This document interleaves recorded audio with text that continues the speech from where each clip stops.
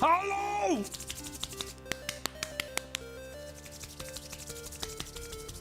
I am back! I have returned! Let's go! God damn, this grand fire! Oh. Goodness. Hello guys! How you doing? Is everyone doing okay? Oh. Okay. Okay. Stop. Okay. Empty. Commit and push immediately, and then go back. Yes. Hope you guys had a good week. Everyone's doing all fine. Your games are doing great. And you had a wonderful time. Hope everyone is healthy and not sick. Good morning, guys. Hope you're doing good.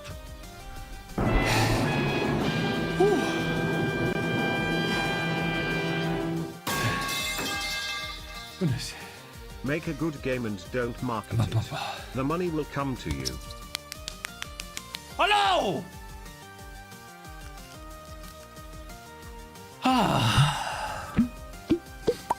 Now on a scale on 1 to 10, how much did you miss me, guys? Oh, Prodigy Art, good morning. Capuchman, good morning too, you my man. 5. Oh, I'm getting a 5 from Super Cool. Oh god. That's not much. Yikes, only a 5. Yeah, 3 first time message? You get your first time message, bro. Pie. Ooh. Hi. Am I so out of touch? Good morning, you guys. No. Raticide just I had a good time. It was nice. Albania was great. I have to tell you guys, it was better than I expected, actually. But my expectations also were kind of weird, you know. I thought that Albania was some country where you don't have normal streets, but like dirt roads. That's what I thought. And then housing is tense, more or less.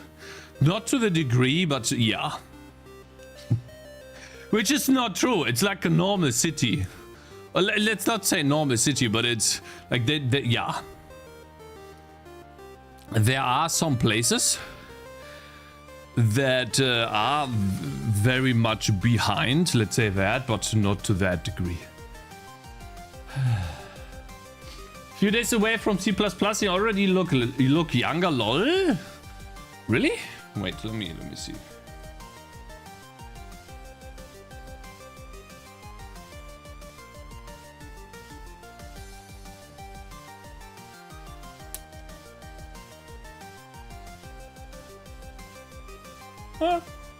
I think it's just because I got a little bit of a tan.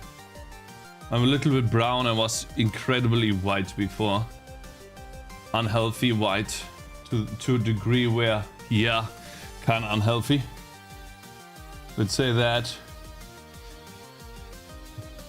But anyways, guys, hope you had a wonderful time. Hope all of you guys are doing good, and your games are coming along. I did do some progress on the game, but for the most part I tried to enjoy Albania because it was much better than I expected. And programming on the laptop was okay, but and I did do some stuff, but I wanted to see what yeah, Albania was like. And when you're with Albanian in Albania, it's actually really nice. The only difficult part there where you have to pay a lot of attention is driving cars. Because there's no traffic lights, there's no police that, you know, enforce the speed limits, and yeah, people are just driving everywhere. This is full with Mercedes, BMWs, and Volkswagens, and they all drive like crazy. You have to be so careful not to make a mistake. And oh yeah, the roads. The roads have a bunch of Schlaglöcher in English, like holes in the ground. If you drive over them, you risk breaking your tires. So you have to be very, very careful. And I was one of the people that would drive people Countdown around. to next bad take. 30 seconds. And the weather there was incredibly hot every day. It's like during the midday, it was very much unlikely that you do something because it was so hot. It's like in the desert in a way. Like during Hope night, you had a it good cools time, down very Cakez, nicely, and and then Albania. during the day, it's like crazy, crazy hot. But otherwise, man, it was awesome. Awesome. I really enjoyed it. I want to go back. I thought that this was not a good thing to do, but I think it actually was. Because I needed a break from work and maybe streaming not so much, but definitely from work I needed a break. Because, yeah, that was getting out of hand.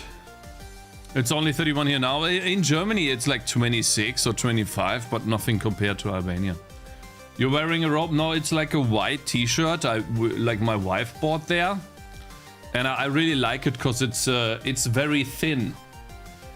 It's so thin that it feels like... yeah, I'm not hot or anything, if that makes sense.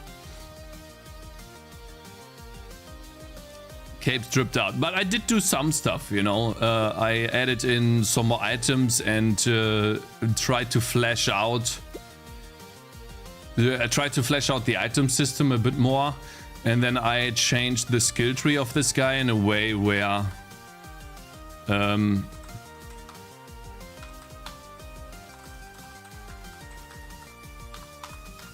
at level... Oh, interesting. Oh wait, they started level 7, right? Wait. Set hero level 10. That now you no longer have to have a connection here. You can spend this point in this when you're level 10. Or when you have spent 10 skill points. It depends. Like I'll either do 10 levels or 10 skill points spent here. And then you could choose to go the next tier of abilities. And so yeah. White shirt? Yeah, white shirt. I like it. It's a cool one.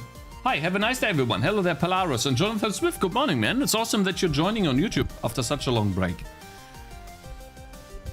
Keep up the good work. Thank you, thank you. And hello, Firefly. Good morning. I knew I'd win. If it's 16 outside, then it's a lot more inside. Cakez, while you were gone, Azenris released the game and has 300 sales in 1 week. Really?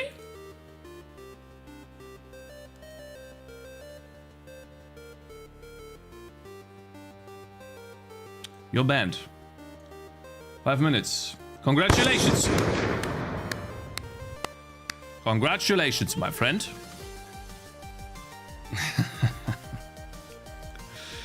Yeah.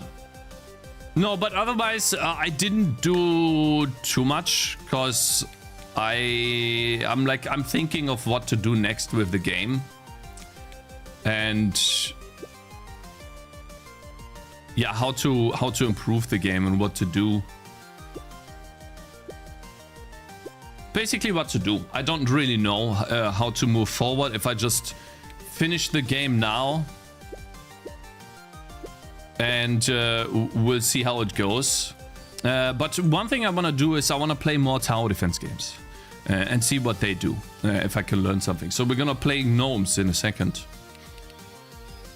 And yeah, you can see here that I did add a couple more items in that you can merge, and you can now it behaves a little bit like a real inventory in World of Warcraft, where you can order items or you can change item positions and stuff like that. I basically made this a little bit more easy to manage, and so that feels very nice to use now. It all works. So it all looks nice.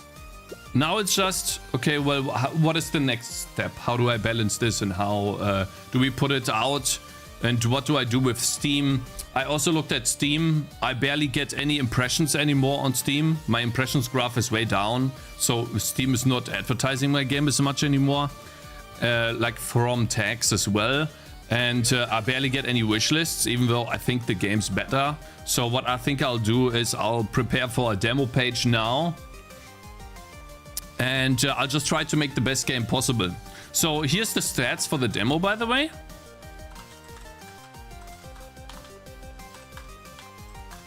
Huh? Wait, is it show Steam stats? Yeah, it's a bit heartbreaking. Is it toggle? Oh yeah, wait. I need to have this running. Maybe everyone wants to play next Fest games. When is our next Fest for me will be October. Yeah, there we go. So toggle. What was it? Yeah, toggle Steam stats. So basically the stats for the game look very nice, at least for the first 2 levels. It's 90%, 94% finish the first level, and then 84% finish the second level. So that's really nice. That shows me that I'm doing something right on those 2 levels. And then the 3rd level obviously is too difficult. And so I thought the best way to move forward from now on is to add in more levels, flesh out the item crafting system, keep the skill tree the way it is, change it so that you no longer have to have a connection here to get the tier 2 abilities, like so this way, and then make more content and then release the game. And then we'll see what we do next, right? Because the game, like from gameplay perspective, the game is more or less done, right? There is not much more gameplay other than countering, deathballing and stuff like that. Maybe I'll add in fixed unit positions. I was also experimenting a bit with this here. This right here. I thought about doing it, but I don't know if I will. Oh, hello there. Thank you very much for the raid, Rick. Appreciate it. And Retroside, thank you very much for subscribing. I might just do a bigger game. Wait a minute. Did it not build? Prepare yourself to be invaded. Hello there. Good morning. Hope you had a good stream, bro. We're just starting. There we go. I'll show you. So I'm thinking about doing the same resolution as the Kingdom Rush game that we... Hello? Huh? Oh, there we go. As the Kingdom Rush game. So basically this resolution. Almost doubling my current resolution. And like I'm thinking about doing that. Why? Because it might allow me to be more strategic and spam more units. Together with more items at the bottom here. Though that being said, it is making everything look smaller. Which might not be a good thing to do. We'll have to see. Yeah, it is quite small, but like it all functions, right? It still functions the way it is. The only thing that I would need to do, it's not much work to do. The game functions the same way. The UI still functions the same way. I might have more space on the UI, can, you know, use up... I can... what is it called? It's not a huge change. Like that change would take like 1 to 2 days only. It's an idea. Could be a good change. Yeah, so like looking at the game from this perspective or from that much zoomed out. Hello Redder Charity on YouTube, good morning. I'm doing good, hope you're doing good too, bro. It allows me to build paths with multiple exits easier. How was the week off? Hello Magets, good, thanks for asking, man. It was really good. I feel relaxed and awesome to come back. I'm also like, for those of you, I've already done 10 YouTube videos, think something like that. So expect more YouTube videos for those of you who are watching on YouTube. It's all of the backlog of videos that I had to do still. I like the big map, yet it wouldn't it need some other improvements, since it would be no point if you would still continue stacking every hero in the same spot. Yeah, this would probably force me to make... Oh, song on repeat, I appreciate it. Sorry, I missed that. We have a new playlist from AQ, actually. We'll see how that goes. AQ made a huge playlist. And there might be some songs in there that I don't like, he told me. But we'll see. Maybe it's good. Welcome back, Cakez. Hope you had a good time in Albania. Thank you, Tim. I had. We also have photos, but most of them are with Zoe and some videos. So I decided this time I might not share the photos and videos. So we'll see. I might do it, might not do it. If I don't do it on the first day, most people won't care anyways. And it's like old news, if that makes sense. So I just might not do it because there's too many pictures with Zoe, and I don't want that. Put them in an AI filter where Zoe is replaced with 10. That's already a song that I don't like, actually. Because, like, there's nothing happening. Yeah, nothing happening here. Let's do that. Keep the family person. Yeah, I think I should do that. Anyway, so that's an idea that I might do. It will allow me to use bigger font too. So that is awesome. And it will also allow me to have a bigger skill tree, which is also awesome. Because I think that having an interesting and big skill tree is awesome. Because right now it is kind of small. Anyways, I'm thinking about it, right? It's not like I'm gonna do it now. First and foremost, I want to play software basic. Gnomes. Today we're gonna start with the Gnomes demo, and to the point where I can no longer play the demo and have to buy the real game, because Gnomes, guys, is doing very, very well.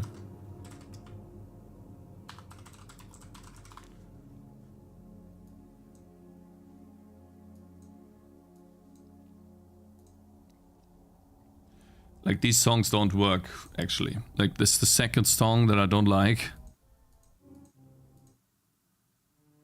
Okay.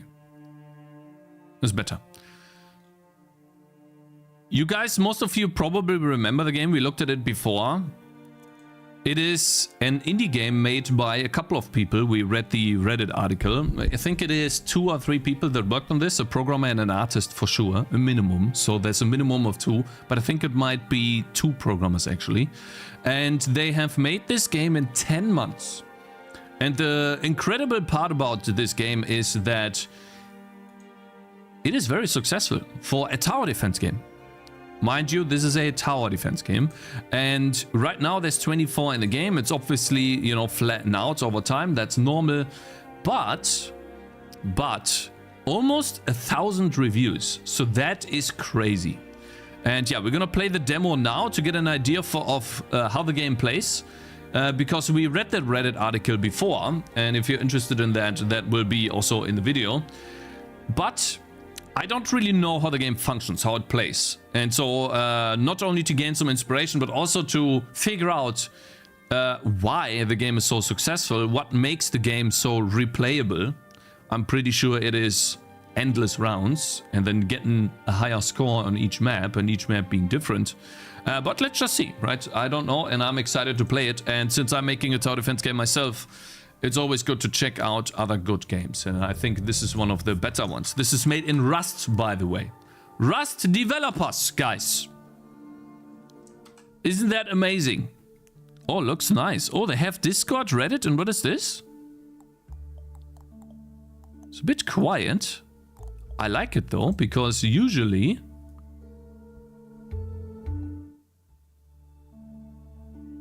games are too loud. Let's see here. Oh, every time? Wait, you can't even see it. What's going on there? What the hell? Website? Oh, you mean it's their website controls?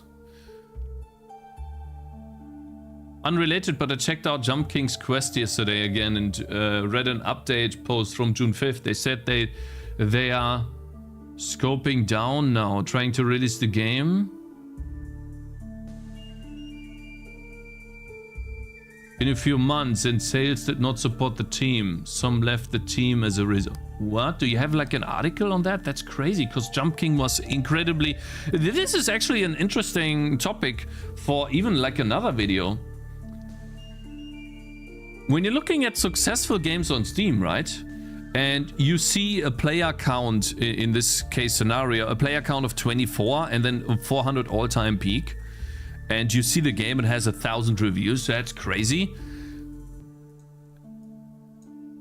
Big games, like for example Jump King, they don't really have that many players. even though they have 11,000 positive reviews, their all-time peak is only, quote-unquote, 800.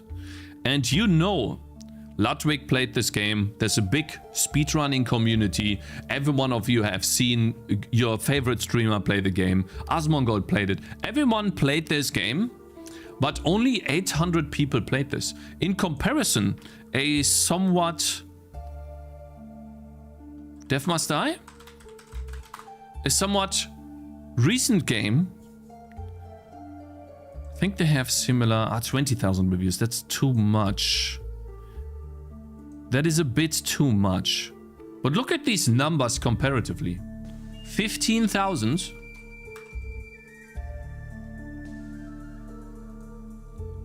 And for Jump King, it's only 800.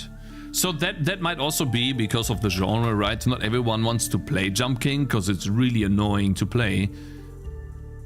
But everyone wants to play a Vampire Survivors clone, Death Must Die. Obviously. Cakez didn't play, so it died, sure. Anyways, let's go back to this. Move camera up and down. Also, you can move the camera and turn, show shop, undo, idle gnome, center camera, space, pause, toggle debug. Is there more? Okay, so that's it. Looking nice, by the way. I really like it. I wonder what the resolution of this game is. We'll check this out later in RenderDoc. Get full game. Okay, so new game. A campaign daily run is locked. Oh, man, that looks amazing, bro. I wonder what resolution this is. This must be a very high resolution, actually. Hey guys, maybe it's also 960 resolution, the resolution that I'm thinking of doing. It's definitely a higher resolution. Is it 940, 960? I don't know. Campaign. Okay. I guess we can only do rogues for now. Well, there's quite a few. Okay. And forest. Beat day 15 on forest. Okay, let's see. Okay, so this is how I move the camera. The enemies are coming from here. Good morning, Cakez chat. Meta Jezza, good morning, bro. How you doing? All right, let's see. First time playing. So they tell me to use the house. Building, getting started. Build one house. Where? Can you guys see the game? I can build it here. I can build it anywhere. Can I even build it here? Wait, I can't?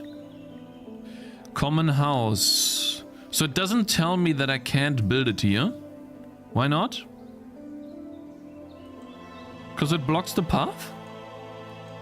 Is that bad? Welcome back. Thank you, man. Wait, and then common gnome. Aha! Okay. I see. Wait, like, how do I undo this house, though? Uh-oh. Did I brick myself? Revert previous action. Am I so out of touch? Okay.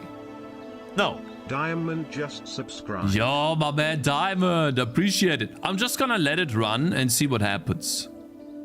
Put a gnome here. But that's a bad idea, isn't it? Because I need to be able to attack. Wait. Hey? What the hell?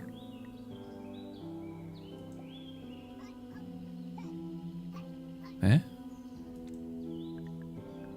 I don't understand. Okay, so when I hover over these, a gnome knife, gnome, common gnome, buildable, 7, snipeable, whatever that is that his name? Okay, and now I'm supposed to build one of these.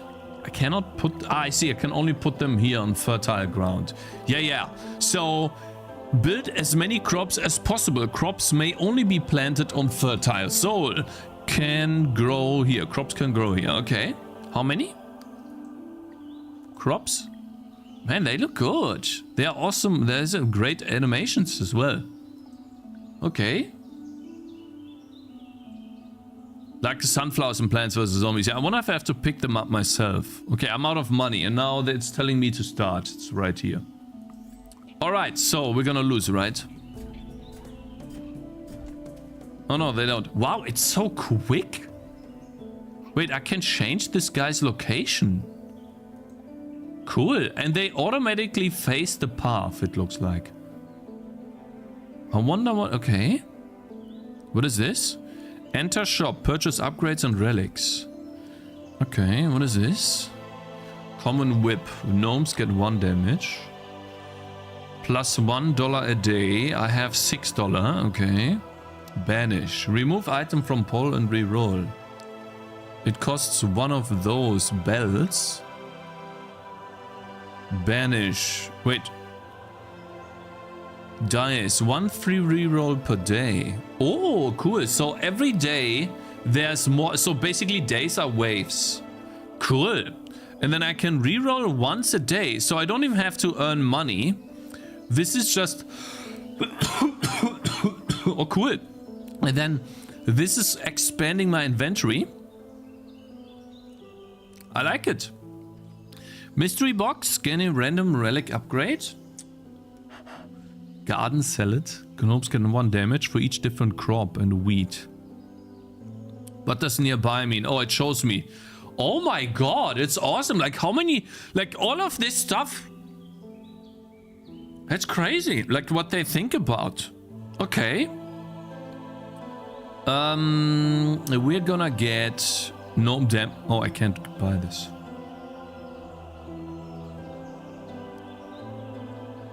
Wait, crop is a new buildable that gives me +1 and then +1. Okay, I'm gonna buy that. What is this? Oh, it gets another one.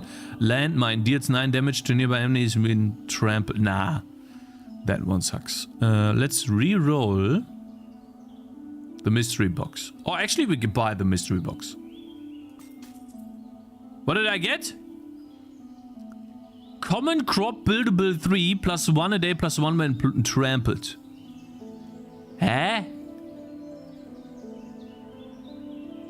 So it gives me... Okay. Okay, I'm out of money. Wait, I re-rolled for free. Wait, what? 50% chance spreads to adjacent fertile each day.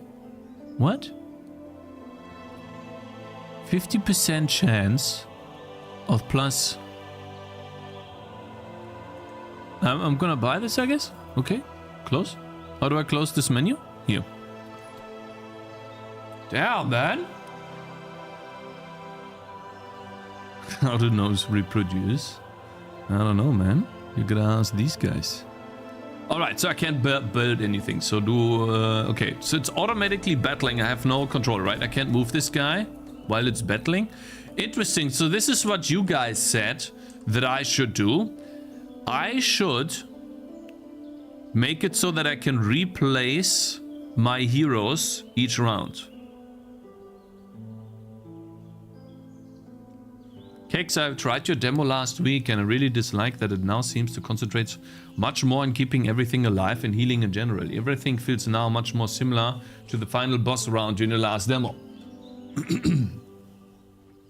Yeah, we'll see, right? It is definitely that way, yes. But we'll have to see how I implement it, bro. There's definitely things I can change, but that's the direction I want to go. And I'll probably not change this anymore.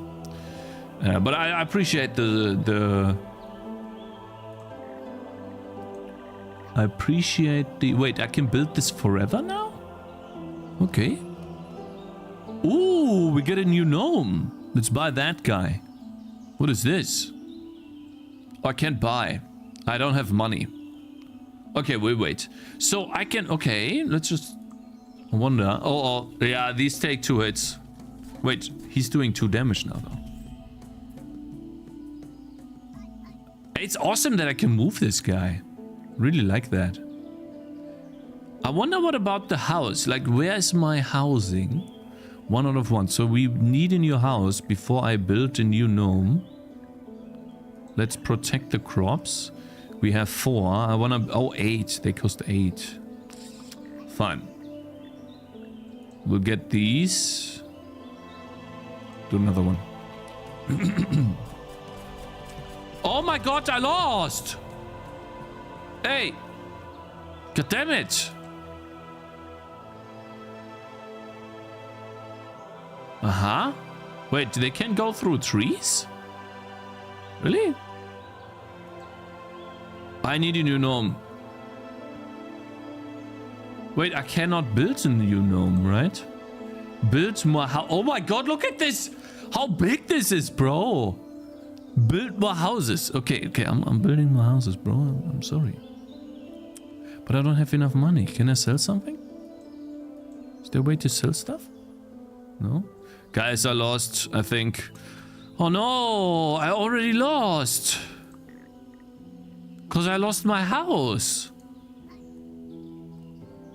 What do I do? Wait, maybe? Wait, this is gonna get trampled. I get one. Let's see. They will destroy your crop. I know, but what am I supposed to do, bro? Hey, I survived. Okay, so we did get some money. God damn it. Yeah. Let's get another one. So this has got to be enough because I don't have anything. Well, maybe I can get one more life. Let's see. Oh my god, that's too many. I lost. How am I supposed to win it? Wait, we won! Wait, we won actually. Yeah, now I lose though. There's no way we win. Absolutely not.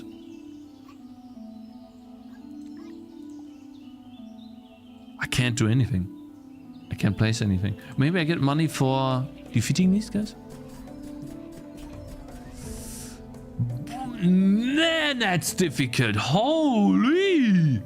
Oh my god, what? Wait, he shoots in a straight line? Wait, how am I supposed to do that? I'll do this. Then he shoots here. And then you guys go here. Guys, we're gonna win. We're gonna win. I tune into the stream and the super gaming skills are suddenly fully on display. Ah, okay. What?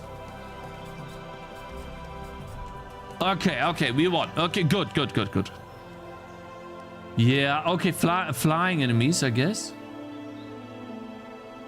Is there flying enemies? The orange path? Uh-oh. I kinda need money.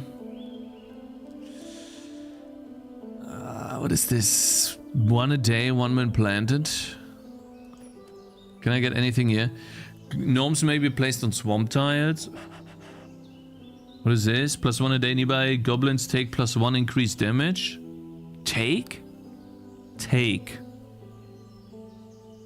What? Garlic? Nearby gnomes take +1 increased damage. Stacks.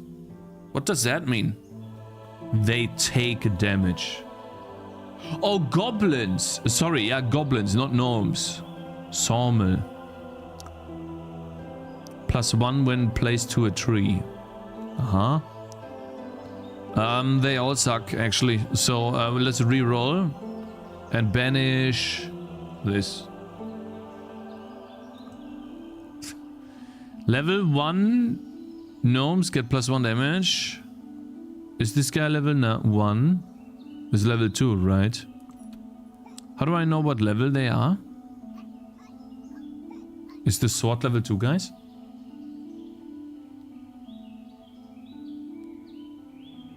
Looking like we're getting distracted right away. No, I'm doing research for tower defense games. Sir, we are building ourselves. We're getting some inspiration here, bro, okay? That's what we're doing. Let's play. I'm new here. Did you make this game in Godot because of the tag? Okay. I did, yeah, actually. So what? It's made in Godot, bro. It's a good game, man. Oh, this is easy. This is the easiest round of my life, bro. Watch. Watch me one-shot this round. There's nothing they can do to get past me. How did you survive that? So what normal goblins? Oh, okay, so well, I did what did I do? Gold collected. What's the round? 10, actually. Oh, guys, we can win this. No, we can literally Lumberjacks unlocked. Check. Oh, Mixed okay. review? Check. Doesn't work on AMD? Clip no, Check. I'm not farming clips. Unbalanced Restart. game? Check. We're gonna do it again. UI bugs? One more time. Check. Yapping all day? 27 gold. Let's get maximum gold generation. I need a house. Wait. Undo. We definitely need a house, this time on proper placement. And then we need one gnome. Here. Yeah, we don't have any money. Okay, anything in the shop here? Only grows on swamp. Let's buy this. That's good. Fertile grounds is almost over. Your range guy was placed wrong, Cakes? No, he wasn't. He was shooting a lot. I don't think he was placed wrong, man. Build more houses. Okay, wait. So we have 7 gold.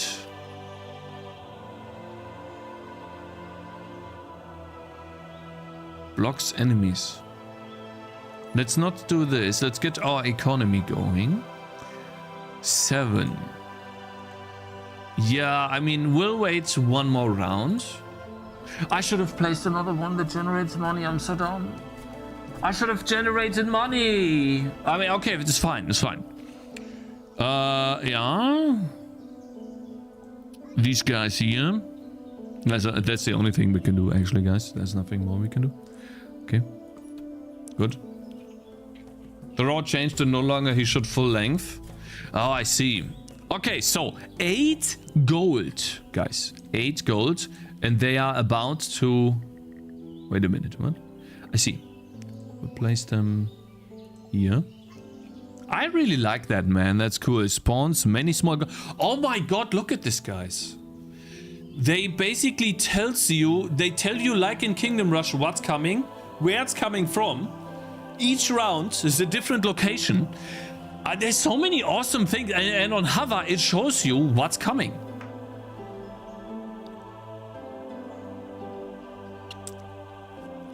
Range guy was wrong. Okay. Let's see. We're gonna go for maximum money. Okay, guys? Watch this. We'll go for max plus 9. Do we have anything here? Oh! Maybe placed on swamp tiles. Let's buy this. Maximum money. Okay, okay, okay. Oh my god, plus 9. Okay. We're gonna get... I'm one short. I'm always one short, man.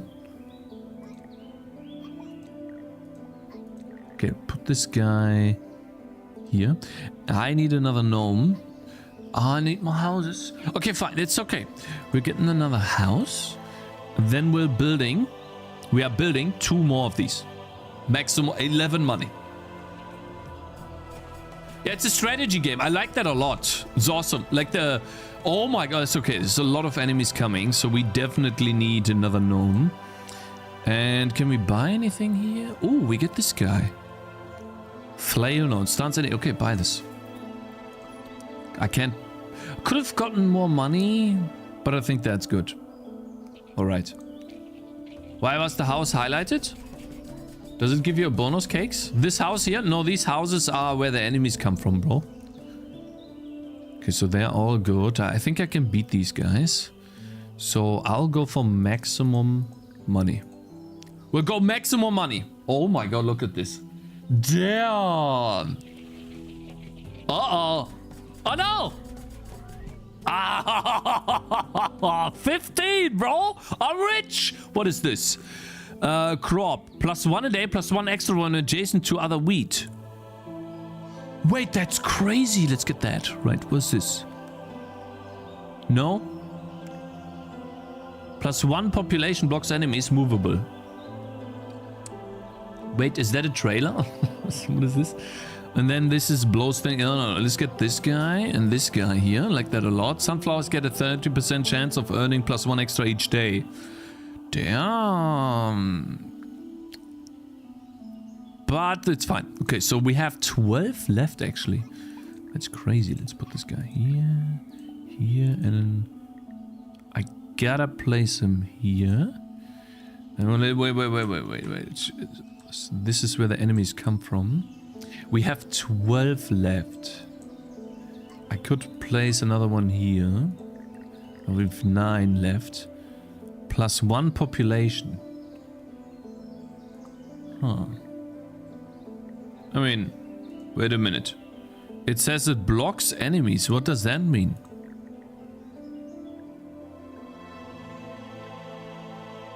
Eh? Wait a minute. So if I place this guy here, it will be destroyed because the path can't actually be anywhere else. So if I put... Shouldn't this be... If I do this, right? It's gonna be destroyed. I see. It blocks the way. Yeah, but it's going to be destroyed. That's what it looks like. So we can actually... We can, but then we'll lose. Wait, and this costs 6? That's expensive as hell, bro. Okay, I get it now. And how much is this for? Yeah, I don't need that now. But oh, we don't have enough money here. We have 9. I mean, this should be here to get the maximum value out of it. Okay. What do we do?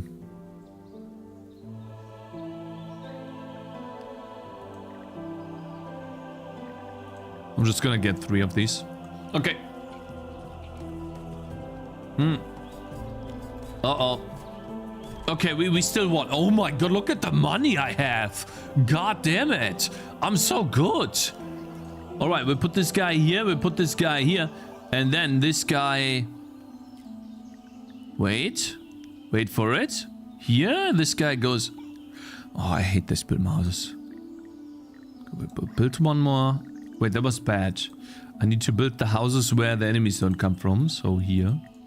And then we'll build this guy. How does that work?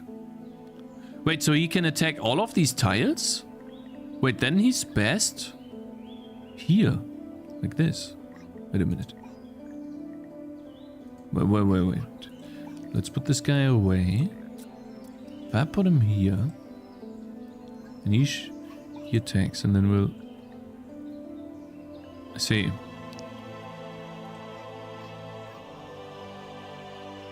So like this. Okay. Damn. Play. Why is the path changing? Because the goblins changed how the path works. It's so quick, everything. It's really difficult to see what's going on combat-wise.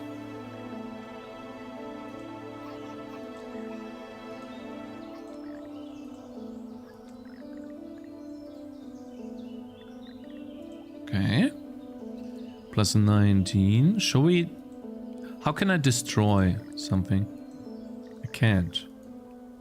Oh wait, so I can't even build this. So this is useless to me.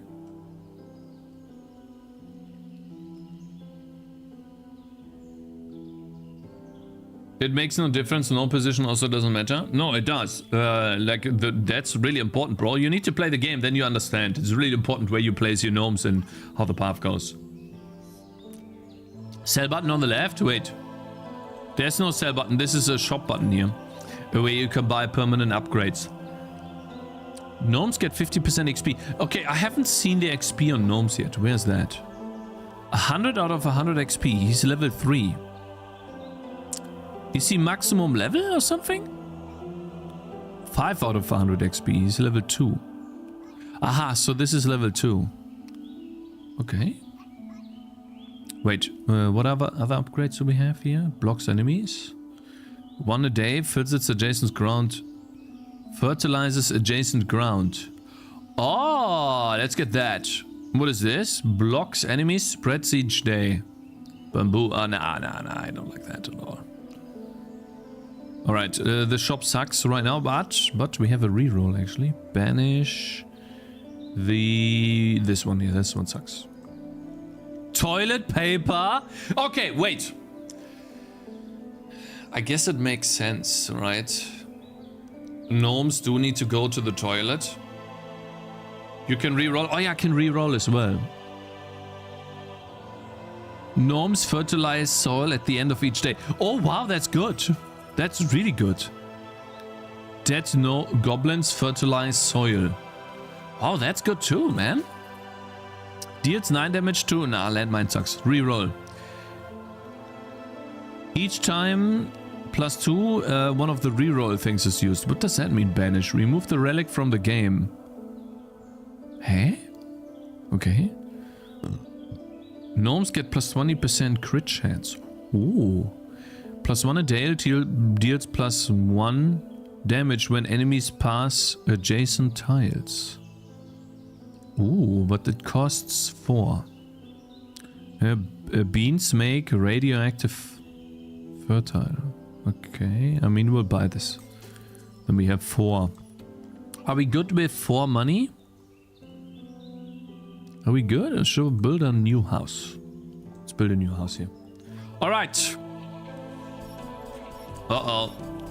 Okay, we still won. Good. Awesome. Alright, so I already know where to place this guy. Here. Maximum attack. And then these guys, I guess they just go here. Nice. And... oh, look at the fertile ground there, guys. Watch. Oh, watch this, guys. Boom. The money. Holy. Okay, play. Aha. Oh, I lost 1. But look at my money. What the hell? +25? God damn. +27? Okay. Okay. Let's see, what do we have here? When crops or weeds are trampled, fertilize the adjacent ground. Hoe. Any hoes in chat? 7 house strat? Wait, why do I have so many houses? Am I stupid? What the hell? What's going on? Yeah, oh shit. Wait. I need to put this guy here to defend the crops. Then this guy needs to go here.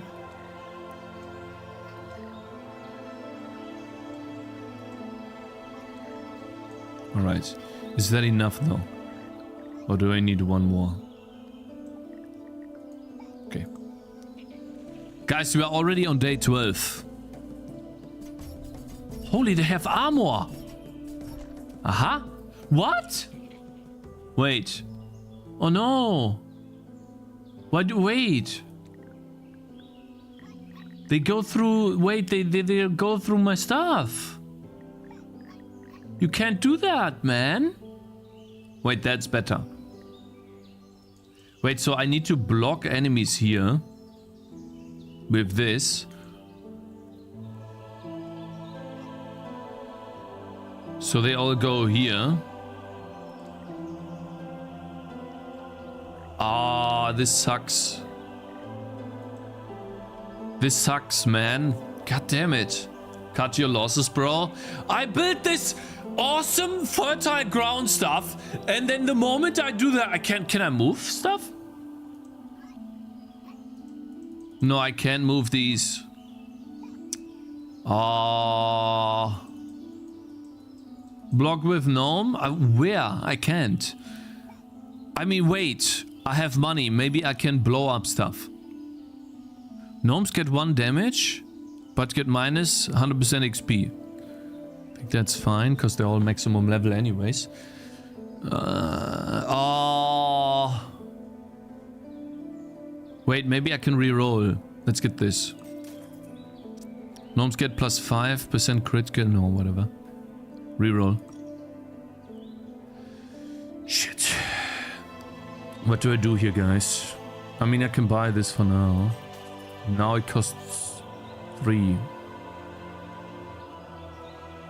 I can banish, right? I have this one for free.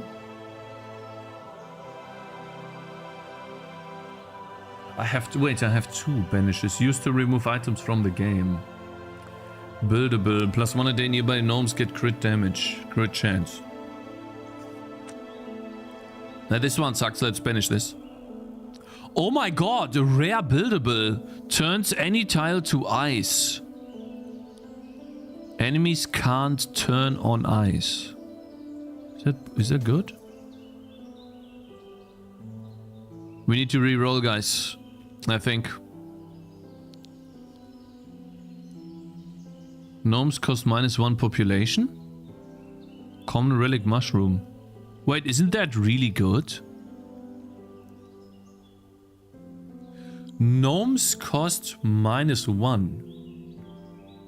Wait, is that -1 on 6? Or does every normal gnome now cost 0? Why are you wasting all your gold now trying to save one crop? I guess you're right. I mean... Because if I remove this guy... I mean, I guess I'll do this. You're right. Fine. Fine. You're right, bro. Wait. Wait a minute. Wait a minute. Put this guy here. Did it? Okay.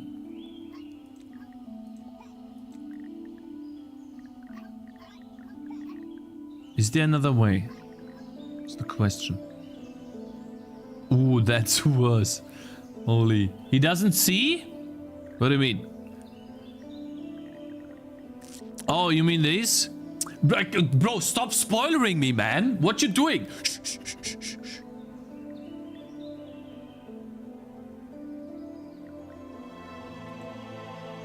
Wait, no. This guy goes here. I wonder what that means. Can I not attack here? Or something? Wait, I know what to do, right? We can block these? Nah.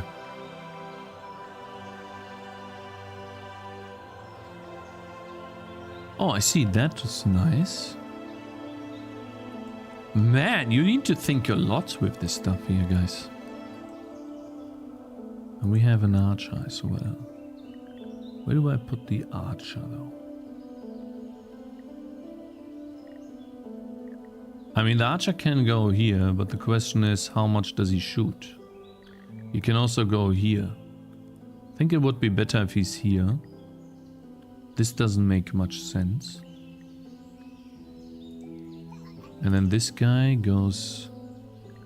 protects this. This guy goes... here. I think that's the best scenario we can go for. Alright. 0 money. The game looks really nice. Yeah, this one looks really nice. You're right. Day 14, guys. Hey, wait. Oh, I lost one. Okay, where's the enemies coming from here? Okay. I feel like what I should do now, since we are 8 out of 8, I should build a couple of houses. Wait, no. I'm building the maximum amount of money. And with that, for the next round, turns any tile to ice. Whatever that means. It costs money. They can't turn on ice. I don't know what that means. Let's stop. I'm gonna undo, actually, because I don't know what that means. I'm assuming...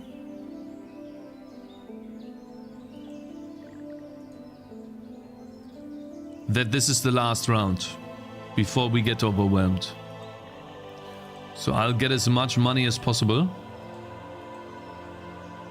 Plus 32, man! Holy! You guys are ready? Look at that! Wait.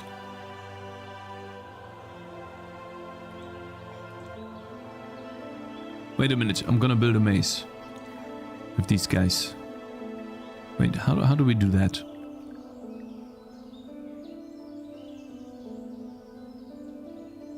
Can I build a maze? Oh my god, that makes it longer. Almost done the tutorial, well done. Bro, you cannot, you're not telling me that you were like 10 times faster. Like, you need time to think about strategy here, okay, bro? There we go. Play. We're gonna win. It's gonna be easy. Right? Of course. Oh my god. Oh wait, so they're trampling my crops again. But this time I can block them through here.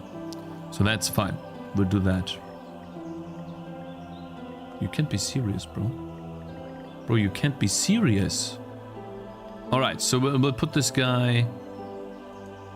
Wait, maybe we get a... But it costs money. Nah. Okay, we'll place... I hate that. It costs 4. Fine. We'll put this here. We lose 1.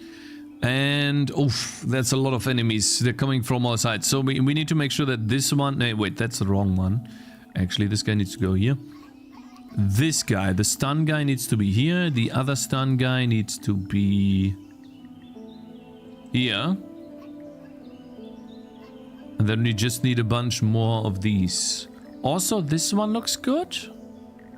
Put that here.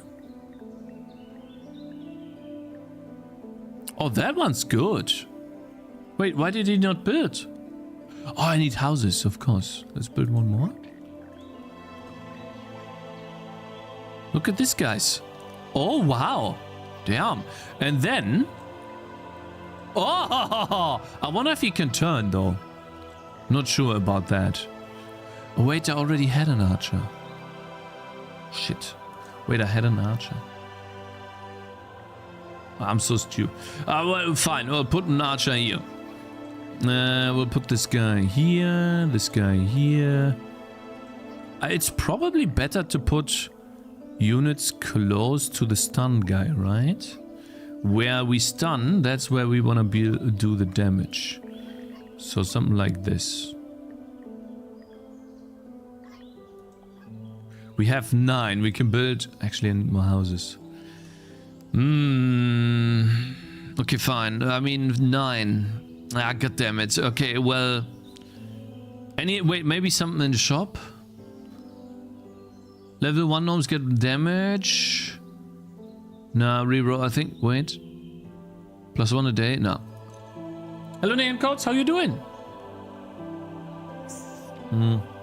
Gnomes earn 2 a day when adjacent to a swamp tile. Oh, wow. That's crazy.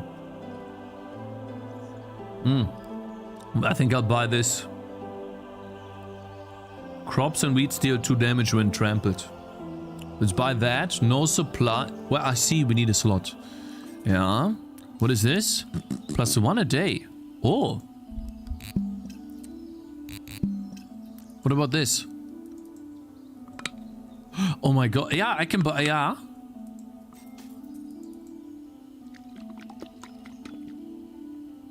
Alright, someone putting his dick in water? What is this? Alright, guys. It is time. Day 15. If we survive this day, we have beaten the tutorial. Come on! Hey! How do I lose? Okay. Okay, final round. Holy, that was close. Right, we go for maximum units now. Do we get like the -1? Pop 1 does not block enemies. Buildable 2. Wait, it costs 2 money to buy 1. Wait a minute. Undo, undo. Shop. Get this one. No slots available. Get rid of this. Oh, I can't get... Oh, okay, fine. Let's do that then. 4 investment though? Fine, let's get... What do you mean? Oh, I need here. Wait. Shit. I'm so stupid. Okay, wait. Wait. I can't banish this, can I? Oh, I can't get the tent. So useless. Fine. Yeah, guys, we kind of lost. I don't think we're gonna beat this. 3 more gnomes. Oof, look where they come from here. So we have this. Then the archer here would be great. Oh my god, look at that. In that position. This one's good here. They are all good. No. Here. Okay, so we have this side covered. Like, how do the enemies come from there, man? That makes no sense.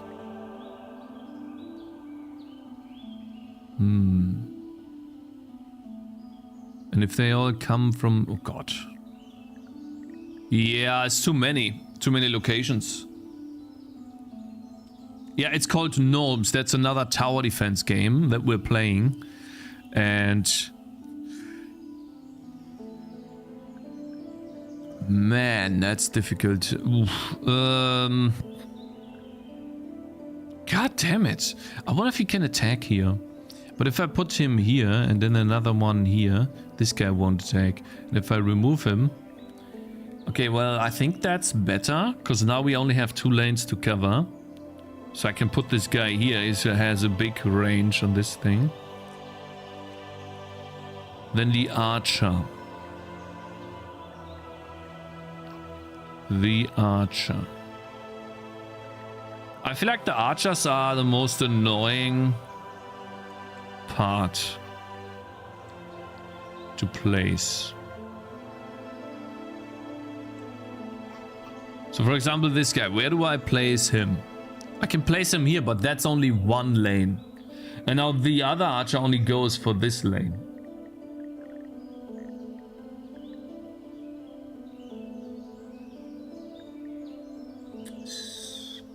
It's annoying.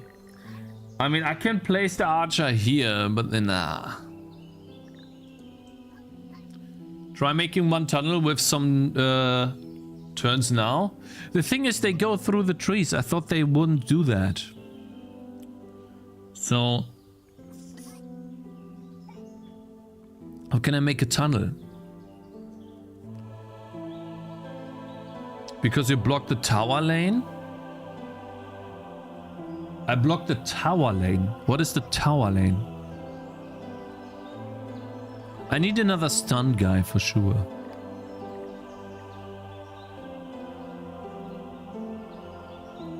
What is a tower lane, bro? What if I put this guy here? Does he get attacked? Is he dead if I do that? What is a tower lane? I blocked the tower lane? I did what? I feel like what's happening is... wait, I want to try something. Can I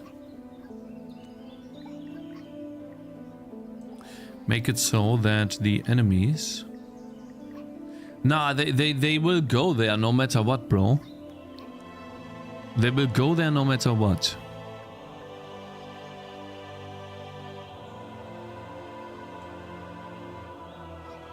Look at this.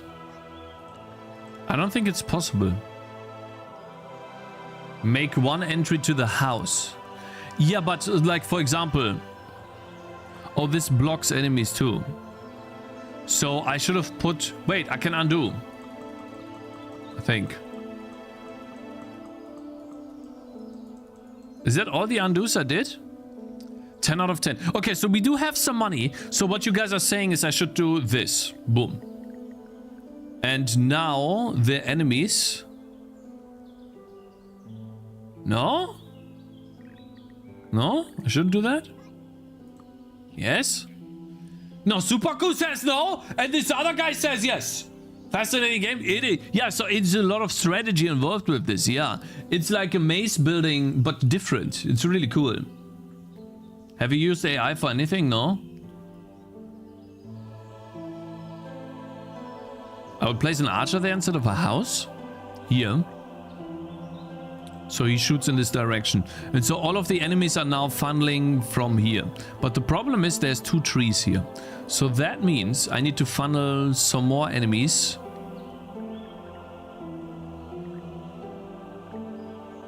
Yeah, but some other enemies go here. Then. That's even worse. So I definitely need a house here. Then put 1 here. And then build a house here. Alright. Yeah, I understand now. Okay. Wait, what happened? I see, so I remove this guy here. So that means I need another house. And then we'll try to funnel all of them. I really don't like that they're going here. Is there a way to block that? What if I put a house here? If I put a house here, they go there. Zip. So most of the enemies come there. And then this guy, if I put a house here, they... Oh, I see. They go all through this.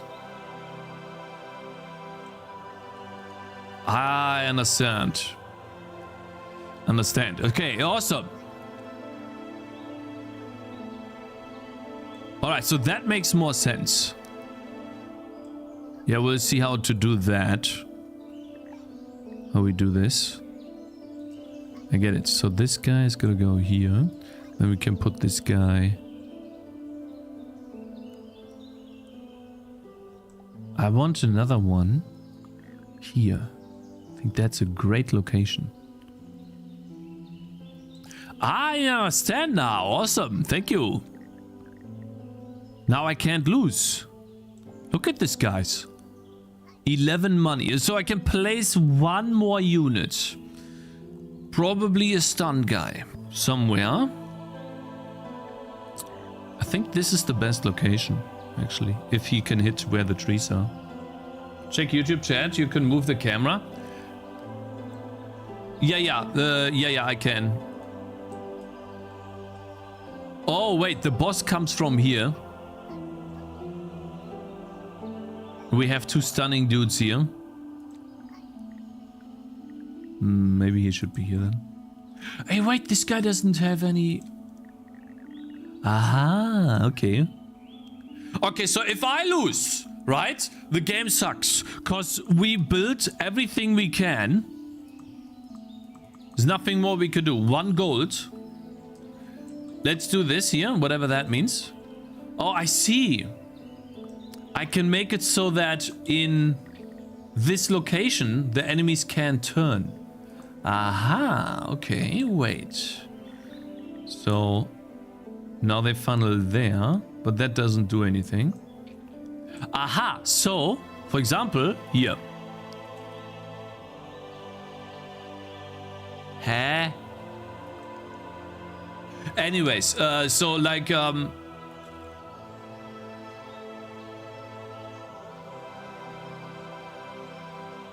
can move the trailer? Oh, yeah, right, you're right. I can. But I don't want to move this trailer. I don't want to move him. They're in good locations. I think. I think I'm doing a mistake. I should probably move these 2 trailers and then put all of the gnomes here. But okay. I mean, this is the first time playing. Let's just see.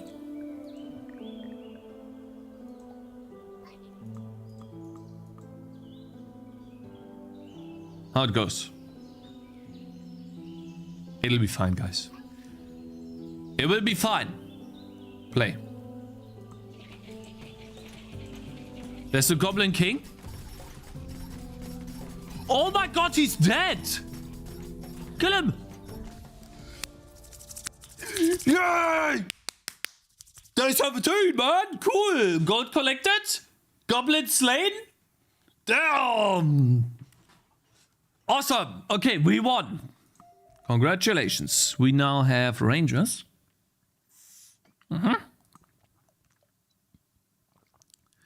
Wait, endless mode, main menu, endless mode? Oh, I can continue here. I see, I can continue, but I don't see a reason to continue because I just beat the boss. I feel like I don't need to continue. Because we just beat the boss. Right? So there's no real need to do that. Man, it's crazy, like how much management you need to do.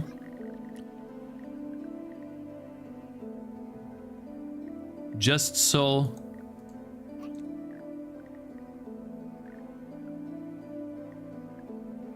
Huh?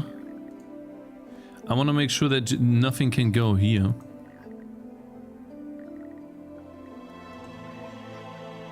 Nah. Nah. Hey, bro. Hey, Travis Roman. How you doing, bro? Welcome back, man. All is good. Yeah, yeah. This is Cakez TD 2 Cakez. No, this is a game called Gnomes. And we are currently playing the demo version of it.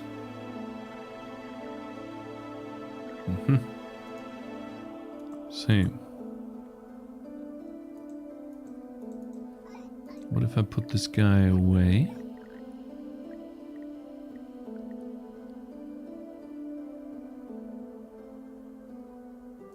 So we're putting a house here. And a house here would make it so that the enemies go this way. I understand. Shop. Do we have the tent? Of course not. What is this? Is it running on slowest speed? Battle phase is too fast. I don't know how fast it runs, but it is really fast on battle phase. You're right.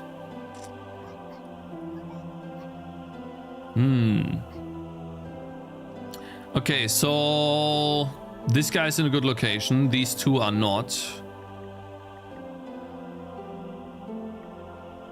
Aha, putting a house here blocks this entire path and they all go through here, which is much better. Then I can move this guy and put him here, which is a much... Huh? Oh, I see. I get it now. Okay, so we'll... This guy is useless in a way there. We'll put him here, actually. And then this guy is kind of useless.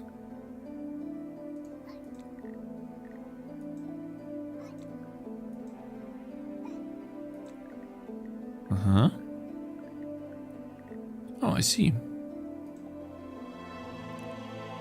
Oh, I can build so many more gnomes. Wait a minute.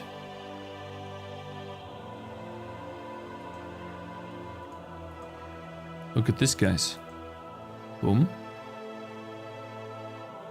And then we can build... Oh, I don't have money. What the hell? It costs so much money. Okay, I think we're good. Let's see. There's no way I lose, right? How do I lose? What? Okay, that was some bullshit, bruh. Okay, man. Hey, Cakez, where in Germany are you from? Are you going to Gamescom? I'm from Australia, but I'm thinking I'm taking a trip to Germany in August for Gamescom. Going to be my first time there. I'm looking forward to exploring the country. Oh, awesome. I'm in Münster and Gamescom is in Cologne, which is about 1 to 2 hours away. I could go, but yeah, I've never gone to Gamescom. I don't really like crowded places too much. So yeah. Okay, let's see. Main menu. Can we...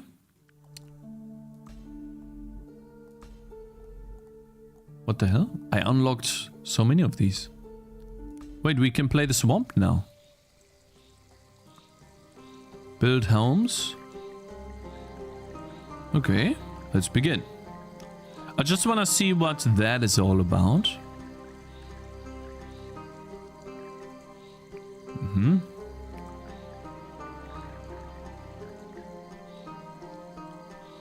Grows on swamp. Isn't this swamp? I see it's here. Oh, right click moves the map too. I didn't notice that. That's good. Turns ground to swamp. So we only have an archer. But kinda none of the locations work for the archer. I guess this is a good location for now. 19. Let's build some of these.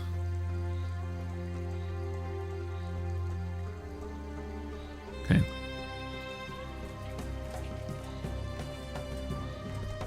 Interesting, so the archer doesn't move at all. Okay. We need a house here. So I can put the archer here. And then we need more money. Build. Cakez, when are you organizing a meetup in Münster?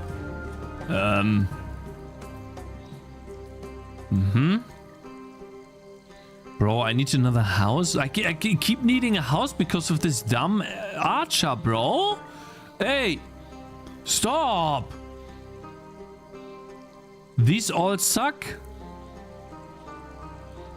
Bruh. And it costs money to reroll? Why? Because the first one was a tutorial? Banish. I don't need fertilization at all, man. Banish. But it costs... I have 3. And I get +2. So I get 6 money if I buy this. Hey. Banish. What is this? Blocks enemies movable, fertilizes soil, and moves each day. Wait, automatically? Cakez, Helly, Sevatoxin, good morning. I think we got the gist of the game. Vacation over. Time to get some stuff done. Yeah. I'll play a couple more rounds, but yeah. You're right. Also, don't tell me what to do! So I gotta put this guy here, okay? What you looking at, huh? I'm doing research! Okay. Nice. We need one more archer though. And I need money. Play. Easy. Yeah, okay. Guys, this looks like a burger. What is this supposed to be? Huh? It looks like a burger. Man, I'm getting hungry now, bro. What is this? What the hell? It's a burger. Yep, it is. It is, 100%. I really want to look at the game in RenderDoc, man. It looks awesome. Yeah, we're gonna look at it in RenderDoc in a second, okay, guys? I like it a lot. Wait, so can I move this, right? I need a spot where 2 archers can shoot.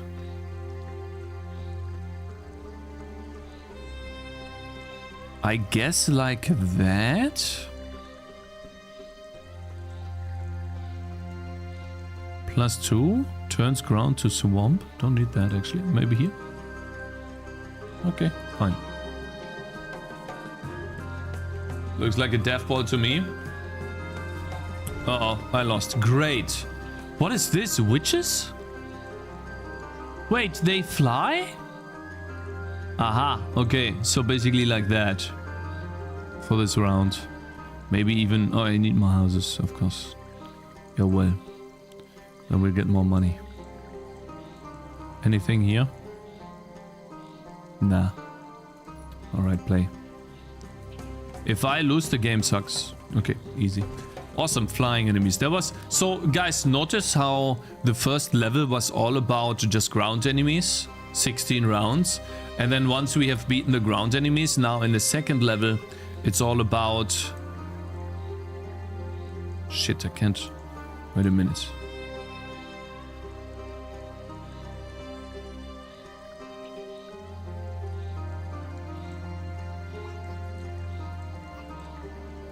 The second level, it's all about, they starting to introduce flying enemies.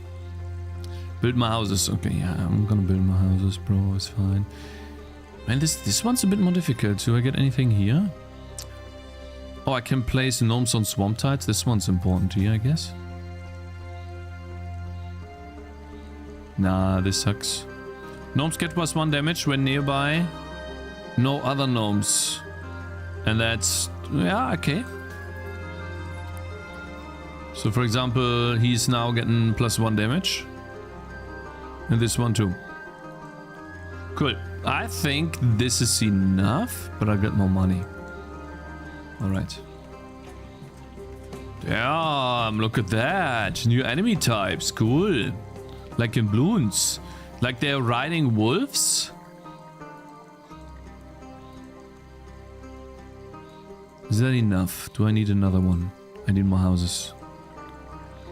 Okay, well, this sucks because I can't move this house. I'm just gonna play. Oh, I should have gotten money. I'm so dumb. It's fine. It's fine. Okay, so this is where we need to build houses. All right. So we have the Ziege here in English, whatever that means, and we need to make it so. Oh my God, is that annoying? Holy moly! There's not a single location that works. What the hell? Maybe here, and then another house.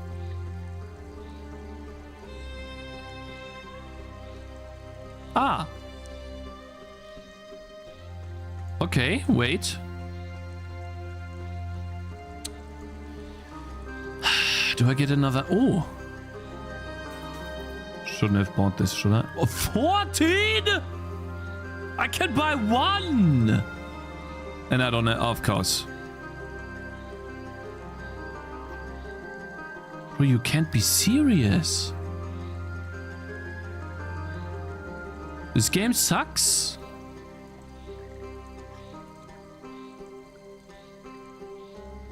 Yeah, we lost, guys. It's over. Oh my God, this guy has a huge range. What? Wait. He's not hitting anything. I guess this is the best location?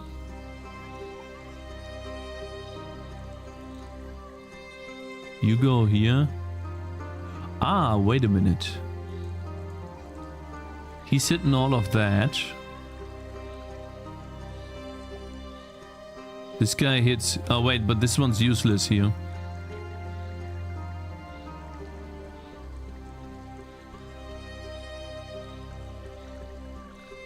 Ah, this sucks. I hate these archers. They're making it really difficult to place them. What if I do this though? Can the fire mage block him? That's the question.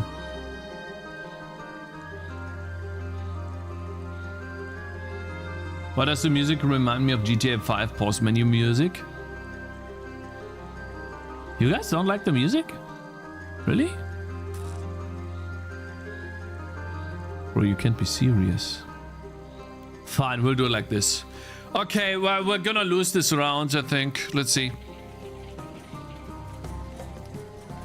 Yeah, we lost. Yeah, we lost. One? Okay, one. Oh my God, they went through all of these. Ah, okay, fine.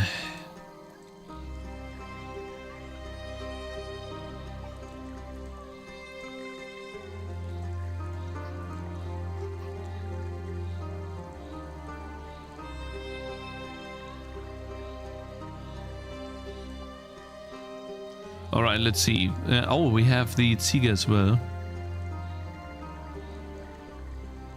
That's fine. They can move whatever. Yeah, we need more money as well. Which... Oh yeah, we can put stuff here. Okay. Well played, Cakez.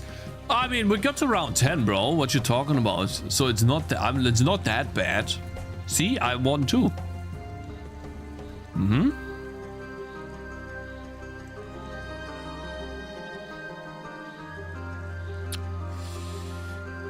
Oh, okay, wait.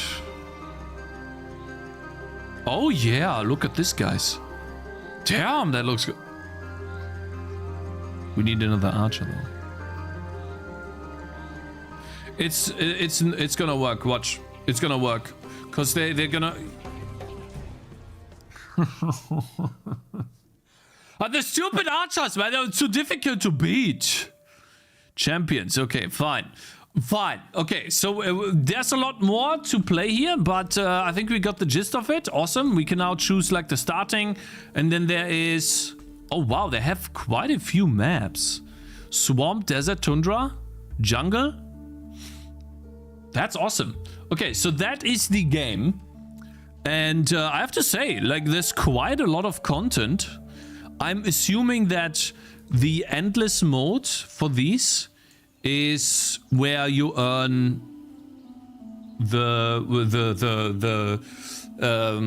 trophies and stuff like that. Resume full map screenshot. Oh cool, full map screenshot. even. Save and quit.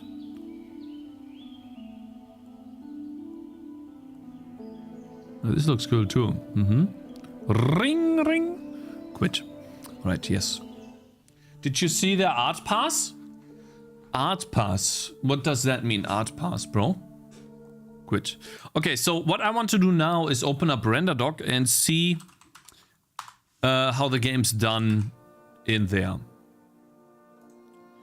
So we're just gonna launch it. Hopefully we can launch it, because some games you are unable to do that with. And let me see. Cake 77. Tangy TD demo, Steam. So then we're gonna have a folder here, Gnomes demo. Let's see if we can launch that. Oh, we can. Okay, cool. So all I want to do is just take a couple of screenshots. Continue. Of this, for example, screenshot. And then let's open up the shop. Do another screenshot there. Just to see what resolution they use and how the frames build. How about we start with... Oh, here, GL draw elements. I was wondering what the hell. Wait, it draws... And what is the resolution of this?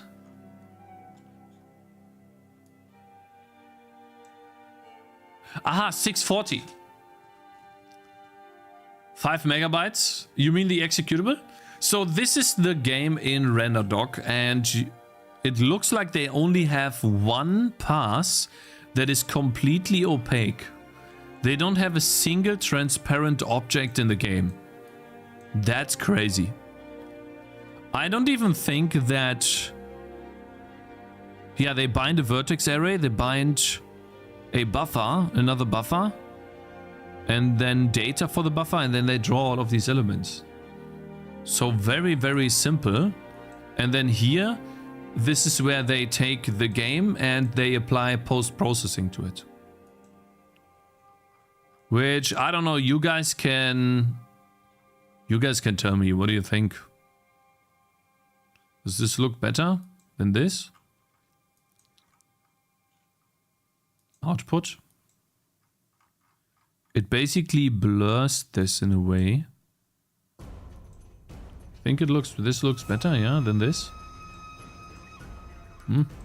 I guess it's a stylistic choice, right? It definitely makes the game... I don't know, I kind of like the pixel art style, if you ask me. Old monitor vibes? True, right? And it's an easy thing to do. CETR filter. Yeah, it is. Okay, so there's nothing more to the game actually, and I'm assuming they have yeah. So so this is all of the. Let's flip this.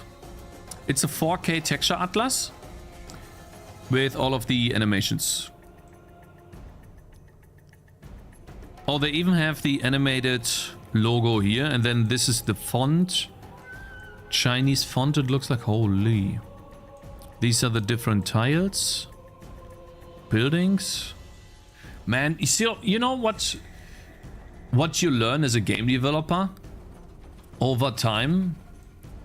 And you can see here that this is everything the game has to, let's say, to offer inside of it, right? These are the different enemy types, and we can, if you guys want to, we could even do alpha here. So you can see that the background is just transparent, right? What you see here is that with just a little, let's not say little investment, but not much investment into effects and drawing monsters. Like how many enemy types do they have? If we are real here, they have 1, 2, 3, 4, and this one looks awfully similar to this one here. So they took a model and then just added a cape to it. And so what we see here is that basically they are, I don't want to say smart, but experienced. because they have built one walking animation, let's say, and they're using this for all the enemies. Like this might be an exception here, this guy. And the same model, they're using that for all the enemies. Here, that's the same model, but with different items applied to it. And they built an entire game out of this that is now close to 1,000 very positive reviews.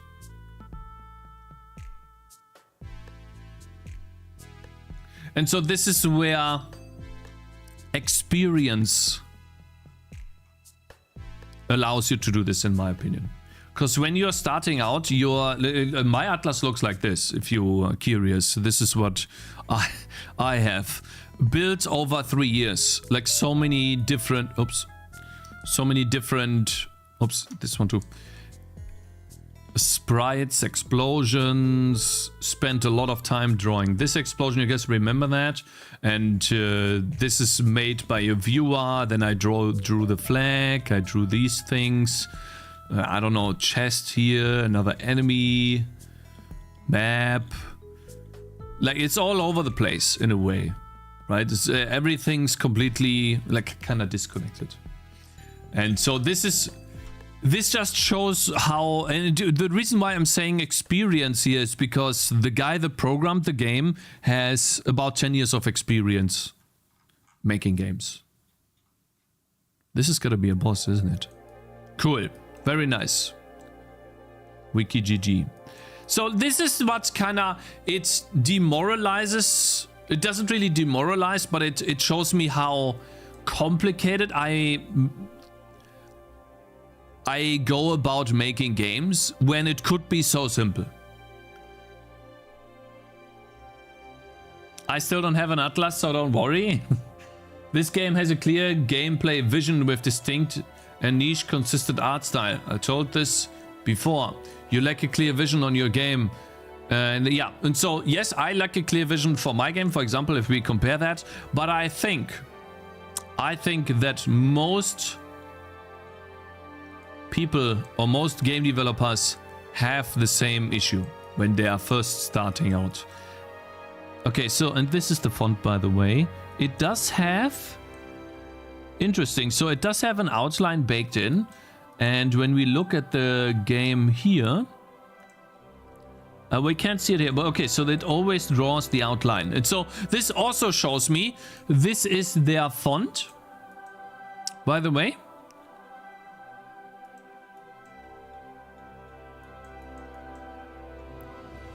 Zoom in a little bit. Also very, very easy, right? It's just a bitmap font. You don't need to have, I don't know, signed distance fields, rendering, crazy stuff like that. You don't really need that. That entire Chinese block, yeah. This is something they added in after the game kind of got successful. And so I think they're still working on this here. Oh man, look how much... This has got to be... Guys, this is their logo, right? This is the animation for the logo. This has got to be one of those JuiceFX, PixelFX programs, right? Oh, look at this, guys. This is the arrow shooting in different directions. Oh, wow. They didn't even... Holy. They didn't even... They don't even have rotation in the game. Lol. So, like, in my game, I have rotation. In this game, it doesn't even exist. That's crazy. So, if they have an effect, they draw that in 3 different directions. This is a... Wow, interesting. I wonder if the one guy drew this, or if this is also... Interesting. This is the vines. Baked in as well. So, you know how in some games you have 9 sliced rendering? You can take as little as this right here. Something like this. And then in the game, it turns that into a big menu that you could scale to any size. What I noticed is that when you have a clear idea of what type of game you want to make and what type of UI you want to build, this is the sprite, by the way, here for the background of this menu, and I'm reusing that in multiple sizes. When you have a clear vision for the game, you don't need that, because all you're gonna do is you just build one sprite. This one here, for example, that is used for this at the bottom here. This is the bottom part of this. And then they seem to have slots for this as well. They're gonna be here somewhere. And then they just repeat the slots. Stuff like that. These are the buttons. And they don't even change the color of the buttons. They just change the sprite. So simple. Incredibly simple. Hey, you wanna hover over a hut? They change the outline to white. No shader needed to code in a white outline, because it's just baked into the sprite. Rust logo? Oh, yeah. They seem to have a Rust logo in pixel art too. Find the burger? Yeah, let's try to find the burger. Where's that? It's gotta be here somewhere, right? Where is it?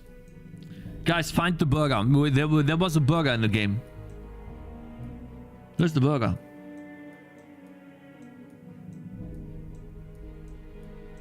Here it is. Yeah, it is a burger. The game is Gnomes. We are looking at the render doc of it right now. Change the title to Procrastination Monday at some point. Yeah, sure. But okay, like again, right? All of this stuff is great. And when you're looking at it, it does look so simple.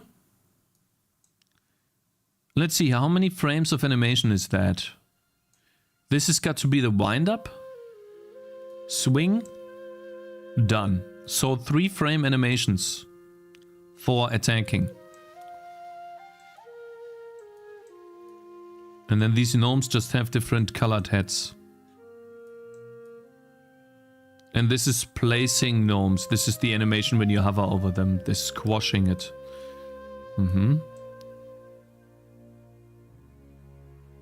Which game engine do they use? The game is written in Rust using mostly C libraries. And they are using OpenGL, I think it is 3.3.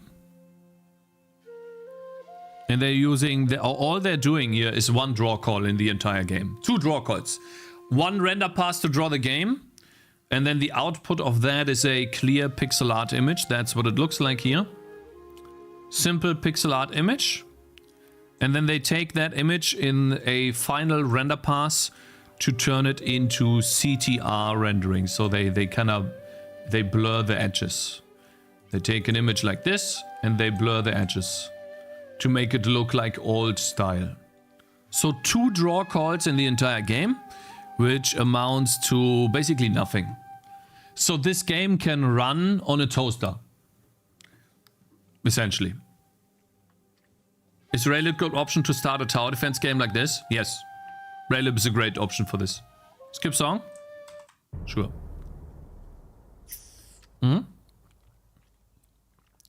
When you're looking at a game like this, and you go into detail, this game has probably earned them more than 100,000 in revenue, I would assume, right? Can we make that assumption here? We have 800 reviews. If we just apply the 50 times... Eh? What the hell? Bro. Standard, please. 50... Eh? What? Oh wait, I have caps lock on. No, I have 50 times 800. And then we multiply that by... well, we can't really say 10. But let's say 10. I think they earned more than 100,000 for sure with this game. And this is 11-month dev cycle. Yeah, for sure. I think so too. Yeah, and when you go into detail, you're looking at the frame, how it's built, how the pixel art is laid out. It is, when you look at this, like this is the entire game, art-wise. That's it. When you look at this, this looks manageable, right? In, I don't know, in a couple of months, you can do this. How many people? I think 2 or 3 or 4. It's difficult to say. We read an article on Reddit about it. It's definitely, I think, 2 programmers and 1 artist for sure. No, you can. But they had a clear vision too. So they knew exactly the type of game they need to make. 100,000 divided by 3 is not that much anymore. No, it is still, man. Let's say it is more than let's say it is 100,000, which is probably more, right? Let's say it is 100,000, and you divide that by 3. This is a year's salary in 11 months. Game Analytic, yeah, we can also use this website here. After Valve cut, I say they got a little over 200k. I'm pretty sure they got more too, yeah. What does this say here? Players total. Oh yeah, 200k. Yeah, let's say it's 200k. 200k makes it for a year, guys. You gotta realize that is for 1 year. It's crazy. 50,000. Let's say it's 4 people. Which, I don't know, like 4 people might be a bit much. I think it's 3 actually. But again, if you don't live in LA, well, guys, I'll show you, I'll explain you something, right? I was in Albania last week. A coffee. Okay, this is I'm reusing this mark. I've been reusing it for like, I should actually clean it up, you know, it's like, because I don't clean it inside, but that's beside the point. A coffee in Germany, 350. 350 to 4, depending on where you get yourself the coffee. In Albania, this is 80 cents.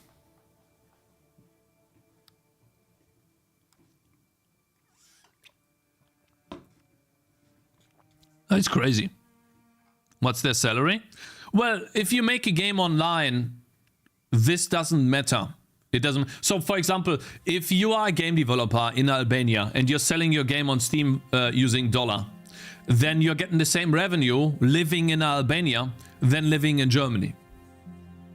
Because the conversion to dollar, from dollar to the Albanian money and to euros in Germany is exactly the same. It is almost a 1-to-1 ratio between euros and Albanian currency, which is something else. I don't remember. It's a weird name. Probably less taxes too. Yeah, probably, yeah. So depending on where you live, it is a lot of money. This looks good. This took a long time, pretty sure. At least building this first. Nice. Maybe not. I don't know if Albania has trade thingy with the USA. So maybe I have to pay double taxes. I have no idea. Yeah, and also YouTube chat didn't update. Sorry, guys. Okay. Anyways, so yeah. Cool, man. I'm very inspired by this. This looks amazing. And like, how big are these sprites really? Like, how much is this, right? Like 3, 4, 5, 6, 7, 8, 9, 10, 11, 12, 13, 14, 15, 16, 17, 18, 19, 21. So it's like a 32 by 32 sprite. If we take this out, something like this. It's gotta be 32 by 32 or something less. Anyways, let's move on here. So, great game. Very happy that I played this. I thought I would need to... I think what they should do... Maybe? So here's like a question that I'm asking myself internally. They have a game out right now. I played the demo. And yes, there is more to explore in the game. But I got my, let's say, share of... I have... mostly seen everything there is to the game now. Apart from obviously different biomes. I don't really feel incentivized to play or to buy the game. I'm still gonna buy it to support them now. But if I was like a gamer, I saw the demo, I played the demo, I'm like, okay, I'm good. I would not buy the game. Would you, as game developers, would you keep the demo on the page or would you remove it? Do you think removing the demo will make more people buy the game? Or do you think it has no effect at all?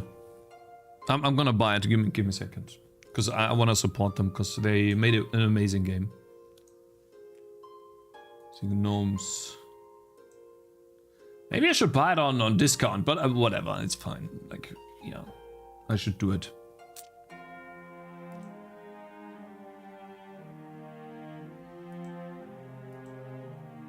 Just gives less content in the demo. Well, one level already gives you enough content to play for an hour or something.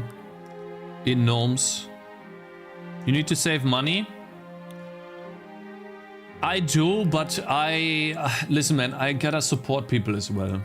At least in that sense. So, and, yeah. I guess it depends on the game, how much you can show in the demo. No effect. You think it has no effect, PyFi? When I had no money, if there was no demo, I find it, if you know what I mean. Yeah. That's what I would do too when I was a student.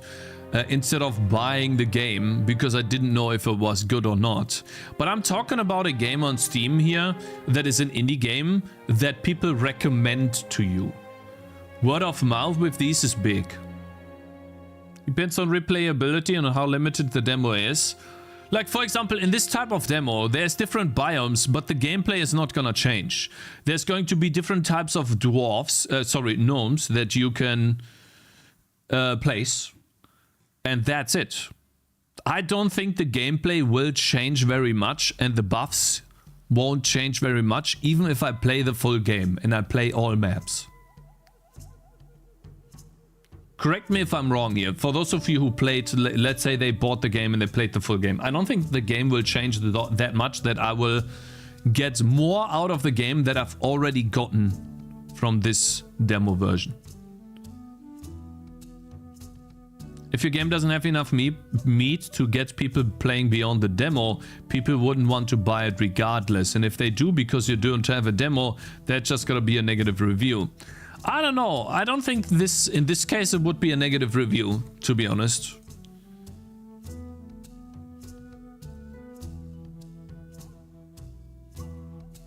What is this? Yeah, it sucks. All I'm saying is it won't be legal here. Renovations, etc. are already forced into the rent. Wait, you have to renovist,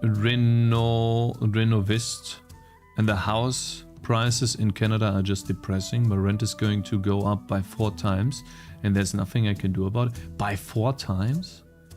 Holy what? I don't know what it is with these English countries. Like America, Canada, stuff like that. You guys are being so mistreated by the government. I have just no idea. Is there no protection? You can refund to your PayPal account, for example. Anyways, okay, let's move on here. Cool stuff. Very happy about these guys. Good. Now, there's one more thing I want to talk about, but I guess we'll do it at the end. I saw the post, and no, I did not make that post. Let me see here. If tower defense games are dead, basically. I don't think the genre is dead at all. I mean, might as well talk about it now, because... Or I'm just gonna show you what my problem is with my current system, or what I'm working on right now. So over the course of the vacation, I did do some programming and flashed out the item system a bit, right? So if we start a new game, then now enemies... the item system makes the game a little easier to play. And to understand too. Essentially, this is how it works. An enemy drops an item. The item can be put on some heroes, and then it shows a preview of what happens. So plus means it creates a new item, and now we have the wooden sword on the unit. And I'll have to see how well I communicate the rest of this, but that's the gist of it. And then when leveling up, yeah, the typical skill tree stuff that you guys have seen, where a tutorial will need to tell the player what to do. On how to, you know, unlock the abilities and then spend skill points in the skill tree. And so yeah, that's essentially how the game plays right now. And the problem I have with the game is that I don't really know yet how I'm gonna build the recipes, if that makes sense. So for example, I just got another club. I cannot put the club on the... whatever that's called, on the rangers, because they can't use melee weapons. But I can put it on the hero, on the defender. And when I find a new item, for example, a spyglass, I can put it on the defender. Then he wears the item here. It gives 10 range. But now that I put it on the defender, I cannot unequip it anymore. And on top of that, I cannot merge. Let me just drop another chest.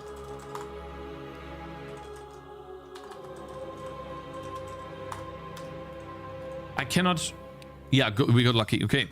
I cannot merge the spyglass with, let's say, the bow. I cannot put that on the bow. I can only put the spyglass into the slot of the offhand. Is there a cooldown on equipping items? No, right now.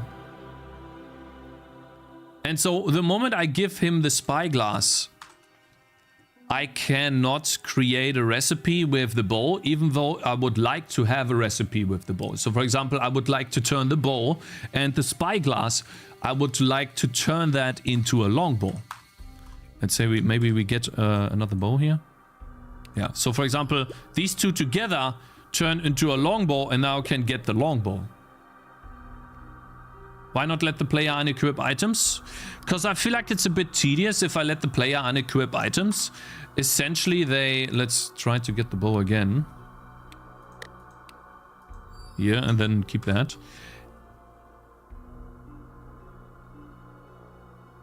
Yeah. So this feels complicated.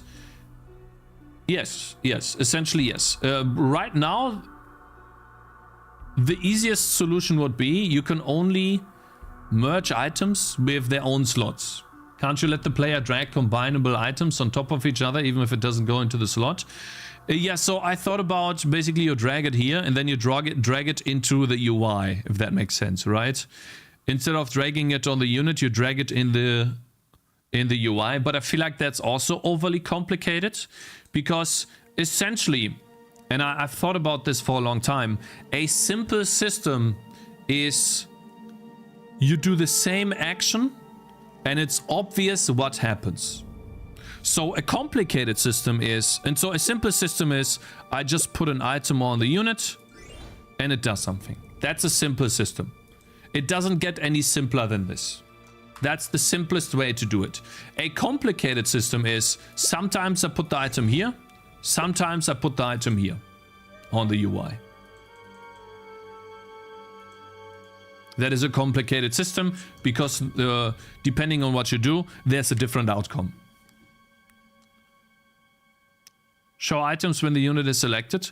And so items should always function the same, even when a hero is not selected. That is simple and easy to understand. This is easy, right? Totally easy to understand. Nothing difficult about that. This is the easiest way to do it. But this type of system only allows me to merge items with the same slot. Simple is better, yes. And so this system, by the way, this exact system, apart from unequipping the item, is exactly how Teamfight Tactics works.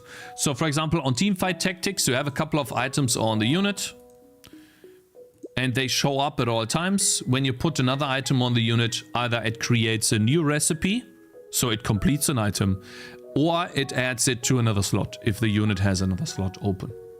That is the simplest way possible. And every hero in Teamfight Tactics can use all items. There's no restrictions. Like for example, I cannot give a sword to the ranger. I can only give it to the defender. But in Teamfight Tactics, I could give the club to the ranger, for example. But because the ranger is not dependent on the item to attack, for example, in Teamfight Tactics. Probably makes no difference because people can just refund. Yes, so in Teamfight Tactics, the items are always visible, exactly. The reason why I don't do this in my game, because it's a clutter. It would clutter the game because I have way more units. Maybe it could combine no matter what, so you cannot have a spyglass and a bow at the same time. Maybe it could combine no matter what, so you cannot have a spyglass and a bow at the same time. You can unequip items in TFT using an item, yes. A spatula, I think. Or another item. Oh, no, it's not a spatula, it is a wrench, I think. I'm suggesting when a unit is selected, not that it's super important. You mean when it's selected, then what? Yeah, no, I'm showing the item when a unit is selected. And it can use it. Like this. When I'm hovering over an item, then I show it. Like this. I kind of agree that unequipping is more complex, but not allowing it makes it feel unfair, as you've shown now. It creates many other problems. So this is what I've been dealing with on vacation, essentially. But I also need to make this system simple. I cannot make it too complicated. Magnetic remover, yeah, something like that. Who am I? And so I think the item system that I've gotten here is really awesome. There's a lot of options. Look how many. I mean, let's restart, right? Let's pretend we're starting from nothing again. We are getting more upgrades than before, which is nice. And so it feels more rewarding spending money on... This is a really good system. Yeah, I like it a lot, and it plays very well too. It plays really well. Like, this is awesome. It's obvious what it does, how to use it. It requires only a simple tutorial, only drag and drop the item on the hero. That's easily done. Now it's just about how am I going to do the recipes, right? What am I going to do with the recipes? So for example, now I have two heroes with the sword, right? And 2 upgrades already, which is awesome.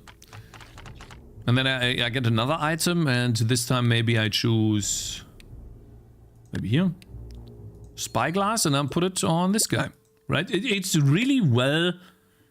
It works really well, and it's a lot of fun to play.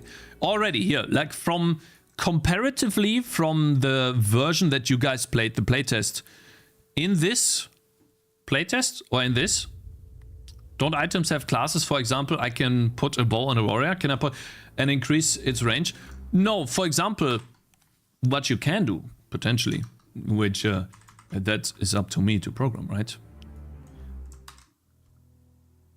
By the way, I'm not that happy with the music, I gotta say, guys. And also, Ponard, thank you very much for subscribing, man. I didn't hear that at all. Why is it so quiet? Let me see here. Can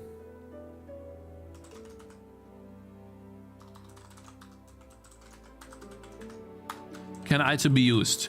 I can decide how an item can be used. So for example, I could just do an if true. I tried that out before and it looks really fun too. look at this, guys. So like sometimes it doesn't work though, but for example,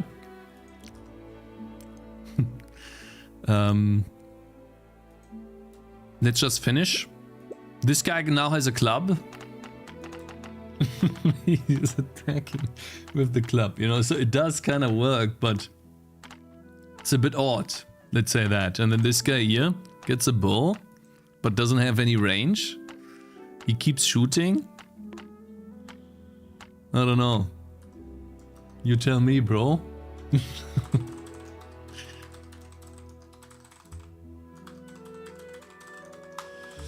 So I thought it was a bit odd, let's say that.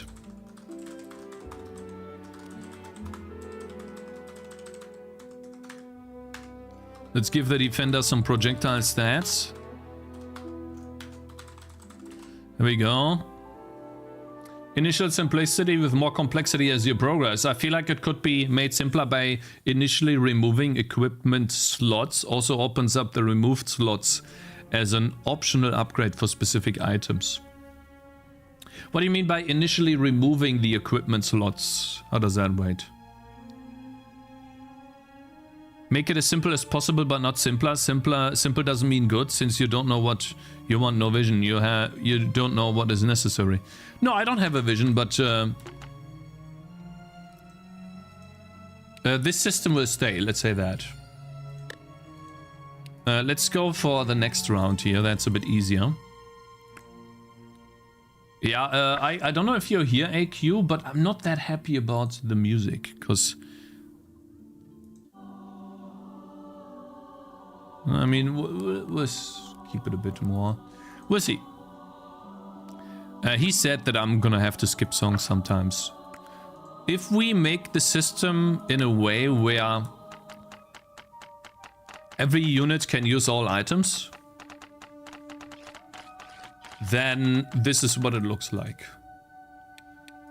I can put this bow on this guy and I can give him a sword.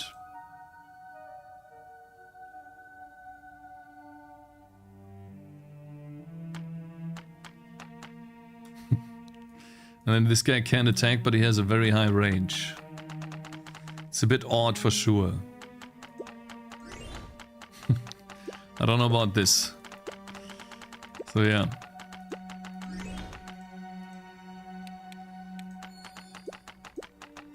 But it feels really good.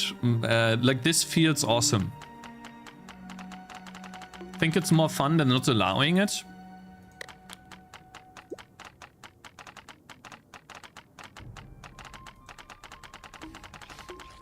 Uh-oh. Let me place another dude here. Give him a sword. So yeah, look, you can see here the money goes up a lot. I can place a lot more units. The game becomes a lot easier as a result.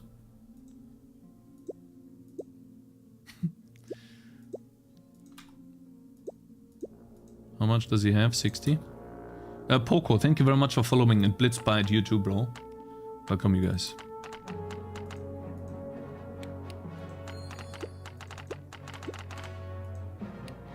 So yeah, I drew it's quite a few chests actually that drop. I think I would still keep... I'll still keep the, whatever that's called, the class restrictions for the weapons. But yeah, like you can get a lot of items really fast. What about enemies? No, that would be too much of a scope creep and too complicated. Why is there a G on the heal ability? It's gonna be removed soon. Graphics improving nicely. Thank you, Ben. I appreciate it. On YouTube, bro. Mr. Zuntaus on YouTube. Ability to unequip item, but unequipping will destroy the unequipped item. Why would you do that? Unequip is fine. It could be an item too. It just removes itself and turns the item, puts the item into the inventory. The item remover. And then it destroys itself. That's easy to implement too. And now I have the item removed from the hero. But yeah, I think I'll just keep it in a way where the spyglass can only, like this stuff right here, can only equip itself with other items. We'll have to see. What about you can give weapons over only to other units in the original unit's range? Nah, that's too complicated. Anything that makes it more restrictive without adding anything to the game is bad design. Because the player won't understand. And it will feel... It just feels bad. Ability unequip. Yeah, we read that. And thank you very much for that on YouTube. I appreciate that. I can't read that. And so yeah, that's currently the state of the game. I'm gonna put back the restriction though. Right. Can item... Wait, actually that's the wrong one. Can item be used? Let's put the, you know, the weapon slot back. Here we go. Oh, anonymous gift up. Why is the bot not working today? Oh, because I toggled. I'm sorry, Am I guys. so out of touch? No. Codingry just subscribed. Yeah. Yeah, I'm just gonna do Collected TFT. out It's account fine, yeah. Just joined. Glad to be back to my favorite Vulkan and Godot stream. I appreciate it, bro. Please keep your functions shorter than 5 lines. Thank you, man. Thank you. These fucking softwares! Am I so out of touch? Why do I have chests? Just Because sometimes the subscribe. player chooses. Liked, dropped, and click the sub recipe button. Sometimes the player Am will I choose. so out of touch? That's No. why. Anonymous is gifting 1 sub to the community. Appreciate it, my friend. Thank you so much, bro. Let's see. Yeah, so let's play this game here. This one is a bit more difficult. And chest equals dopamine. Yeah, exactly. I think that we have something here, and all I need to do now is just to refine the system. Balance it out and make it a little bit more fun to play. But I think we got something here now. And yeah, I just need to get back into it in a way. And I think we'll do this now. Let's start with this simple task. We're going to make it so that only weapons combine with weapons. I just need to add more weapons.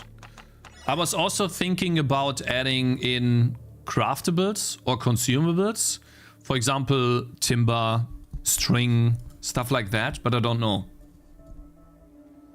Would it be a big change to have range to be a property of the weapons instead of heroes when you have rangers use melee weapons without massive range and defenders have a decent range with bows? Yes, yeah, that is something that I should do, probably.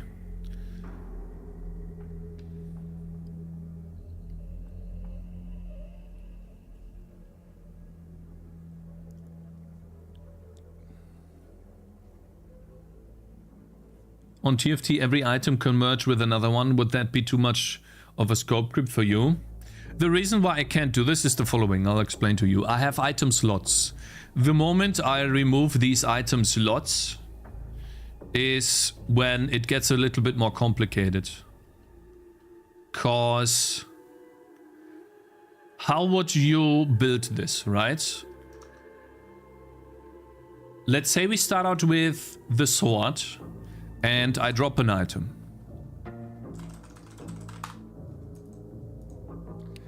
Let's say I drop a wooden sword.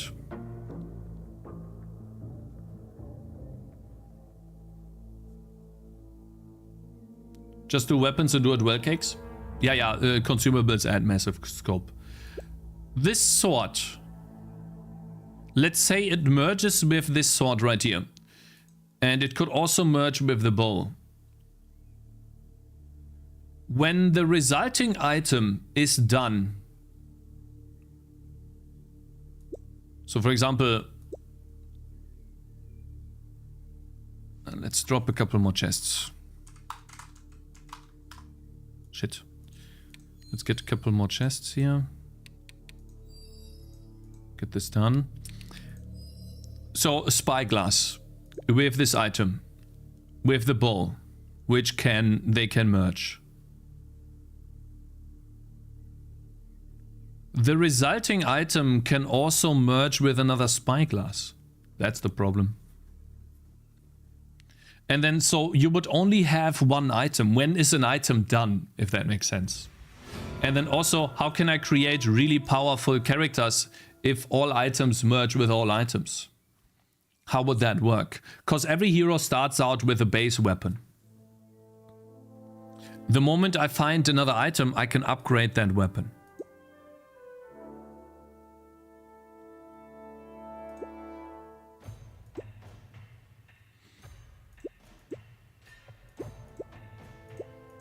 It's a bit more, I think it's too complicated to do that. Cakez, I'm learning C right now. Can you suggest 2 or 3 possibly available repositories having well-written C? Well, not mine. I don't know, actually.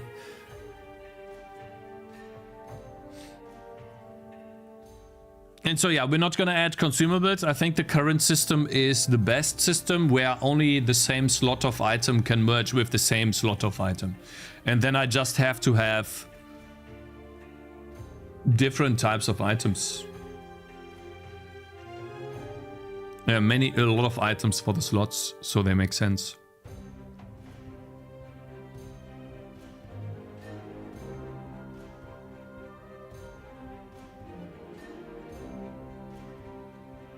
If I do TFT, then it doesn't really work because of the item slots.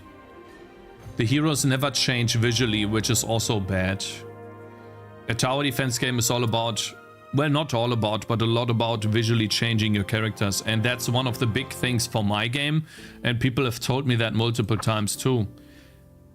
Most people really enjoy the fact that you can actually put items on heroes and they display in the game. Which I don't, many other games don't have that. And so I definitely want to keep it. If I don't keep it, then that just makes the game worse visually. It's a dopamine boost when you get a new weapon and you get to see it in the game too. So that's great.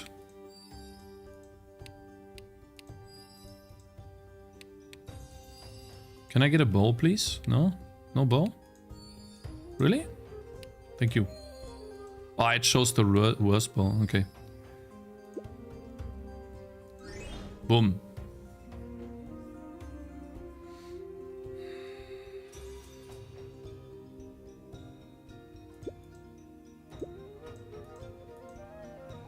I think the way I want to design this for now, which is very restrictive, it's also complicated.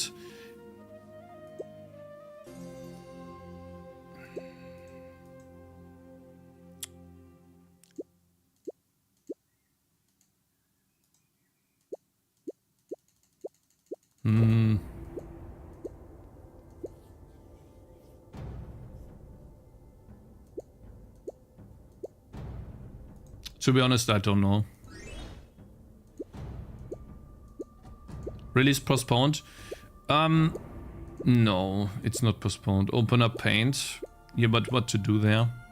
I've thought about this for a long time. I don't know. To be honest, draw the system out. Well, fine. Let's try to do that. By the way, this is Code and Grease feedback. But mostly we have done everything. Okay, let's see. So essentially, actually we want to keep that here, the swatches. I have... Yeah, guys, I don't know. I'm not happy with the music a bit, so we'll go back to this for now. Let me see here. Let's get some items. So, for example, this item here.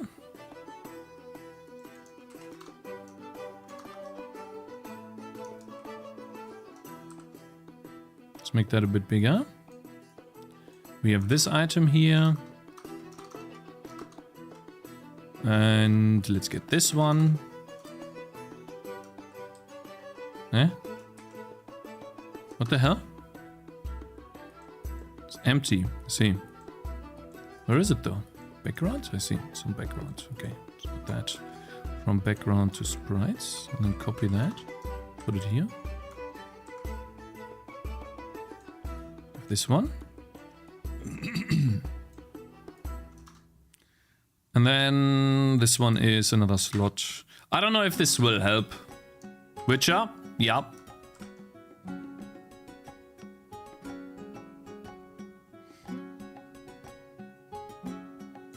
So we have this situation. This is an offhand, and these are two weapons. And what I decided to do is to only make it so that these two items can merge into a new item. They merge together and they build this one right here.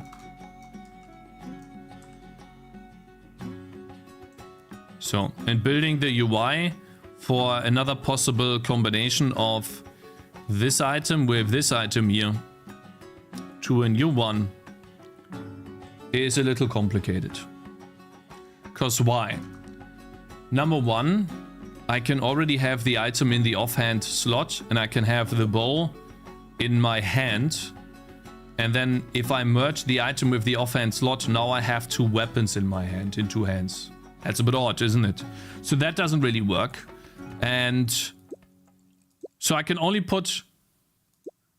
If I only want to be able to have one action the player can do, which is place an item on a hero and that replaces the item, then the only thing that I can do is either have 4 generic slots for items, and the moment I put an item on a hero, another item coming in will result, just like in TFT, into a recipe happening. So for example, this is not how it would work.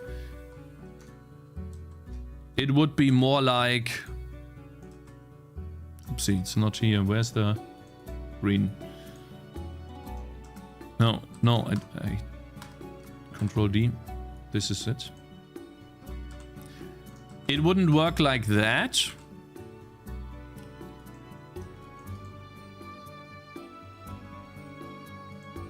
No, not flatten image. Merge layers. Here we go. It's better. Okay, so basically... It's really annoying with this. Put this here. It is really annoying to move this, man. Holy! This is the one thing. So basically, if I... No, V, you dummy. So if this is on the unit and I add this, these two merge, they disappear. And in place, this happens. That's the first item. This item is of rarity tier 1. It is a... Well, it's actually gray, right? This is tier 1. The lowest strength of item, if that makes sense. Let me undo a bit, because I kind of want to keep them. So basically, these two disappear. They are gone. And in place, this item is on the... I am going to lose my mind! This item is there in place. Now, I can put up a new item on the hero. So this is the new item, right? These two disappear. They turn into this item. This is a tier 1 item. And then this item is a tier 0 item. What I can do is, since I have a tier 1 item here, I cannot merge this item with a tier 0 item because it's a tier 0 item.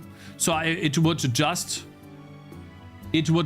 slot into the second slot. I have tiers. Yeah, basically, excuse me. This item here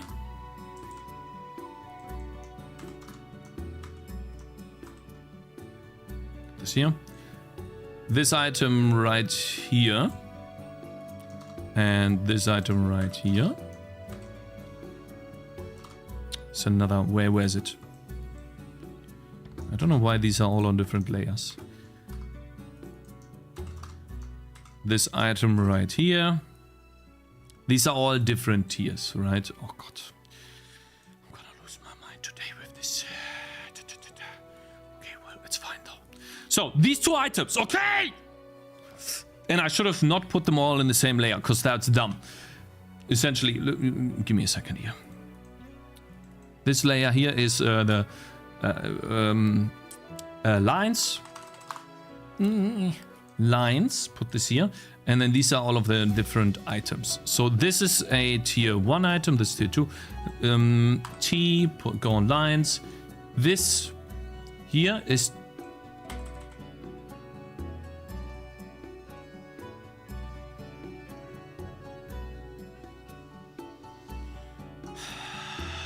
B. This is tier 4. This is tier 2. So when I add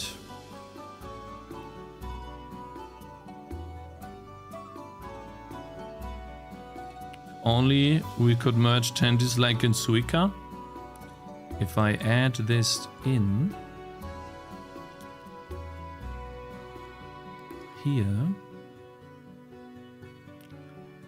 then it doesn't work because tier 1 is not the same as tier 2. So like an unequal sign, because that's a different tier. And so maybe only tier 0 plus tier 0 can turn into a new item. And the combination doesn't matter. So, but that system is complicated because I have different tiers. If we are starting out with 2 tier 0 items,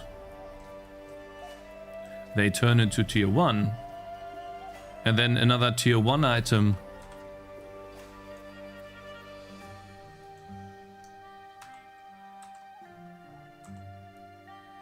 plus another tier 1 item can turn into a tier 2 item. Like these two together, they can turn into this.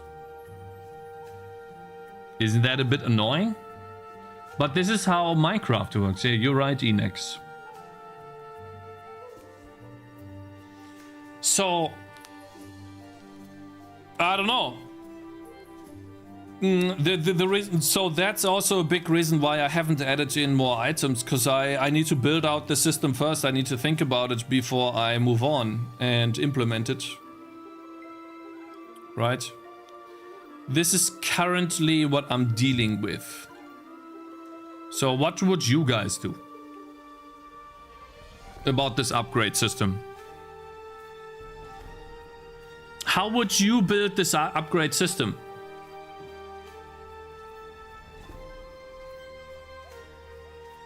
No, it's not boring. It's actually quite fun.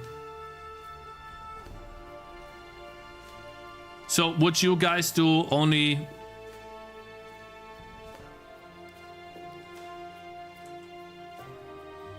Would you guys do this? We have 2 of these.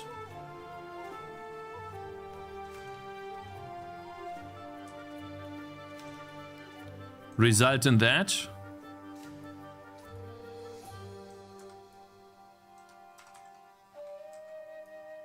And then 2 of these result in, I don't know, I'm just gonna make a bigger club now.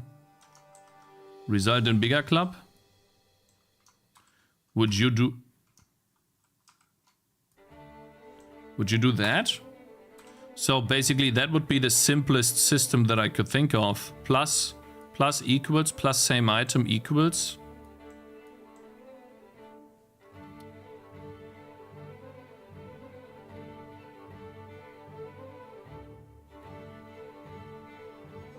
Just joined is the question if it's a good idea to merge the same items.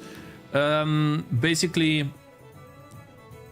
yeah, make each item have a unique tiered items in them. At the level they are inserted, swapped out too.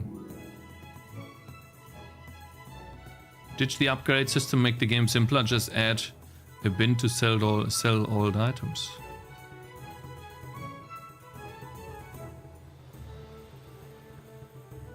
Have a static item pool.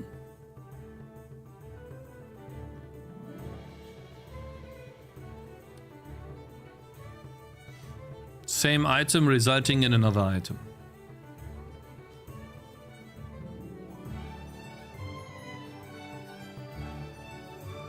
How do I get a rusty sword? I guess that would be a base item.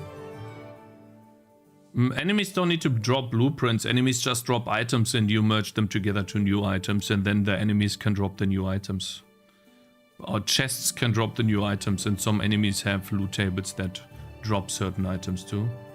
Byte, thank you very much for following. I actually like this, like such a merging system, just playing a demo of another game which does exactly that, and I find it a good way because it's rewarding, plus makes you collect items you already own, so they don't lose their value completely.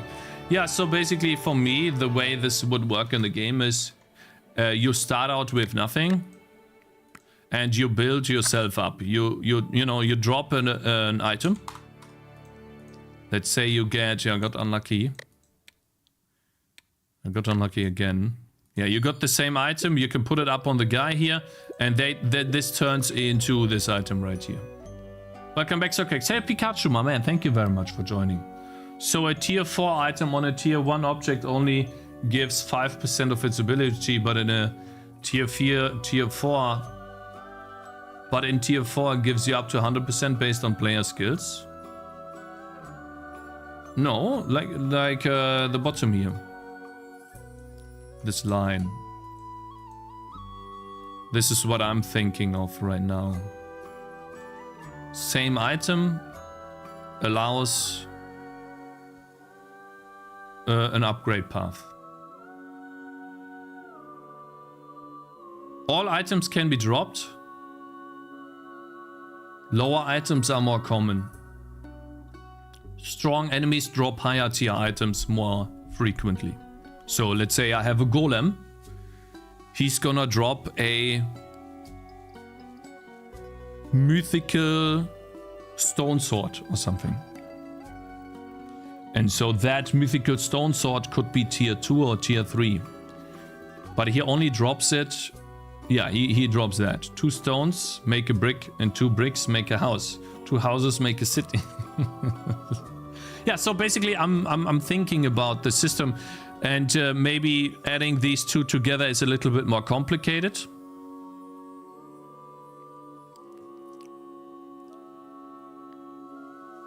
No, I know what you mean, Savagor. It depends on the scope of your game. This system will stay in the game because I really like it. This is how items will work. Now it's just about the recipes. So it's very simple for me to have it say, okay, well, the same item turns into another one. Now there's only one way to get that item. That's it. And maybe you get lucky by dropping it from a legendary...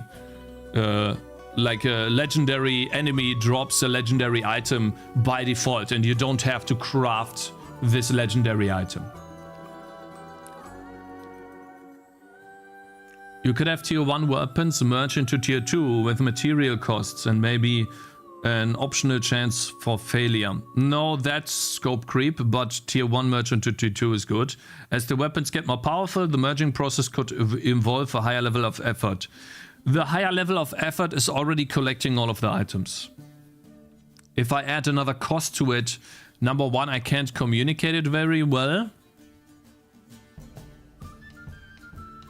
I mean, I can communicate merging items by supplying a number. Merge cost. And I will not add durability to weapons, no. There should be items that can't be dropped but only craft. More exciting that way. Yeah, sure. The question is now, though, what about how do we do the recipes? Right, the same item turns into another item. Okay, I have 3 items. The scimitar and the rusty sword. Maybe these items are base items.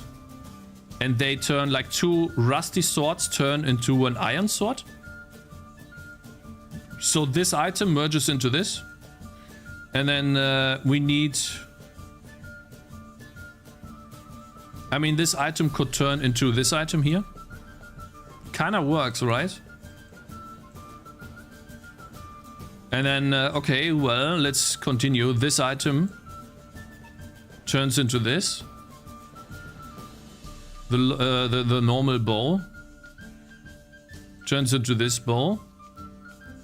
And then this bow 2 times turns into, I don't know, let's make like some crazy bow, right? I don't know.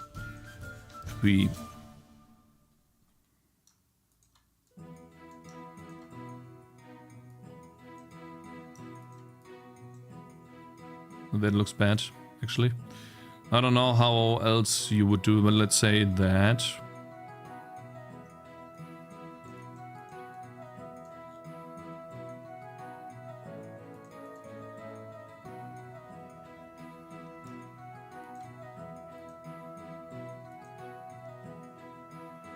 And then let's change the color to, I don't know, blue.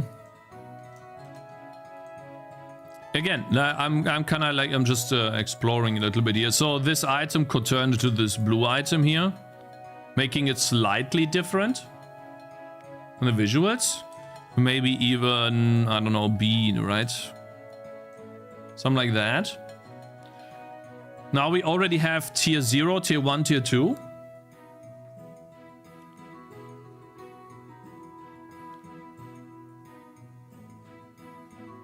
And so the longer the game goes, the higher the items get. And this item could be a reward for defeating, let's say, a skeleton knight with such a bow. Like they have, I don't know, right? They have such a bow as, oh wow, look at that. What the hell? They have such a bow as their item in blue.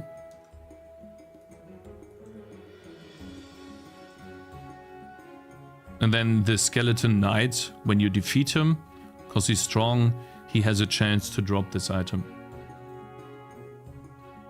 You were playing Gnomes earlier, what did you learn? Simplicity. And great hover tutorials. Basically everything... No, I just realized, the game Gnomes that we looked at earlier, it didn't have a big tutorial, yet I understood the game completely. There was not a single question that I couldn't answer myself by reading a small hover text. Did you guys notice that? I played Gnomes, there was not a single tutorial explaining me what to do. It was everything was self-explained with icons and the game itself. Am I so out of touch? Remake, thank you very much for subscribing, man. Remake just subscribed. See, like, that's what I mean when I get frustrated when I play a game and I have to read 20 lines of text for one single mechanic when they could just show you how to do it. So anyways, let's see, the more weapons you add to the game, the harder it will be to upgrade weapons you want. Maybe let the player scrap weapons into resources and upgrade weapons with resources.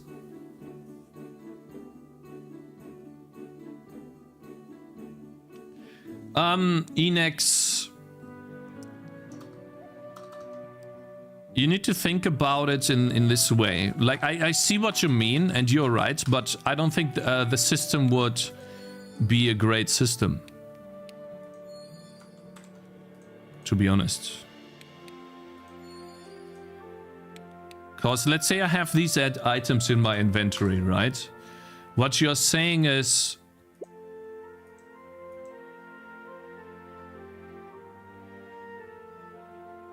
I hate tutorials. You are a tutorial? Holy shit. For what to happen, the game needs to be simple in the first place. For that to happen. No, like, I don't... Yeah, I agree with you, but yeah. How did you play LOL then? You play LOL? You play against... it's a different... Like, I'm not getting into this discussion. LOL is easy compared to some other games. Onboarding process on LOL is easy. It shows you exactly what happens when the enemies come to your house. But let's not get into that discussion. Like, I've watched my VODs. I talk way too much. I get derailed too much.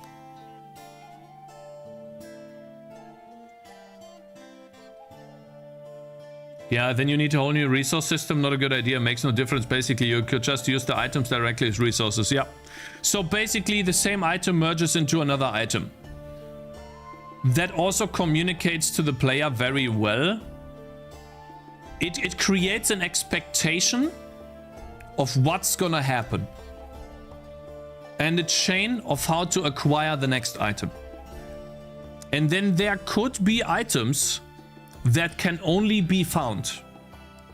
Some items cannot be crafted, but only found, and they rarely drop from some enemies to make it more exciting.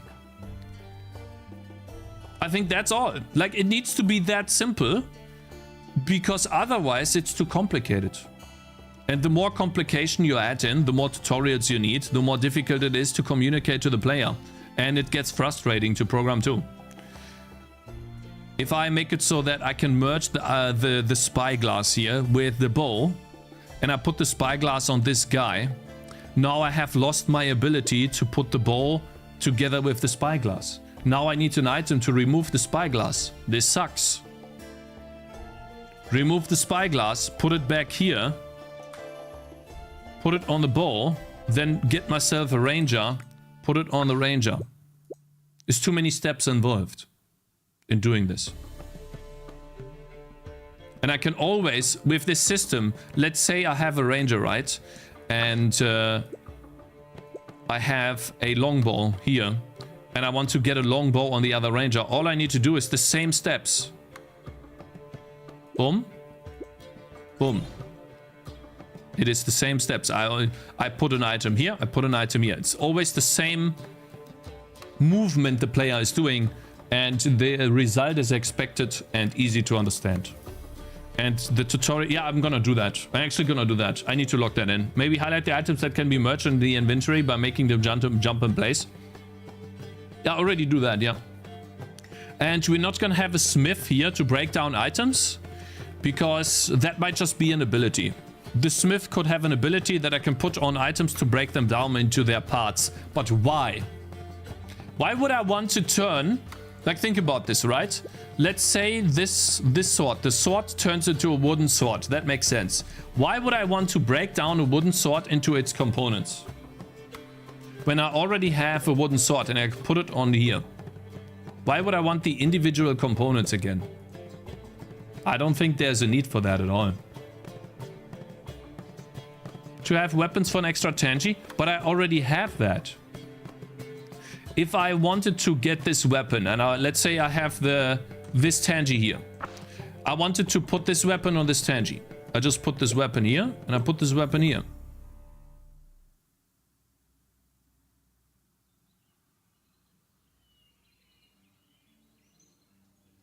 No spyglass metals to be used. No, I'm just gonna do that. I think this is the best thing to do. It's the simplest, easiest way to code this, and it makes sense. If you have just an upgraded weapon and 2 tangies, just an upgraded weapon and 2 tangerines. Yeah, that's a good idea. Yeah, but you're right. So basically, let's sell these, right? And they don't return the items back, which is what I need to add in. Let's say I just have 2 tangerines. Oh, wait, let me create that really quickly, okay? For that is get recipe here, and the wooden sword is done by merging 2 swords.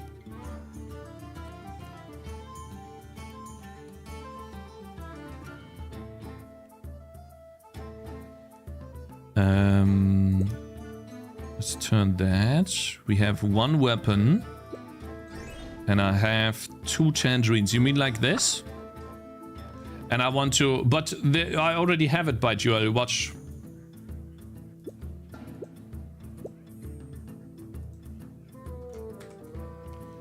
I have an upgraded weapon and 2 tangerines. All I'm gonna do is this. I don't need to have a blacksmith for that. And you noticed how I did the same motion? Right? let's say this is the das ist die Ausgangssituation in English. This is the, I don't know how that's called. This is the how it is, right? The current state of the game. The player does the same motion. Always. It's simple. It is a nice system that is simple.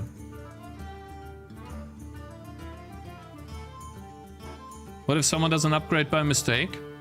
I think we need more playtesters for that.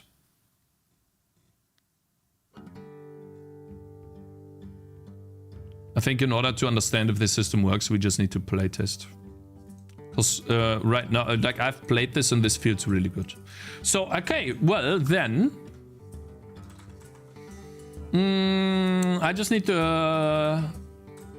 I don't need a recipe anymore. I just need a const item ID, item recipes. And for each item recipe that we have, the wooden sword needs a sword.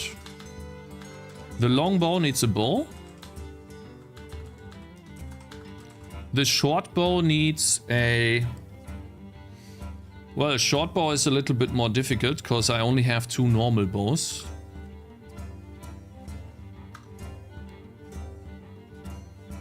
Short bow, I don't know yet how to do the short bow. We'll see. Gladius takes 2 iron swords.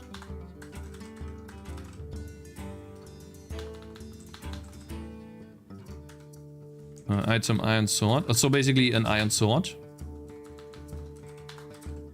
This is so much easier, look. And to code too. Shortbow we'll have to see. The reason why the FPS counter jumps to 3000 here is you notice how it lags. On my laptop I had the problem, and I also noticed why my compilation time was so big, guys. It took so long to compile. It's the GPU overworking. So what I added into the game was a system. Someone complained about this as well. I think it is 5.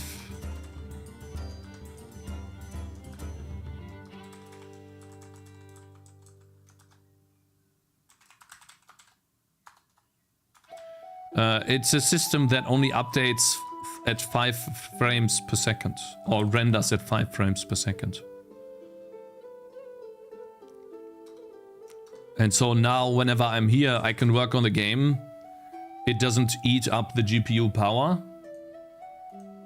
So like when the game is not active, currently Tangy TD uses nothing on the GPU.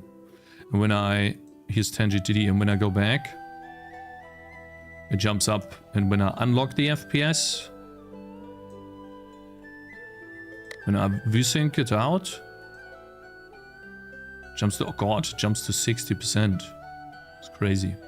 So yeah, I did that because the laptop was so weak that it could run the game at 50 FPS. But when I was actively working, it was impossible to work. Let's see, item Gladius, and then we have item Wind Bane. Or let's just call it, well, Withered Scimitar. So item Scimitar.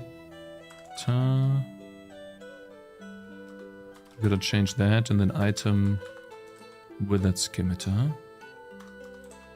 And then item Iron Sword is item Rusty Sword. And then Rusty Sword can drop by default. So this makes it a lot, that makes it a lot easier to do. And then we get the, not a recipe here, but the item ID, which is recipe. We get recipes. Wait, so this gives me, this is the recipe part, right?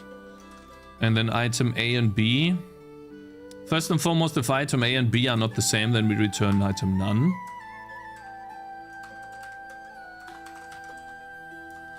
Is unequal to item B, then we return item none, so no recipe exists. Otherwise we get the recipe We just return the recipe here.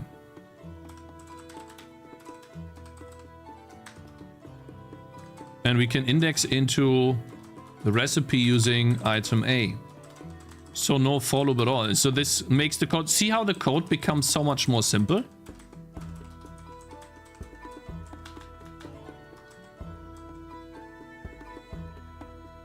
Wait. It needs to be the other way around. So basically the wooden sword is the result of the item sword. Oopsie. So all of this is like inverted.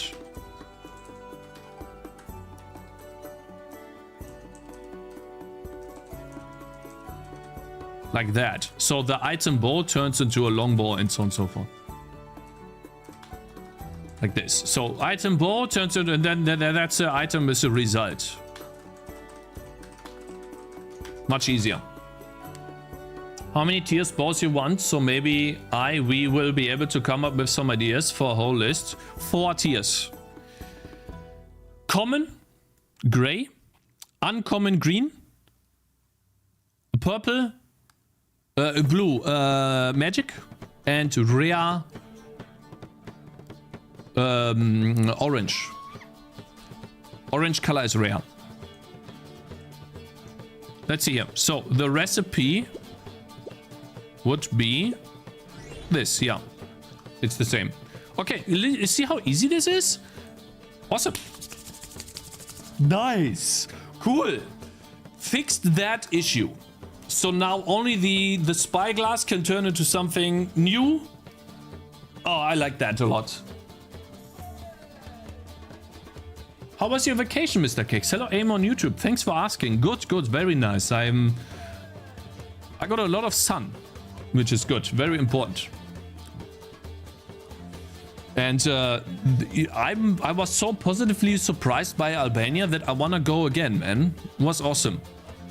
It was just a little stressful having to basically care for 2 babies. And so Zoe and the other baby, they just need to grow up more so they are not as much as annoying as it was there. Because let's say you want to sit down to eat, they would have the energy to want to run around. They don't want to sit still. And you go, let's say you go to eat every day in the evening, during the midday, in the morning, maybe sometimes. I don't eat in the morning, but they did.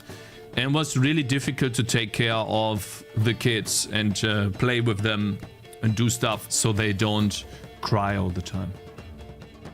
Are you referring to your wife as a baby? Yeah. My wife was so difficult to manage, man. She would cry all the time. True. Very nice you enjoyed yourself. Yeah, I was very positively surprised. I really liked it there. And also because it's so cheap, you know. Made me actually wanna... Like in Germany, I don't want to go out to eat. Why? Because it's so expensive. You go outside and you eat by yourself and maybe you have a drink. At minimum, you pay 20 bucks. Maybe even 30. Maybe sometimes even way more. This sucks, man.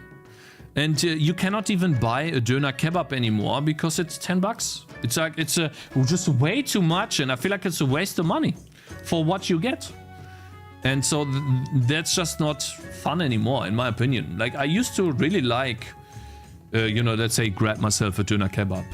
A lot. But now I feel like I'm just supporting horrendous prices, which I wouldn't do. Like, it's the same with buying games for $100. When you buy a game for $100 and you feel like it's too much, then it's your own fault. You are feeding the system. You're making it worse. I'll sponsor your kebab on Wednesday. Yeah, thank you. The Simple Primer. Hello there. I hope you're doing good. Just don't beat your wife and she will stop crying. Okay, bro. Holy shit. In Thailand, it's €1 for a whole meal. Yeah, in Albania, like 3-person meal. 2 meat plates. We have 500 grams of meat each. Then 1 entire noodles plate. And then another plate with salad. And 3 drinks. For €30. For 3 people. And we couldn't eat all of it. So we had to take something with us. Has Germany been plagued by tipping culture yet? It's coming here. Electronic tipping too, yeah. And let's say there are websites like Lieferando in English, I don't know what that's called. They require you to have like a service fee or like a tipping fee, stuff like that. And so, because I ordered yesterday, right, I didn't want to, listen man, we had like a terrible Saturday. Yesterday was a lot of work too. And so I ordered food yesterday. It took me like an hour to find reasonable prices and not a fee that was horrendous. And so there are tipping fees built into the system already. So yeah, it's just best to not to order food, or in my opinion to go to eat right now, at least in Germany. I just do not want to support that.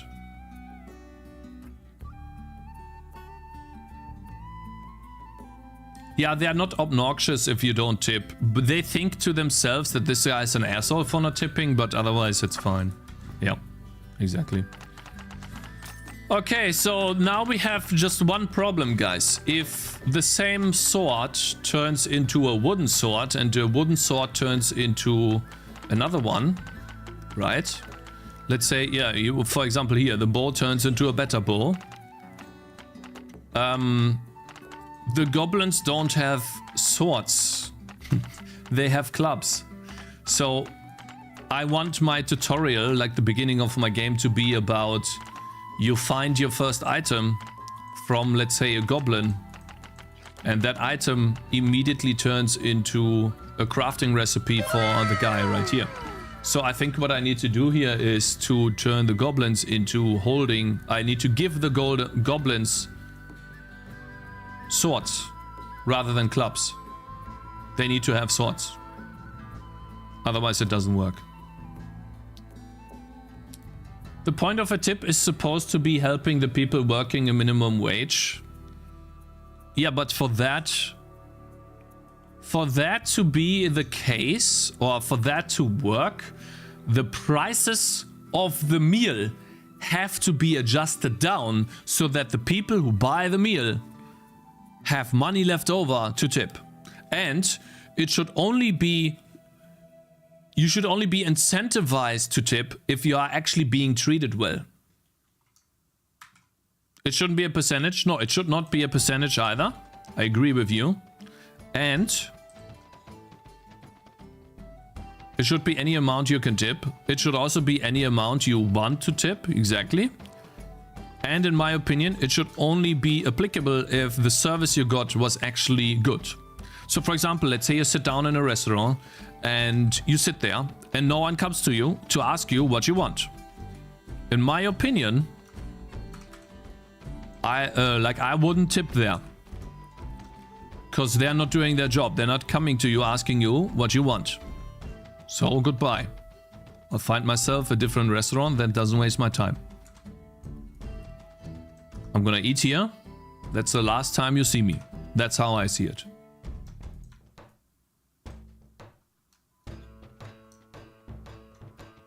Like, who would tip? Right? If that happens. No one. Okay, so that kind of sucks here.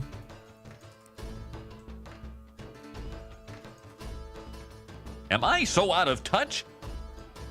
No. Capuch_man just subscribed. Yo, my man, thank you. Spin. Oopsie. Thank you very much for subscribing, bro. Yeah, my subs have gone down like crazy.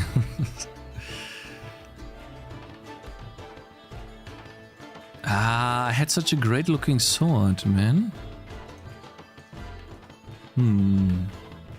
How can I add this in so that it doesn't look bad?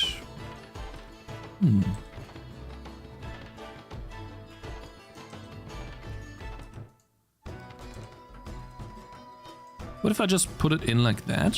Eh?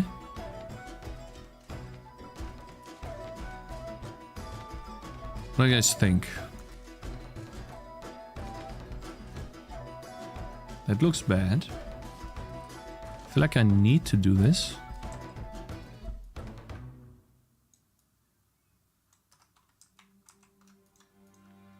But yeah, like I just don't buy food in restaurants, and so I don't really have this issue most of the time.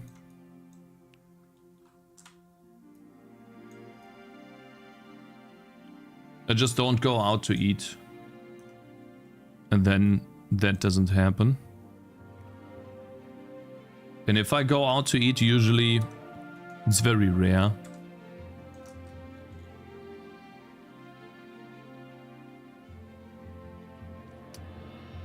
What do you guys think? Does it look okay? I feel like it doesn't fit the... It should be rotated a little bit. Maybe not here.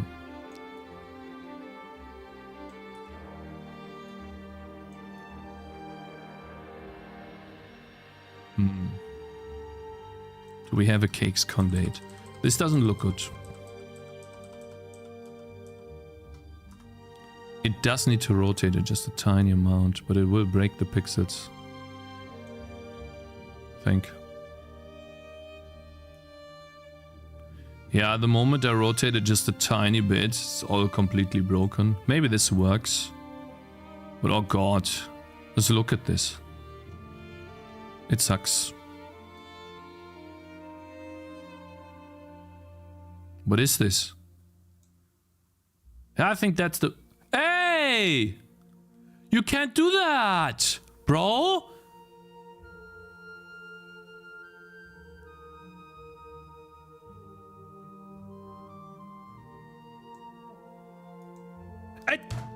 Why? Okay. Relax. Relax!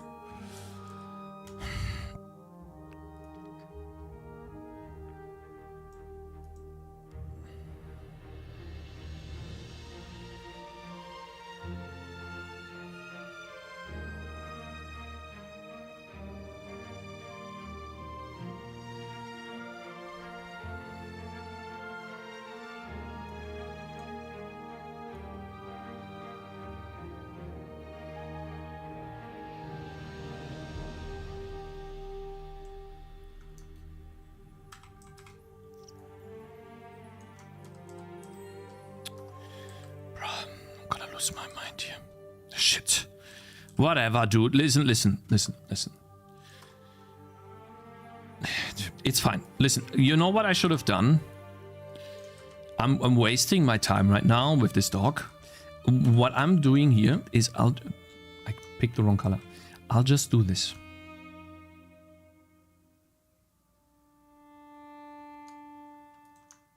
I'll just do that. Simple. We'll just draw the damn sword ourselves. And then we don't have that dumb issue.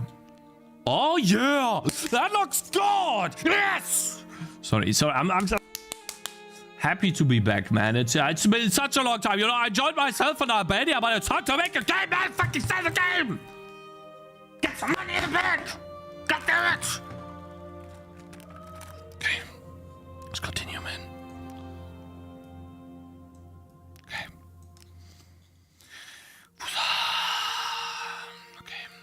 Sorry.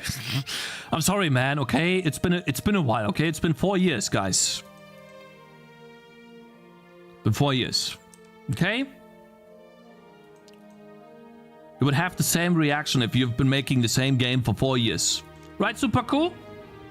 Right! And it just doesn't go anywhere. And I'm pissed that Steam doesn't just give me, like, you know, listen, I'm pissed that Steam just, like, they don't give me a chance, man. So I'm just gonna release the game.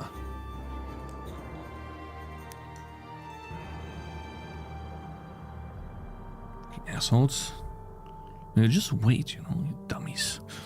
I'll be able to do it. Wait. You don't want to give me impressions for my changed tags? Just wait, okay? I'll get you. One way or another. Okay. Looks like you win over me. Hell nah. Bruh. Just wait. God, that looks terrible. Oh god, is that terrible. Holy moly, is that bad. I feel like that's fine. That looks bad too. That's fine. That is fine.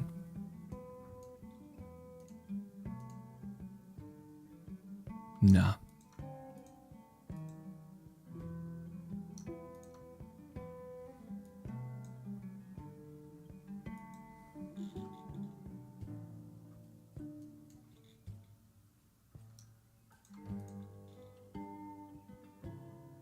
You know what's bad here?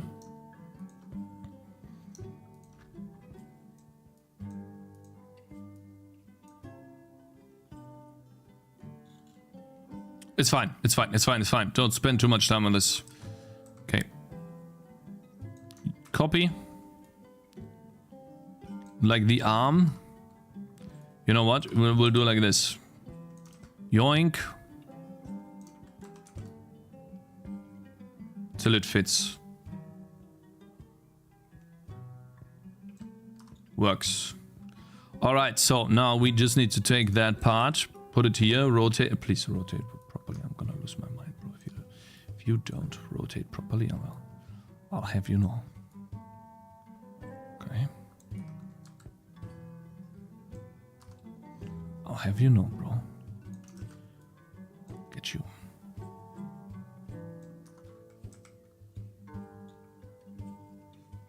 I'll get you.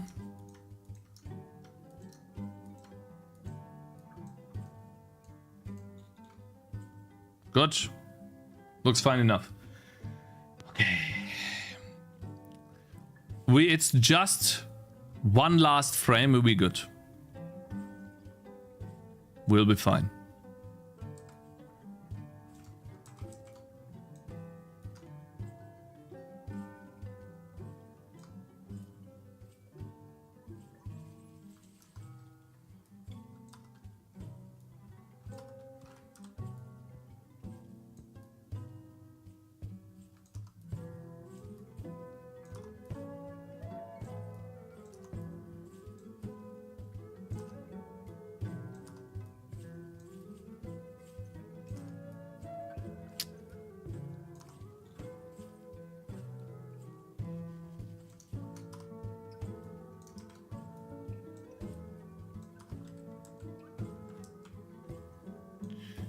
Why don't I just draw this?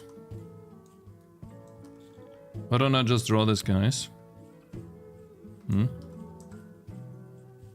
Am I dumb? Oh, of course. There we go. Hey, you're getting back into game deeps. Uh-oh. It's gotta be here. Hmm?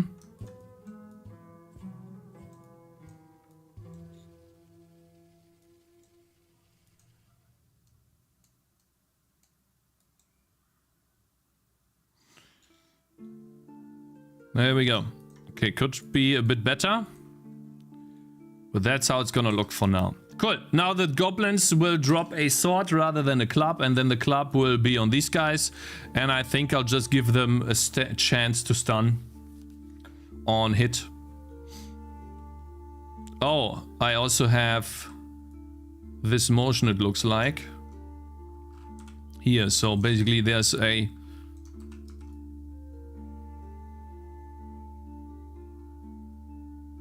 Eh? The hell? Okay, so basically this part.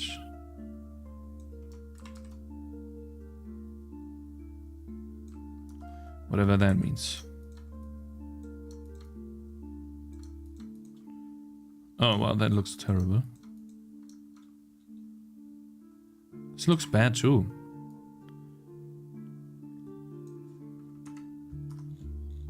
It's better. Okay.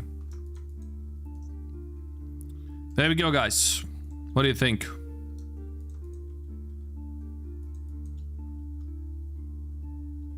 Huh? You need lore to explain this? What? To explain a goblin attacking? What are you talking about, bruh? Let's see how that looks. Looks okay. Alright, now the goblin.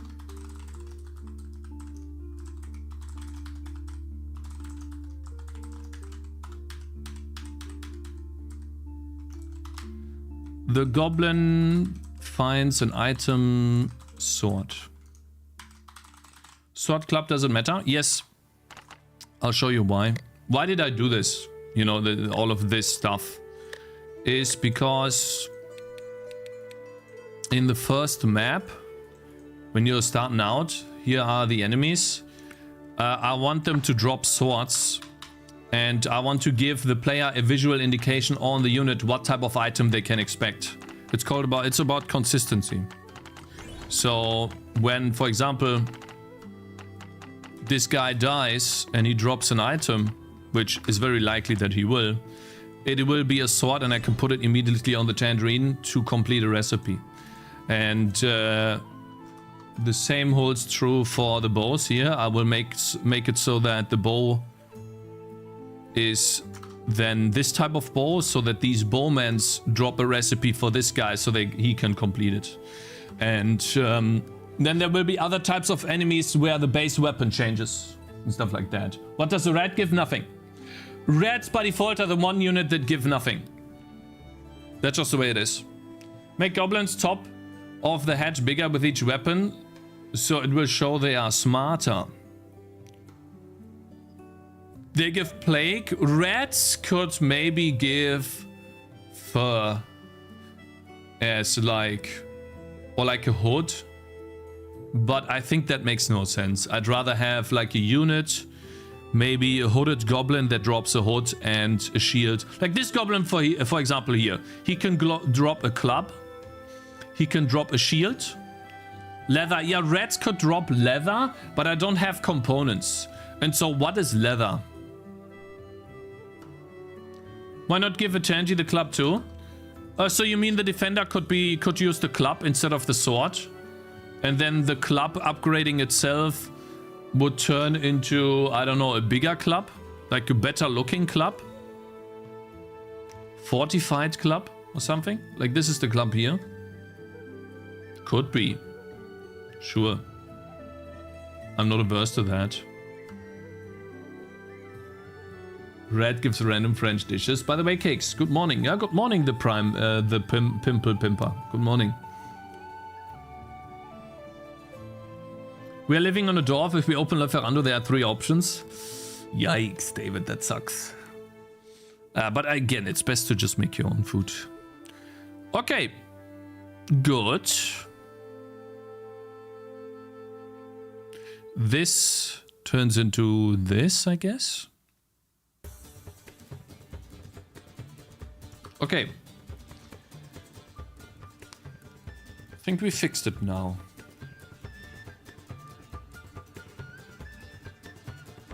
Ooh, I have an idea, guys.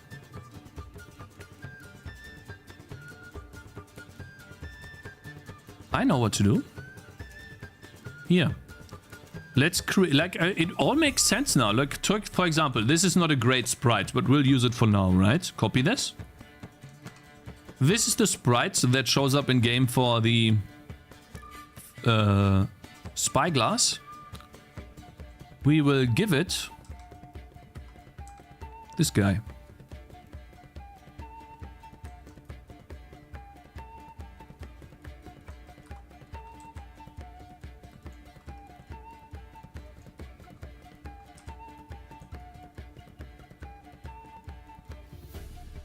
If I can somehow make that happen, though.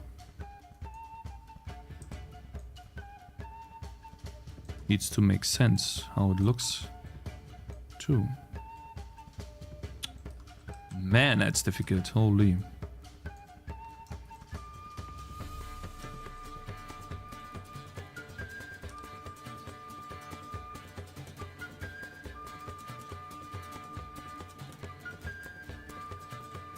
Yeah, something like this. And now the... Oof. Oof. How do we do that? Man. We kinda need the entire thing here.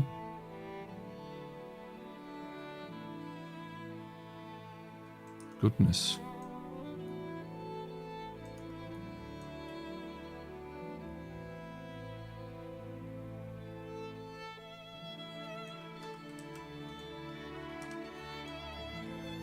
not as simple as that.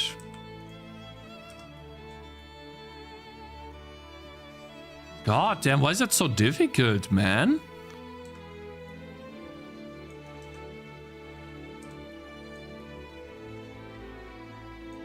Then here needs to be an outline.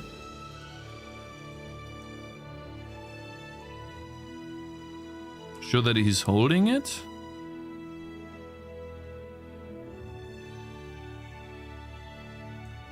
Yeah, and then just complete that. Still looks weird, in my opinion. This looks even worse. Oh my god! God damn it! Why is it so difficult, man? I feel like this part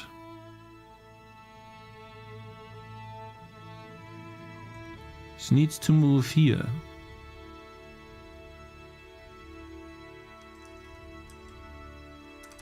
Right?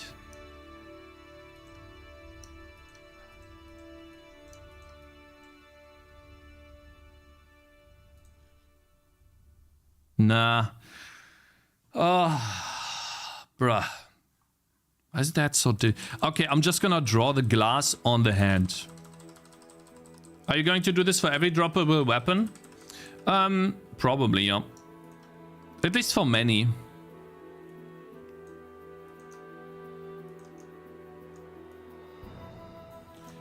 Like, when you do it correctly, then it's also not that much work. I'm doing it terribly right now. Also, this should be on a new layer, so I don't break the original sprite. So essentially...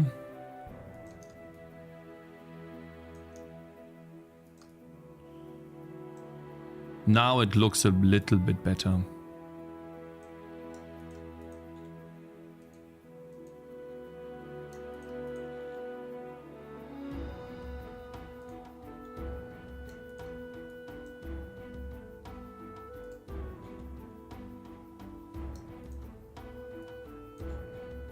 That looks a bit better.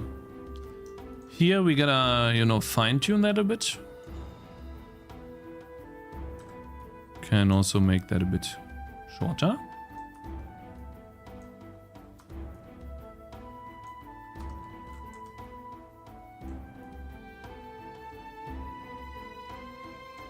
Yeah, so for example, like this. Here. Like that. There we go.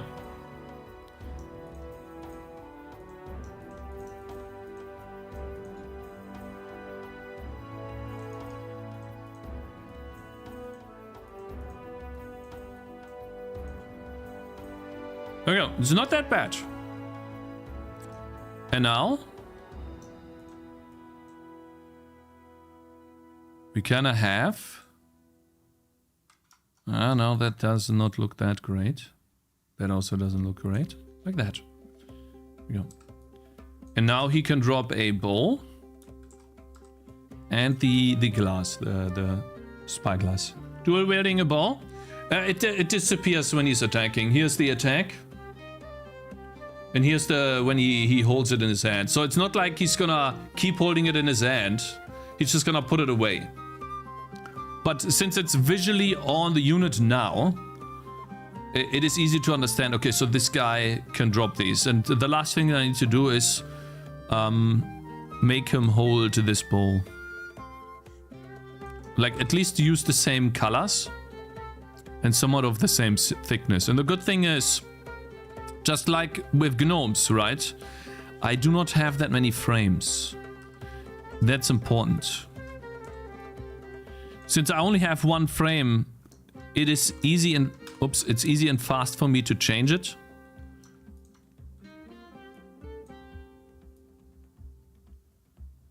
And, you know, maybe give it a little bit of a better shape too.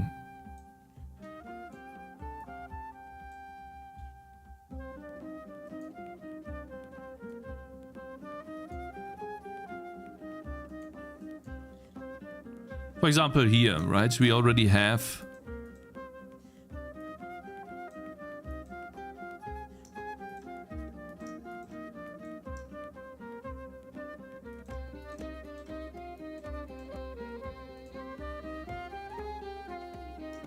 Depends how we want to do that here.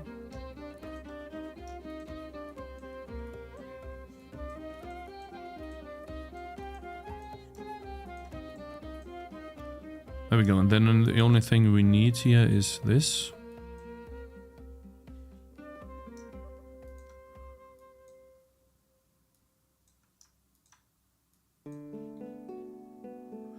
So now it looks more like he's actually holding the same bow, right?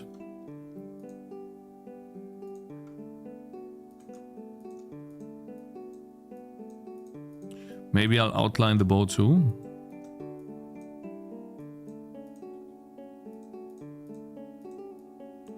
Let's see, because outlining it feels a bit weird. But yeah, look at this. And now I just need to change the bow here. So Goblin holding a cock? He's not holding a cock, bro.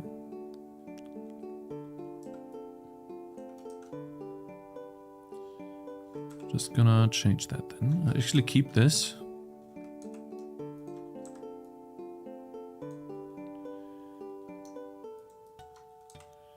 Create a good shape first.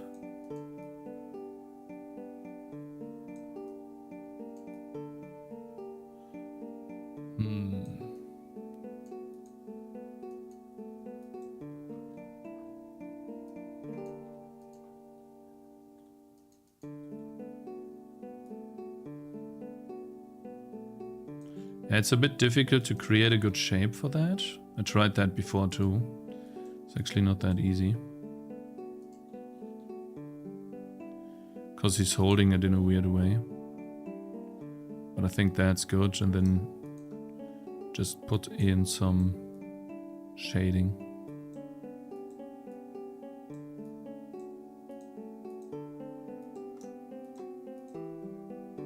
There we go, and then the last thing will be the lines.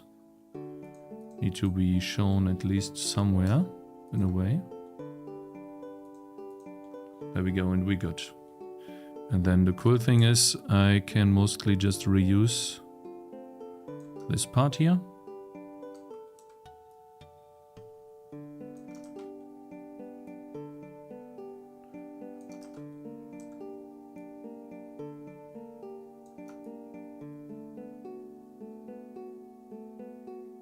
I think it's here. And this too. There we go. And then we just need to complete that part. It's not actually that much work, but definitely also not nothing, right? All right. And all we gotta do is just fill this in and we're good. Okay. That's it. So now the goblin can drop these two things. The glass and the bow, and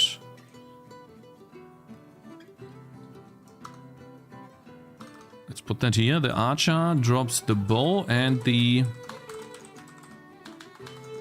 spyglass. Now, we just need to also say when they drop. 1 out of 20 here. I feel like sometimes they drop way too often for some reason. But I have to find a way there to remove that or reduce the drop chance a bit, because 1 out of 30. Yeah, well, let's put it to 1 out of 30.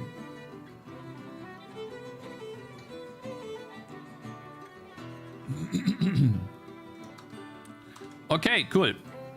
So yeah, this is basically... Yeah, maybe the defender starts with... But we already have like a sword on the defender. Maybe he starts with a club. Not sure. But for now, the goblins have swords.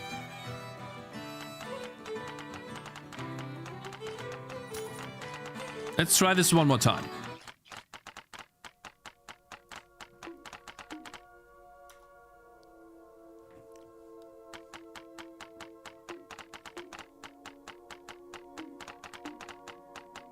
I mean, not dropping any weapons right now. That sucks.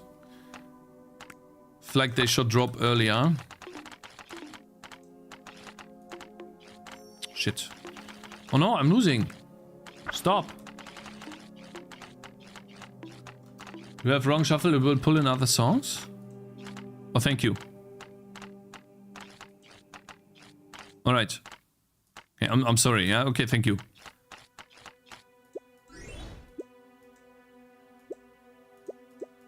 Yeah, so this is basically... This looks weird, for sure. This is how it's gonna work. And yes, this guy is literally having 3 hands right now, but I don't know how else to do it. Okay, maybe when he attacks, he puts away his offhand, I don't know. And then it only shows the offhand. I don't know about the ranger, you know, because he's using 2 hands to attack, but yeah. Cool. So we have a lot more time. Shall we make a new map? Welcome back. Bro, never nearly forgot you back today. Oh, no exception. How you doing, man? My limit changes to do 2 hands.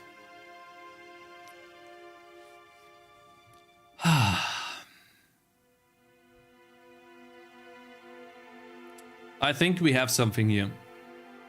New map coming? Yeah, there will be a new map. Explaining... The second map explains archers. Flying enemies.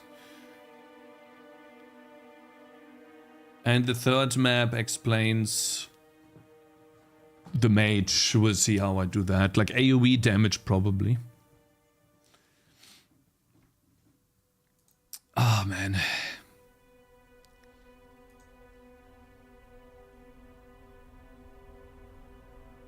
Since they're imaginary, you can have more hands. Yeah, I'll keep it like that for now. That's okay. Guys, I'm just not vibing to this music. I'm sorry. Like, this is not my vibe. I really appreciate... This one's nice. I'm just not vibing to this. Cakez, how many Tangy can we expect to release? For now, 4.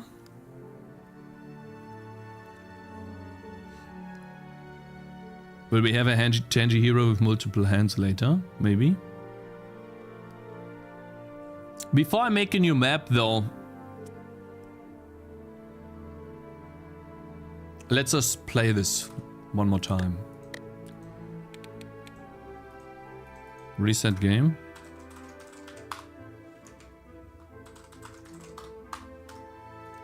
Let's play it one more time.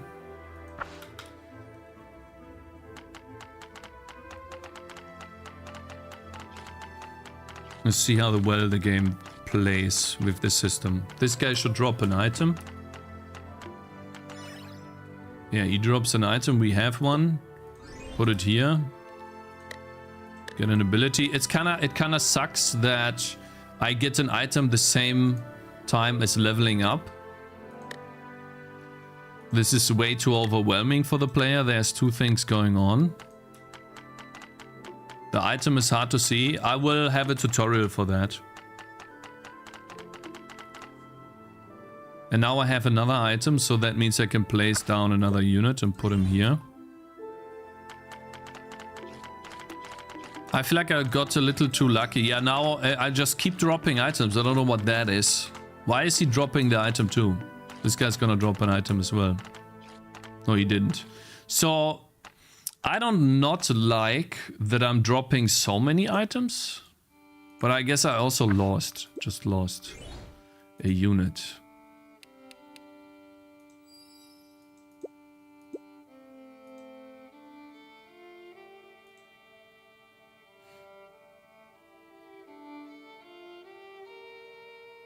Will there be a chance for a mimic instead of a chest? I don't know how that would be. Probably not, no.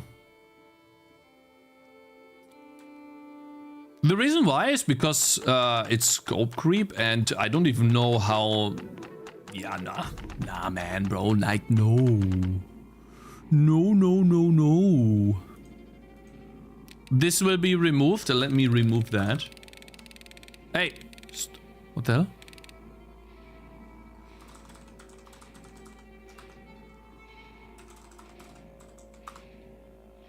Chest reward. Let's get rid of it.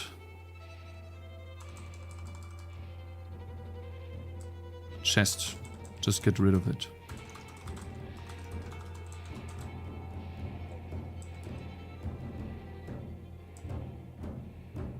I guess I just cannot vibe to this music. I'm sorry. No. It's really nice of AQ to stop. I just cannot vibe to this. I'm sorry.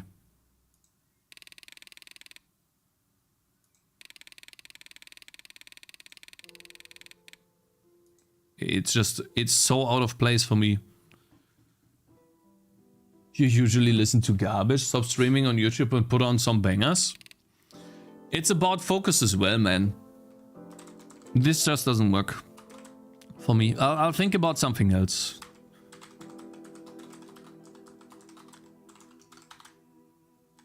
Witcher 3 DLC. Alright, let's see. For some reason, the buttons don't show up if we have the chest. We'll always have the chest. There we go. Oh, it draws that too? I thought I disabled that. Okay. Why is it drawing that? Gold earned?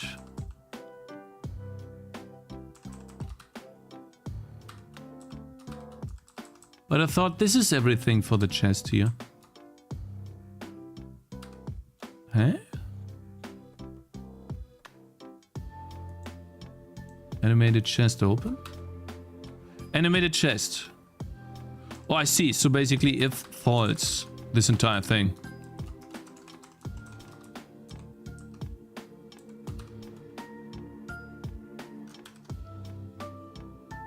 Okay. Put on this tune, Fairy Dust, Central Mix YouTube. If I stream YouTube stuff, bro.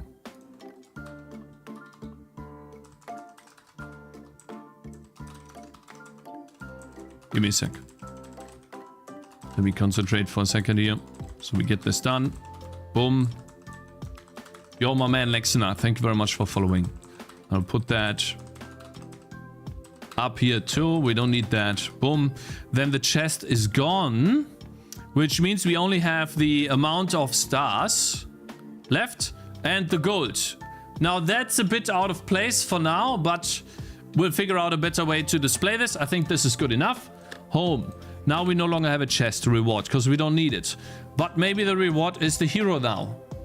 Instead of rewarding the player with another chest, they get a hero. And every map, the hero is here. And the moment you beat the map, the hero unlocks. So I'll probably do that instead. All right, so let's play this. For me, this map's too easy, but many players said that it was too difficult for them, even though if I toggle the Steam stats, 84% of all of the players, which is 153, started the map, 128 actually finished this, and for the second level, I feel like that's a good thing.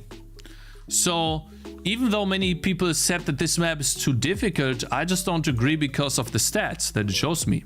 What do you guys think?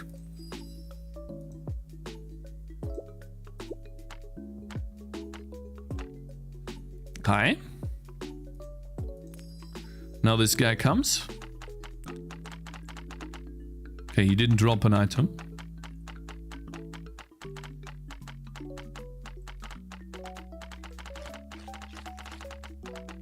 So another chest.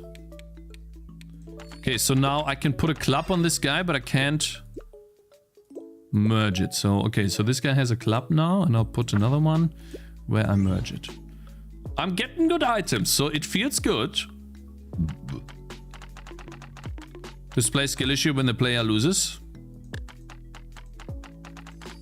Yeah, but I mean, look. If I toggle the Steam stats again, 25% not being able to beat the last map kinda sucks. Because, okay, let's say after the first map there's a drop off. How many people have continued to play the game? Not that many. Okay, fine. Here, over 90% of players started the third map but only 25% of them beat the map. That's bad. Really bad.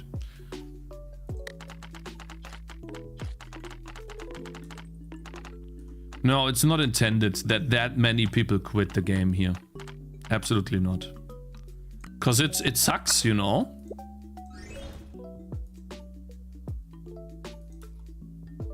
I think we have a good item system now. I'm very happy about it. Looks good. Feels good. I have too many chests on the silver rats here.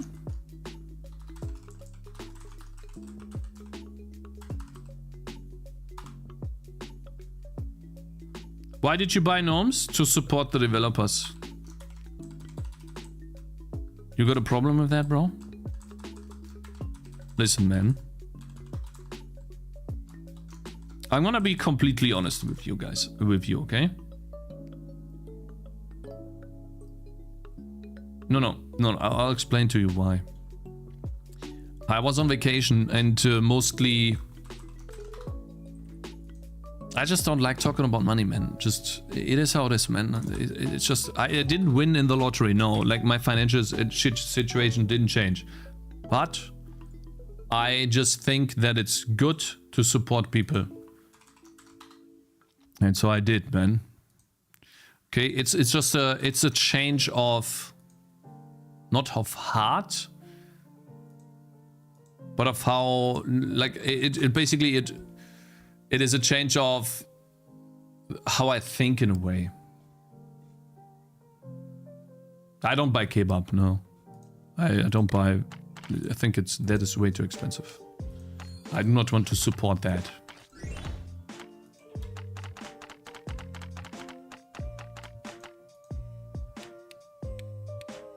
I do need some stuff though.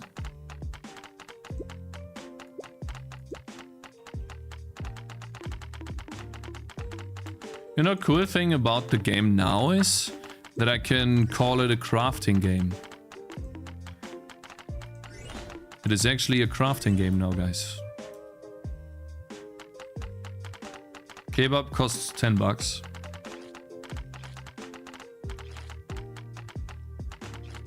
I could afford it too. It was 10. Yeah, I mean, the price is reasonable, one. Number two is I just came from vacation. And so some is left over too. And yeah, like I just saw how kind-hearted some people are. That's all. And I think even if you can't really do it, you should still do it because I think it's a good thing to do. That's all. Okay, let's just move on.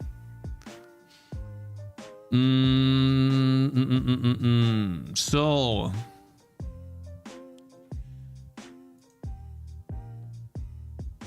What does Spyglass turn into?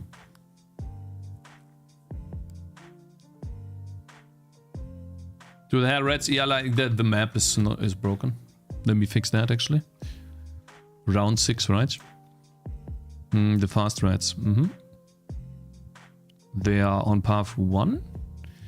Which... Actually, wait a minute. It's 5 rounds. It's supposed to be 6 rounds. And round 5, fast rats puffing. Yeah. Let's do that. I'm a stingy bastard. I'm just curious.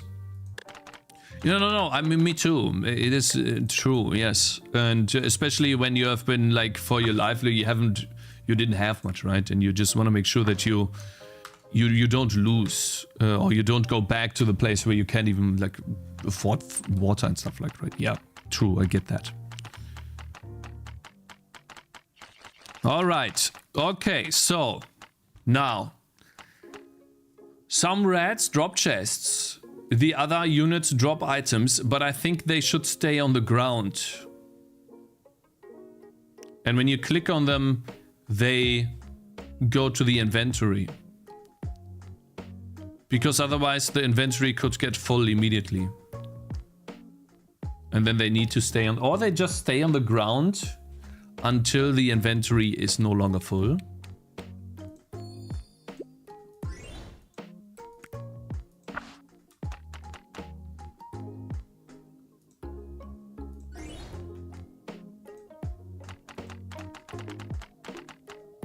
feel like they drop too often. How do they drop so many items? Look.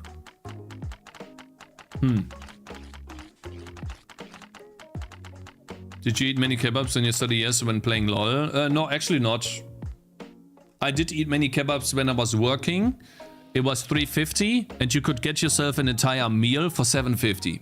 That would be a kebab, fries and a drink for like $7.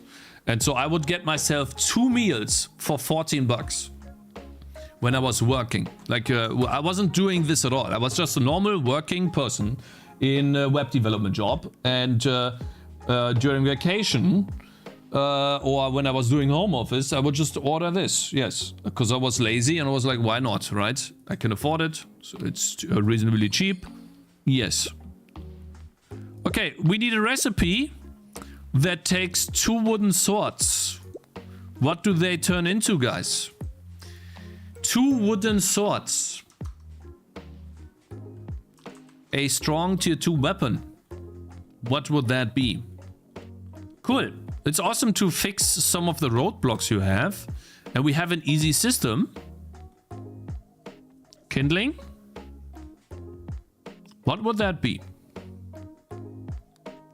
I don't have like I don't want to turn it into a metal sword because that's a bit odd, isn't it?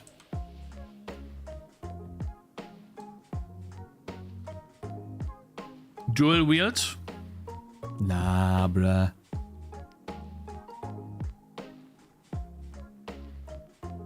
But I also can't keep going on with wood forever, man. That's a bit odd.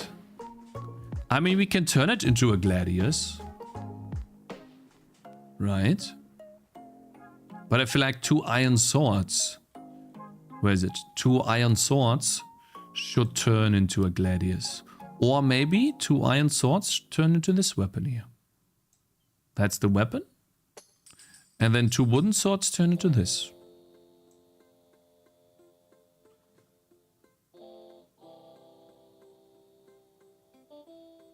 Maybe giving clubs then changing to wooden sword would be better.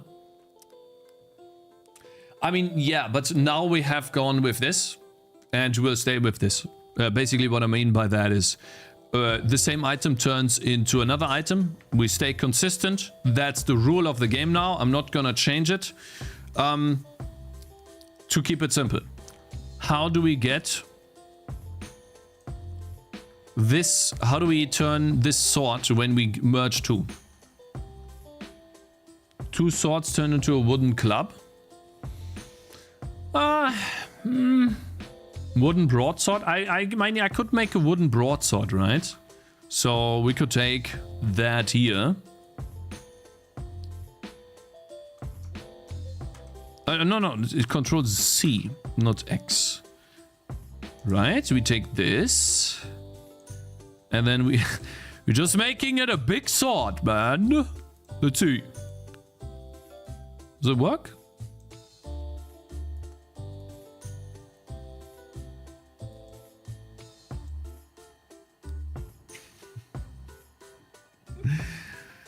Like that? Wait a minute.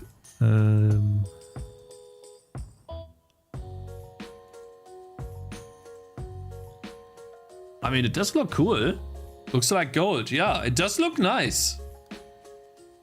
What do you think? Keep this for gold, maybe? I mean, I like it a lot though, bro. What if we take this here? It's a different type of color. This is bronze.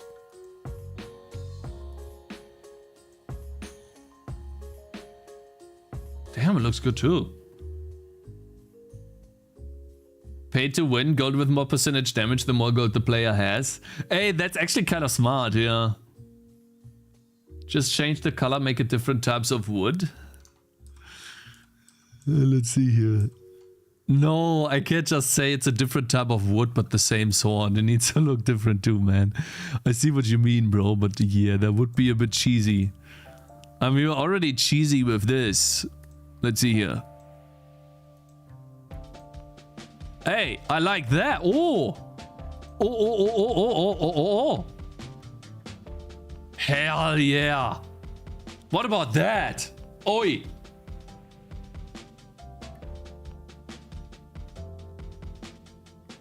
That looks good. Yeah, we keep that. What's the name though? What shall we call this sword, my brothers? We need a name. Peak engineering. A wooden sword with a golden hilt. Yeah. I mean, I think we can change that to something else.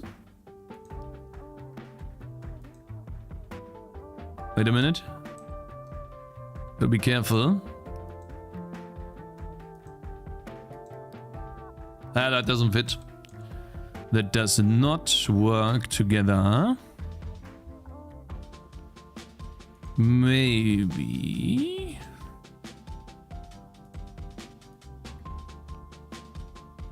Nah, this doesn't work. Look here.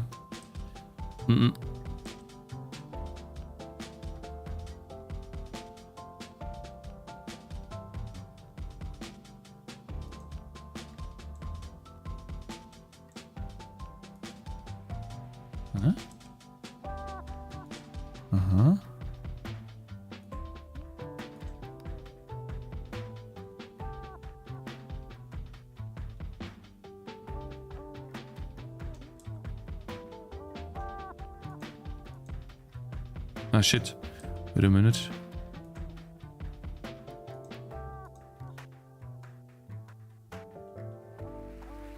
I don't know what I did here.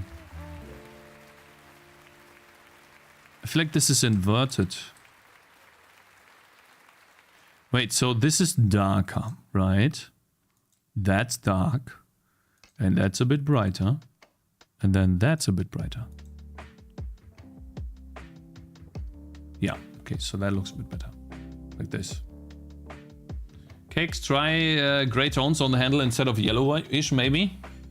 Does a wooden sword have a metallic shine? Why? It's polished. Wood can, when you polish wood enough... I'm being called. Okay, great. Like, I'm literally... It's like 4 p.m. That's like the streaming time then usually when I stop. And like my wife's immediately calling.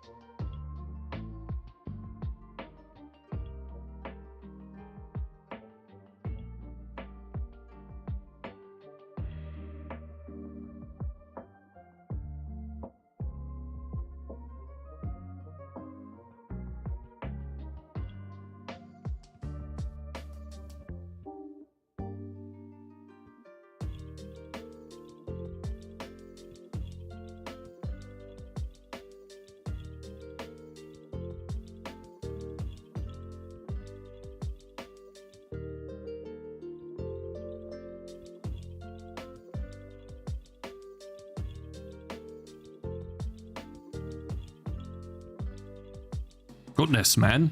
Woman. Doesn't understand it. Okay. Yes, baby, I'm working out more. Yes, I'm working. Okay. No. Essentially, like about the car that we're gonna buy. Why is the material of blue handles? What is the material of blue handles? It's just cool, bro. Hey, Cheeseburgers, how you doing, man? Okay, guys. So, I think I got enough, at least out of this. And Gladius. The question is, how do I name this weapon? Is it a Gladius? Wooden Gladius? They made out of aura? Good question, man. Good answer, man. True. Yes, of great aura. Hmm? Blue minus cool equals frozen. True. How do we name this sword, guys? What is a good name for this? Wooden broadsword or Gladius is fine. Yeah, let's call it wooden broadsword. Is it a broadsword though, guys? Wooden broadsword. I mean, that doesn't look like a broadsword to me, bro.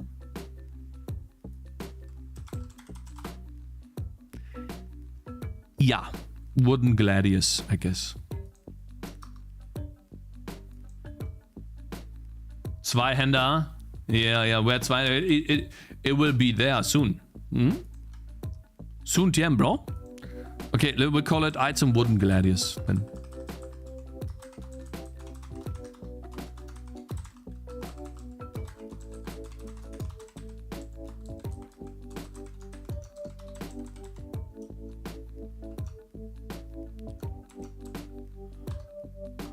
And then the text, Gladius.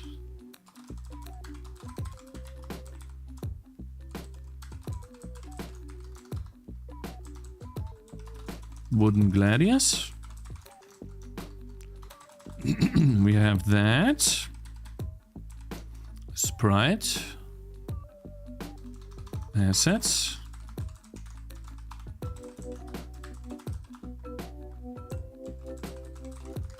Shit, I need to also... okay, yeah, wooden Gladius, wooden.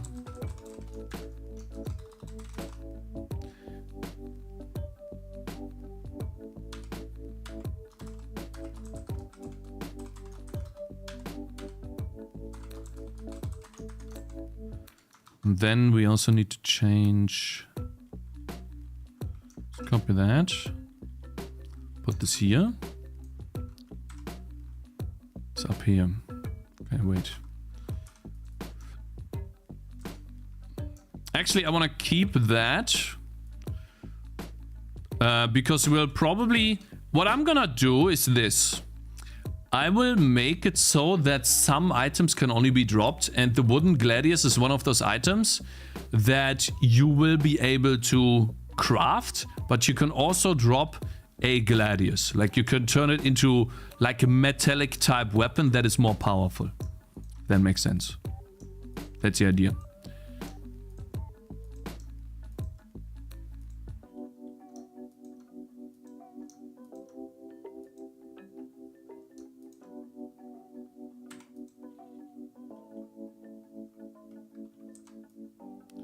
Like this. How was Albania, Cakez? What you recommend? Oh yeah, I recommend it a lot. It's a great place to go, but yes, but only if you know someone that speaks Albanian. If you don't know Albanian, I think it will be really difficult for you to navigate. Not only the roads, especially the roads, very dangerous. The people drive like crazy and there's no police that makes them stop. There is police, but it's mostly, I don't want to say anything wrong, but it's there's a lot of corruption in police, and police doesn't really look at the, people driving too fast, for example.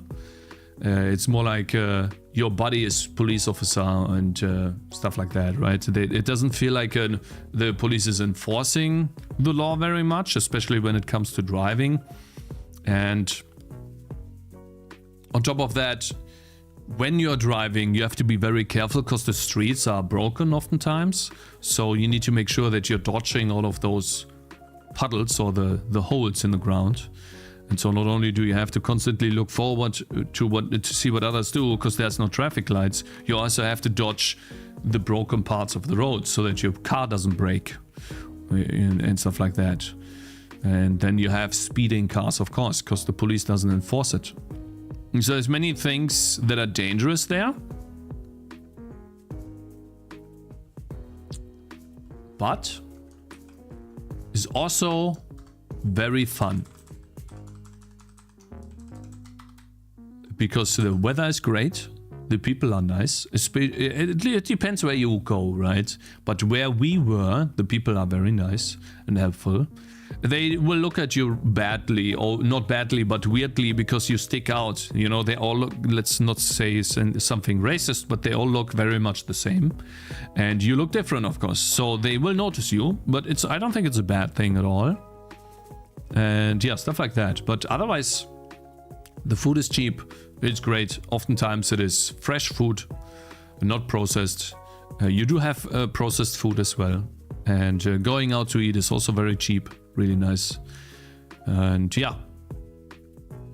The weather is one of the best things there. It's always no clouds. Absolutely nothing. It's 30 plus degrees every day. And so if you're looking for a sunny vacation, you can have that. And every day. Like, because the weather is very consistent. There was one time we had clouds for a short time. That's it. So yeah, really good.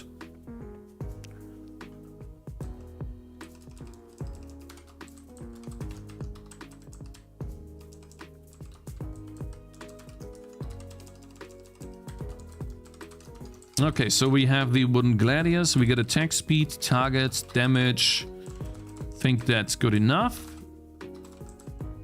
Maybe we just increase the damage to 30. Double it. Cake's moving stream soon. Now, like, to be honest with you, if I were to stream there, with my current income from streaming and, you know, maybe I work a little bit more on YouTube, I could almost afford to live there without having to have a side job. It would be difficult because of family. I don't think Zoe would be necessarily a problem. Yeah, internet, right? I don't know about that exactly. I didn't stream there, so I don't know. But you can see that it is definitely in a developing, it's a developing country because there are, it's not well organized, the cables, let's say that. And so the fear of losing your internet would be, you will most likely have connection issues. Stay put, just make more money. I'm not gonna move, no, but yeah, just make more money. Yes. We're working on that, right? We will work on that. Of course. It's oh, yeah. Of course. Wooden gladius. Bro, no, I'm not moving to Albania.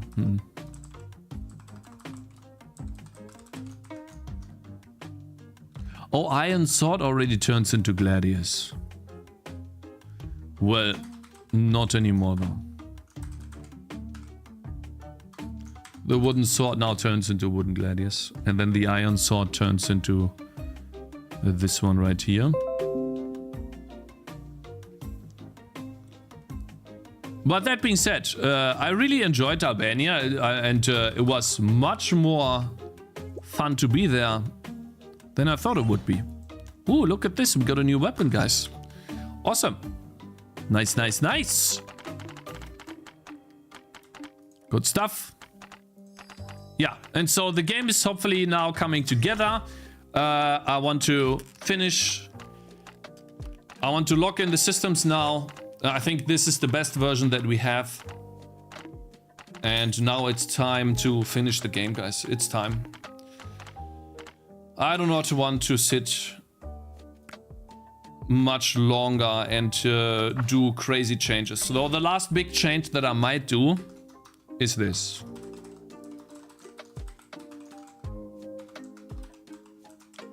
I'll probably upgrade my resolution to 960. The reason for that is very simple. Doesn't even work right now. Okay, so basically I would have to restart. Realmida says Mr. Amida, my man. Ho, ho, ho. So no art changes? Oh, there will be art changes, yes. But after I locked in everything. There's no point in doing art changes for something that might not stick. But yeah, of course. There will be... No, I'm not saying that. I'm saying that it is time to lock in the systems, flash them out, and keep in the way they are. Because mostly all of the feedback has started to repeat. And it's not changing. So I know what to do on how to make it better. And the last confusing part was the item system. And I think with this type of resolution, this is what I will probably go with. Wishlist past 2 weeks is 50 or 46. Wishlist last week 6 or 7. So nothing. The last week was nothing. Who am I? But the week before was obviously because of the playtest. Was a lot more. It's not enough wishlists, and I think I'll stop looking at wishlists. Who am I? What I'm gonna look at from now on is the stats that I can control. I cannot control the algorithm of Steam.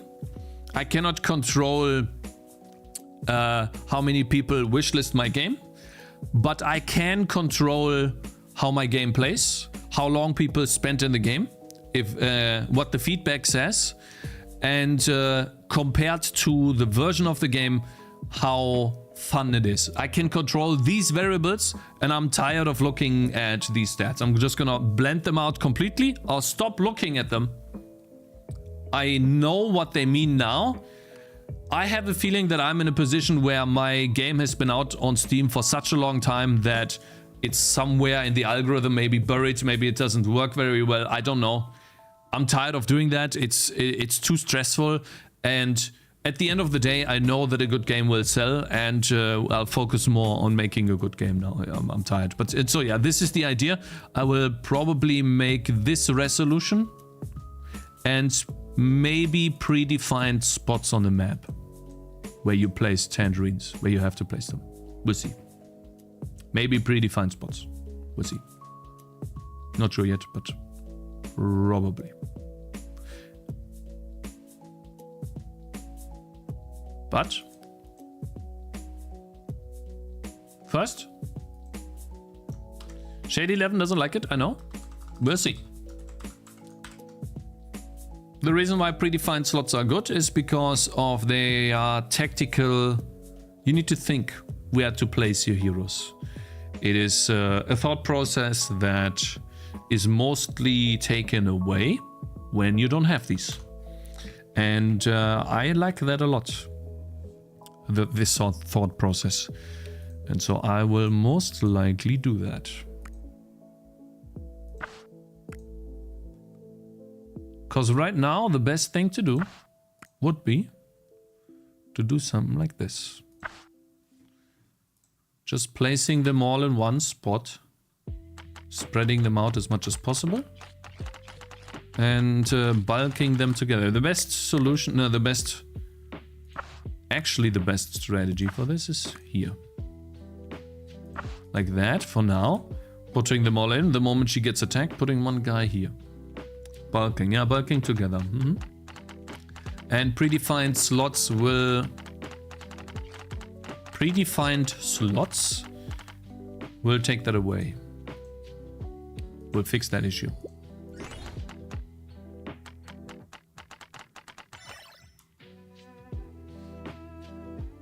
It is better to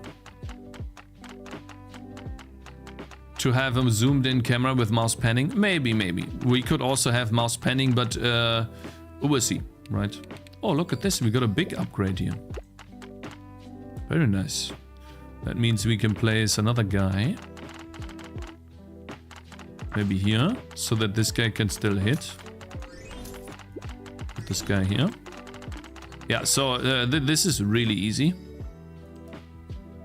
Yeah, so I don't like this. I do not like this right here. See that? I detest that I can do this. And the only solution to force the player to not do this is to add enemies that force you to spread out. So these guys could have like an AoE effect that hits all of them together. But I feel like that's way too tedious to work with. Don't know. Maybe a predefined spots as an option to not have fun, to take the fun of finding these points anyway. Didn't I change this? What the hell? What about... what? Wait a minute. Cross... Wait, that's the wrong... Crossroads. Which round are we on? 5. Okay, they have too much of a path offset here. Why are reds going on the grass? Because of the path offset. Should be good now. Yeah, they're good now. Yeah, back I had like a path variation put in here, but we don't actually need that. All right, so okay. Yeah, 600 money. I can spend so much money. And the thing is, I could just do this. And I don't like that. I just do not like this at all.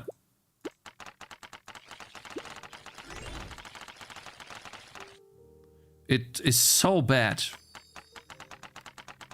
There's just no value in being able to do this. Like no thought process at all.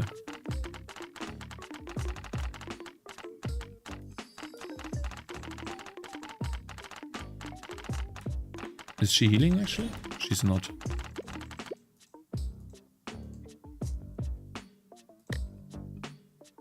That's literally what you did in Gnomes? No, that's not true. What I did in Gnomes was force the path to be in a different lane depending on how I place my units. That is not correct. What I did in Gnomes was try to create lines that would be different depending on what I do. So that that's not true.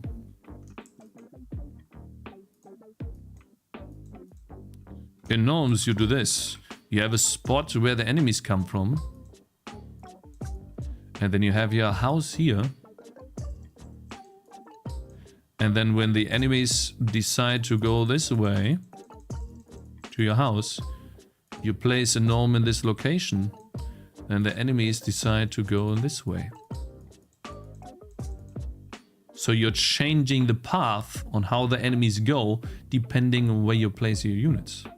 So that leads to a thought process of placing your heroes differently depending on where the enemies come from. That thought process in my game is the following. This is the road.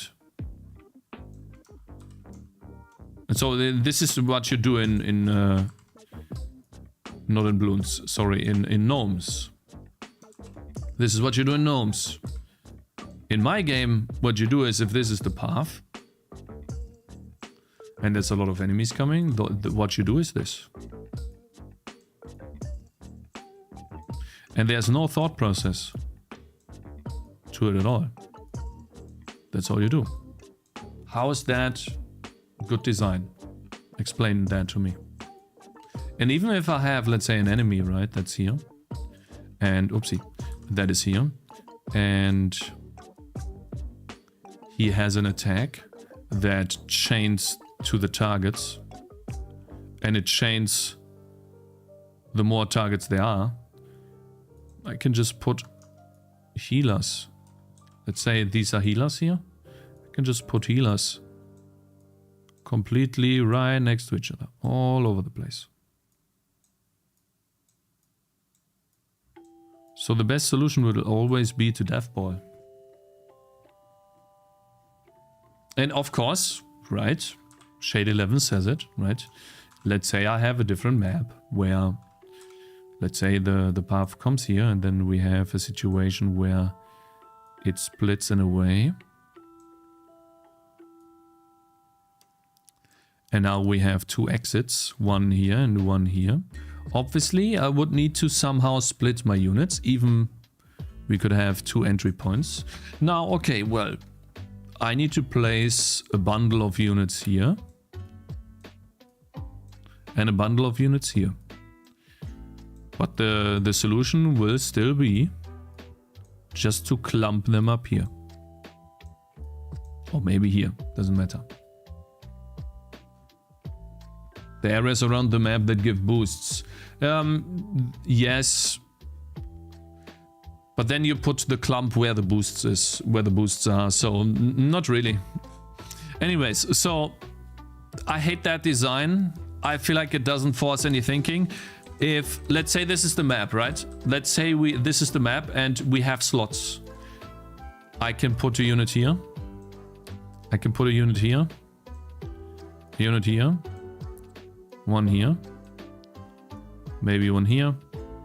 Then there might be... here would be a good one. And then also some spots.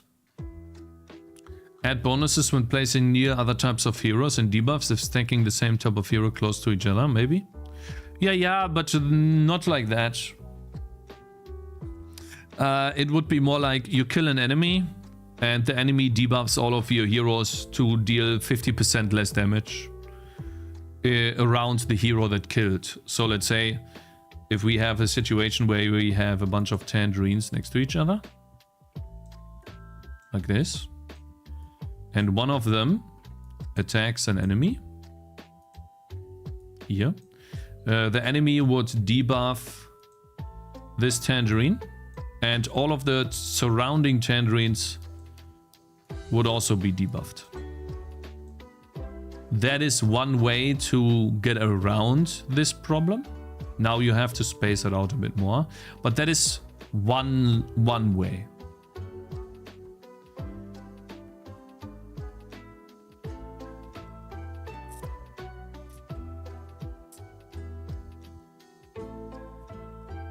Even team damage will not work.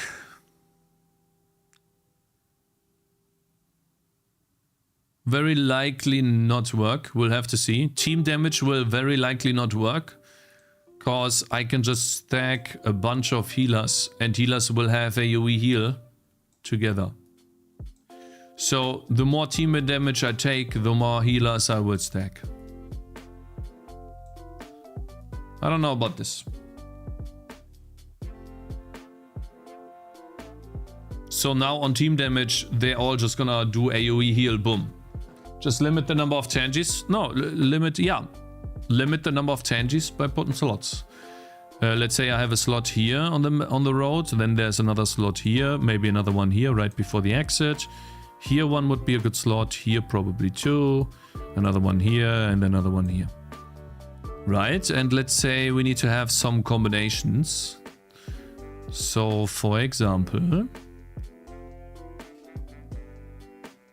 we can have some beside the road as well. And so I'll show you what these are the slots, right? Slots. And I'll explain to you what that means. Okay. Here, if this is a healer, okay, this is a healer. He might be able to heal this guy, and this guy, and this guy, this guy, and maybe even this guy. Okay, depending on his upgrades. Maybe if with his first wave of upgrades, this healer here can only heal these 2 next to him, and maybe this. And then with upgrades, increasing the radius to this guy and this guy and this guy. And now you need to think where to place the healer, because you could use this spot too to place a DPS. But you could put a DPS here. And then maybe a tank here. But then you don't have a healer here. Right? And so maybe I give you a slot here. And so now you see how the thought process of where you place your units feeds into the placement of different types of heroes, because it becomes strategic where you place them.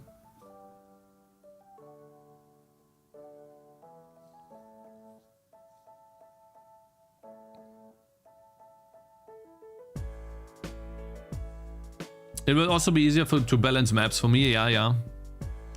Do it for Tangy TD4. And so it's basically an idea. And this one here, I really hate that. My proposal is the best. All surrounding Tangies are sad and don't do anything for 2 seconds around the dying Tangy. You will never have a dying Tangy because you will just death ball to oblivion. Very unlikely. Anyways, so yes, the best strategy in this map, for example, is to all place them here. Every single person that had played this map places their tangerines here in somewhat of this vicinity. This is completely unused. This is unused. Obviously, there's enemies blocking you from doing so. No one ever places tangerines here. Everyone just places them here. And so when we think about the placement in Gnomes, which is this placement right here, you are constantly moving around the map using the entirety of the map. You don't have that here.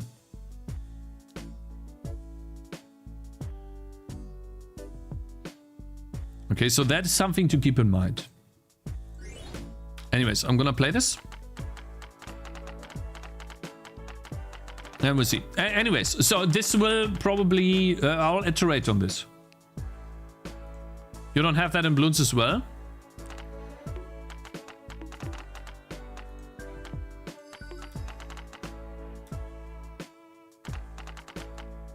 That's exactly how I played that map. I tried placing further, but they got hit by the exploding Tangy. You need a ranger to shoot it from a distance. Yep. That too. And so usually then you place the healer somewhere behind, because she has a somewhat lower HP, so you can heal your tangerines.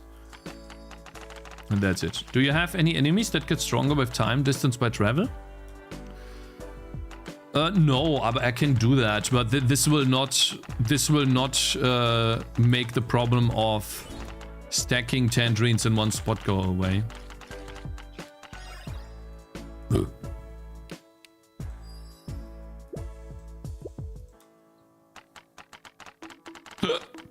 Uh-oh. Uh-oh. It's quite a few. Hello?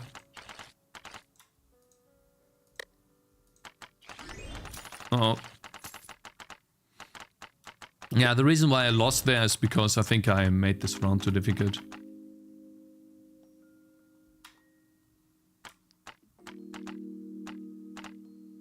You should need to catch them in the ball in the world. Okay, bro. How do you decide between balancing in terms of what you personally want for the game and how playtesters like it? I do playtests. And so first I design the game the way I like it. Okay, so let's say I haven't done any playtests. That's what I do. I design a game, I create a version that I like, and then I put it out to the public. And then once that is done, with the game out in the public, I directly ask for feedback in the game. I get feedback, and then I read it. And I'm like, okay, so this is the type of feedback that I've gotten. What of that feedback makes sense? Which one repeats maybe? And what does everyone hate? What does everyone like? And then based on that feedback, I work on the balance and changes for the game. And then once I'm done with that, I repeat the process. I bring out the game again, or I do a big patch, I announce the patch, and I ask for feedback again. And that's currently what I've been doing.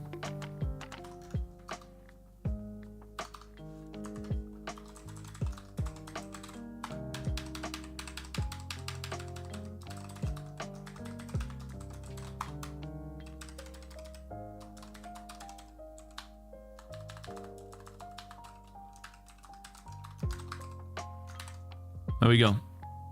Club. Oh, it's Lex. Hey!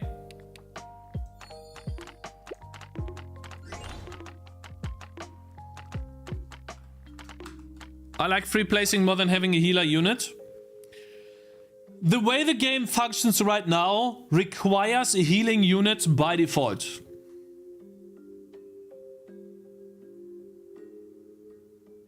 You better never drive on Rocco, bro. There are many places where you shouldn't drive, yeah.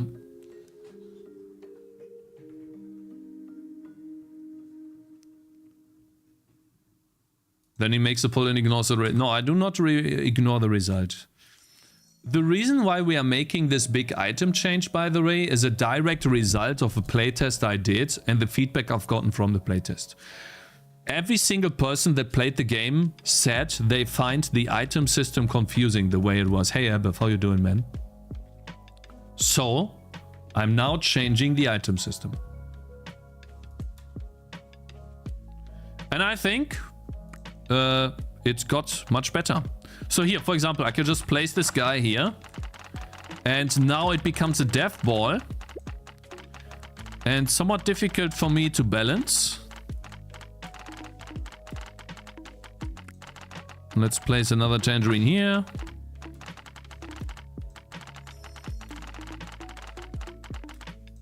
Just difficult to balance here. See this? Another bowl. I mean, I kind of want... I like your new item system. I think it does. It works very well as well. And so yeah, you can see the issue here, right?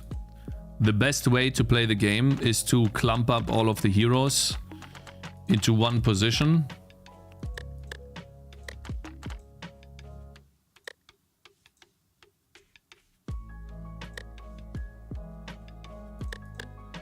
And then leave it as that. Okay, I think we got a new item here, guys.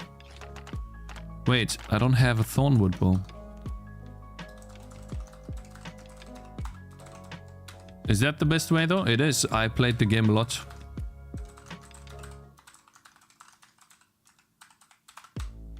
It is the best way.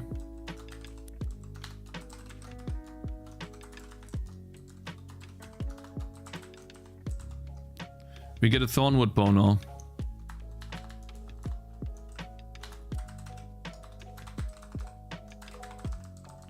Item longbow, item thornwood bow. Good stuff. So now we have a thornwood bow, guys. That one's huge. Watch. Yeah, literally this guy's shooting triple projectiles now. Awesome. And then this guy can get the wooden gladius. So the item system works very well. I really like that. I do earn a little bit too much money too. Awesome. I only get clubs. What does club turn into, man? I'm not getting the... Oh, I see.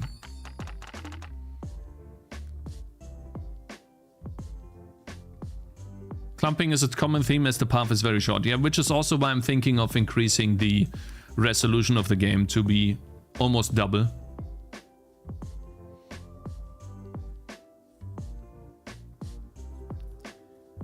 You never play a different... I did try a different strategy, who am I? But there is no better strategy than this. That's the unfortunate truth. There is no better strategy.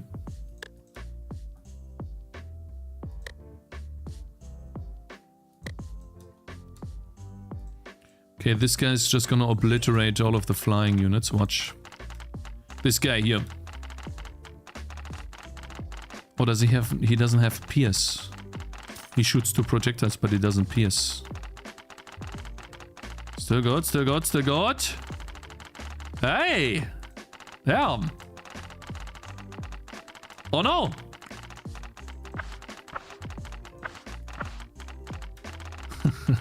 That was close. Goddamn. Can you increase the resolution? You increased the resolution last time, but you undid your fix by broadening the path. Oh wow, why does it lag? What does it lag now? What is going on here? Interesting, it lags a lot. Lol. What the hell? Is that because of VSync or something else? Look how it lags, guys. 45 FPS, yeah. Looks like I have to do another path here. Oi! Bro! Nah, there was something else. Now it works well. I don't know what it was. There was something... Yeah, I don't know what it is. We'll figure out something.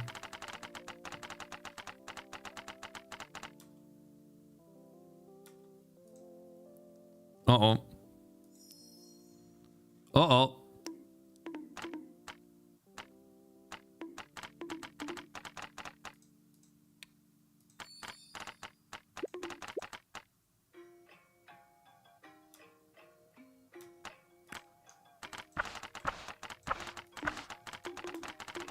Yeah, you see, like, it's super simple. There is no order at all, and I just don't like it. And you guys linked me this other game, right? Wait a minute.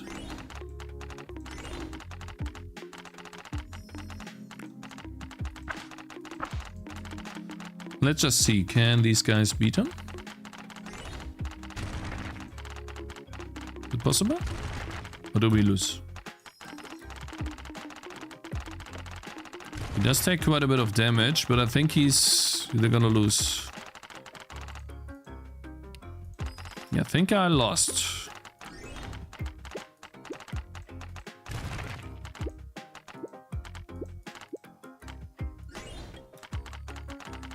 Yeah, he's gonna lose. They're gonna lose.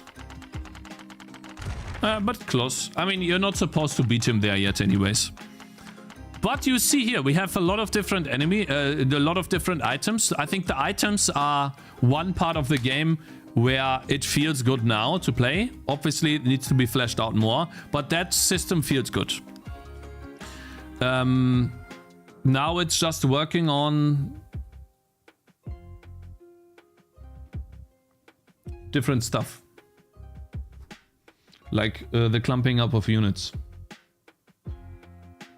All enemies disappear. Yeah, I'll figure out why. It's because the path is simple, but I think it's also because it's so zoomed out. What is this game, the tower defense game you guys linked me, that is exactly like Kingdom Rush? What is that? Let me see here. Can I find it? Can someone link it in chat?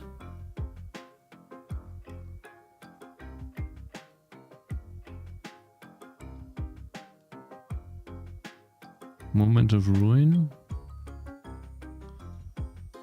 Bio. God. I found this game today. We can place defenders on road to attack enemies. Is that it?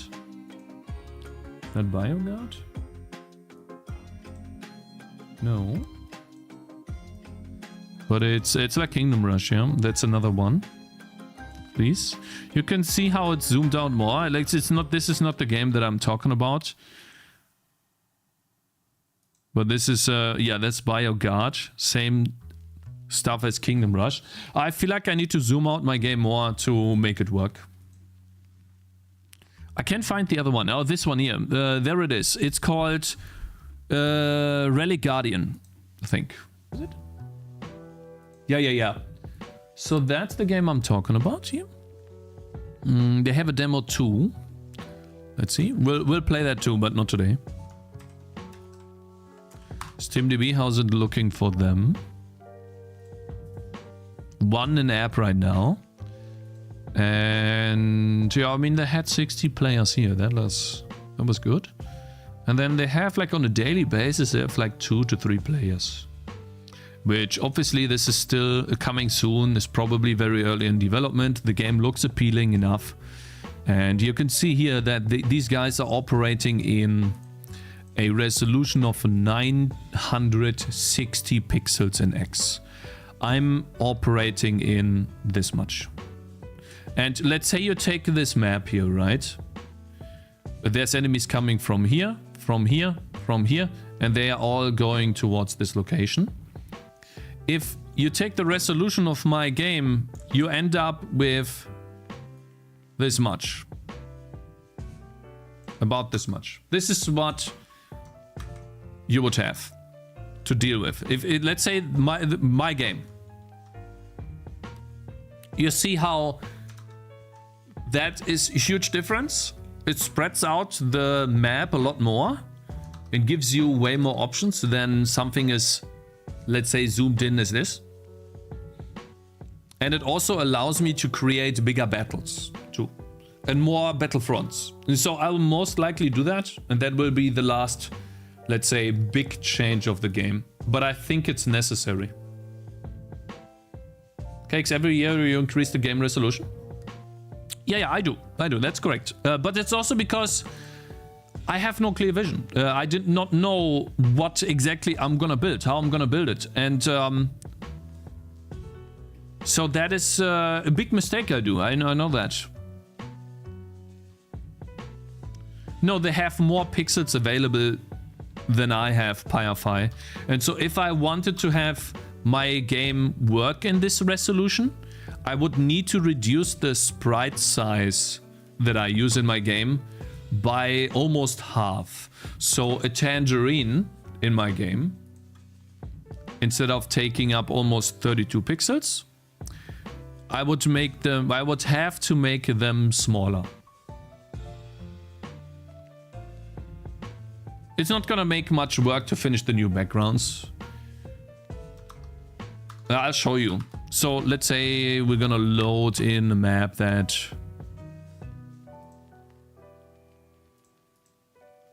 this one here is empty. Making a new map is actually simple. We're gonna toggle the editor. Let's say we make a big path. Let's do the small path here. P, G, and make a new one. There we go.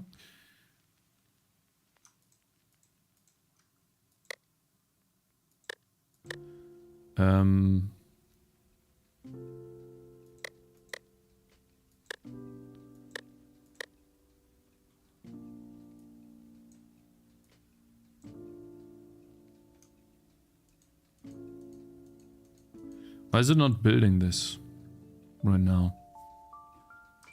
Is that because I don't have... Oh, it's not showing the visible this layer here?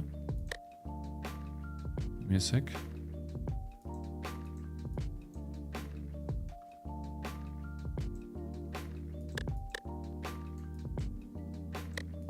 Why is it not showing that here? Why is it not showing up anything? Oh, I see why.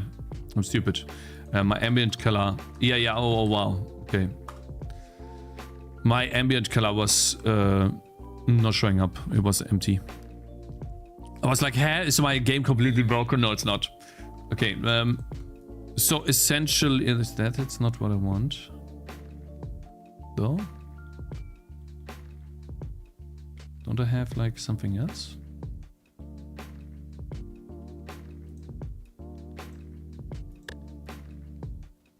Huh? Wait.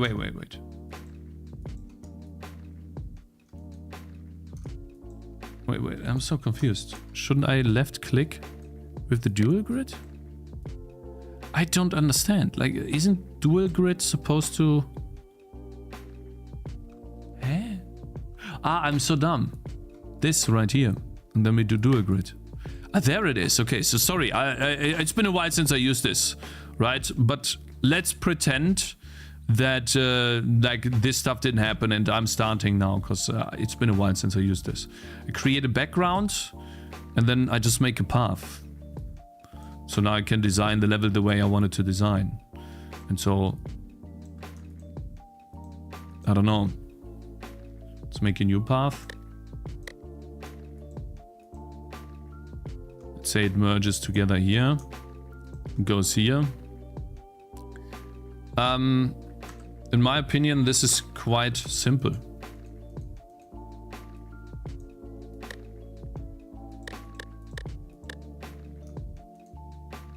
There we go.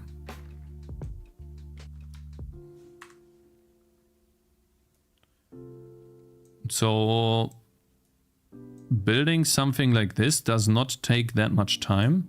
Let's say this is a map, I don't know, right? Or let's say I was gonna create this map here, right? So we have one path here, basically this. So it starts here, then that's where it comes from. It goes here, then it goes here, and that's more an edge than round, something like this. Over here, maybe a bit higher, right? Goes here, and then we make another one. I think I need 2 waypoints here. Put this here, and that's that one. Like this.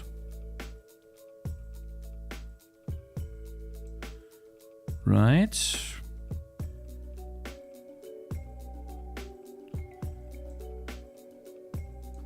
Well, how is that done anyways?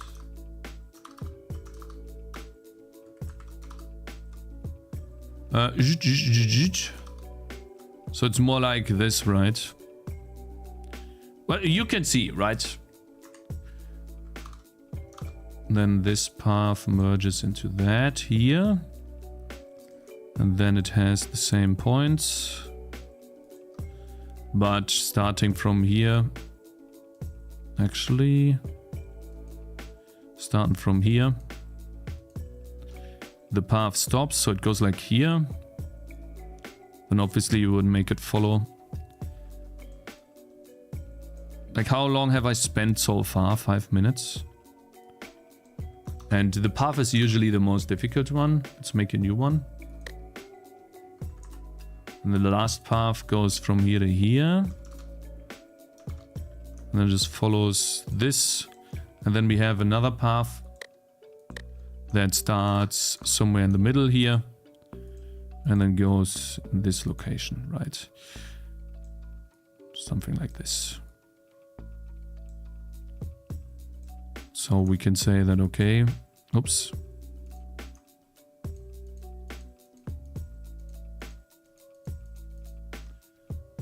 This one draws something, but it stops here. And so yeah, mostly something like this, right? And so that would be, oops, yeah, blah, blah, blah. That would be the map in a way. Let's say this is the skeleton. And then putting foliage in. Oops. It's been a while since I used this system. Let's put some trees. I don't know, let's just build some, right? That does not take too long.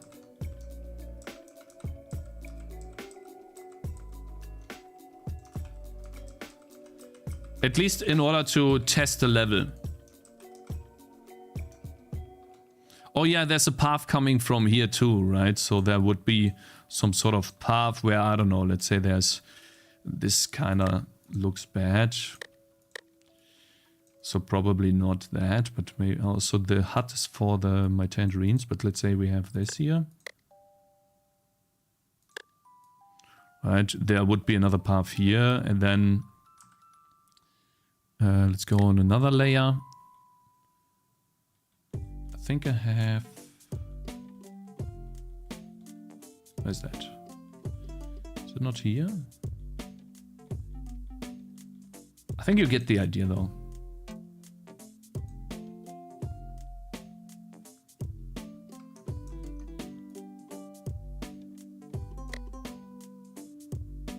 Was it black? That's odd. If I remember correctly, I had a tile here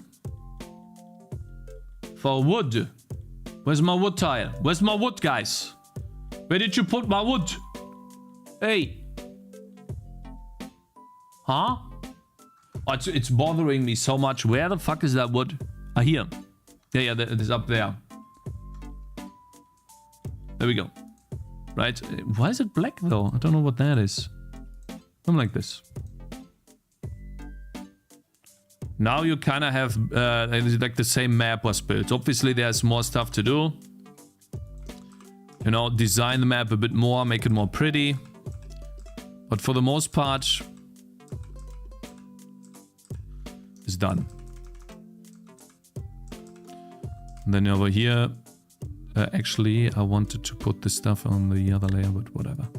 Do dual grid. We go back here. So designing this will not take too long. It's more about, okay, can I work with this resolution?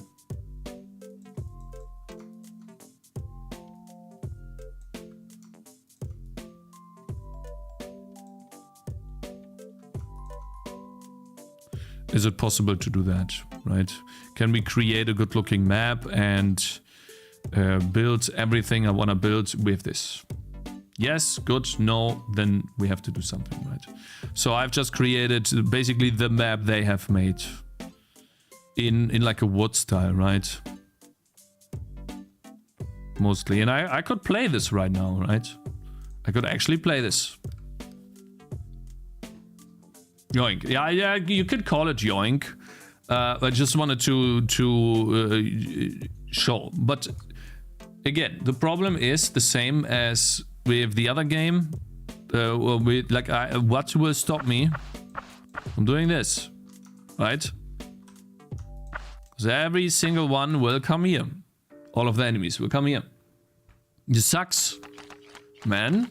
It's bad.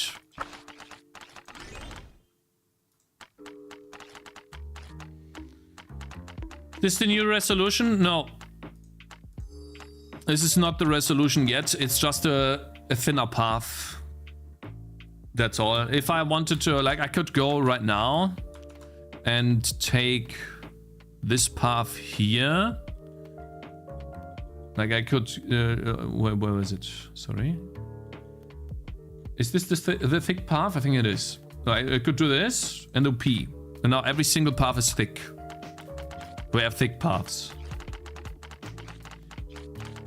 But like looking at this screenshot here, right? Control T, compare, tool, put this here and then copy, paste.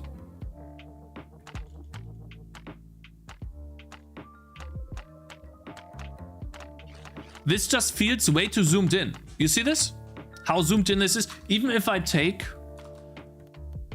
this path, right, and make it thinner, make a screenshot.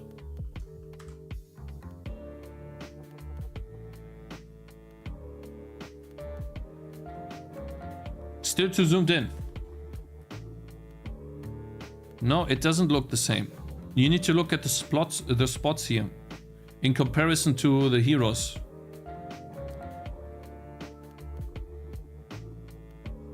And so I think it would look better and play better if I increase my resolution. The thinner path is fine. I want to have path variation though. What's the map you're going from? Oh, that's a game that's like Kingdom Rush that's coming out called Relic Guardians. Or Relic Guardian, sorry. I think Relic Guardian. And the game looks pretty.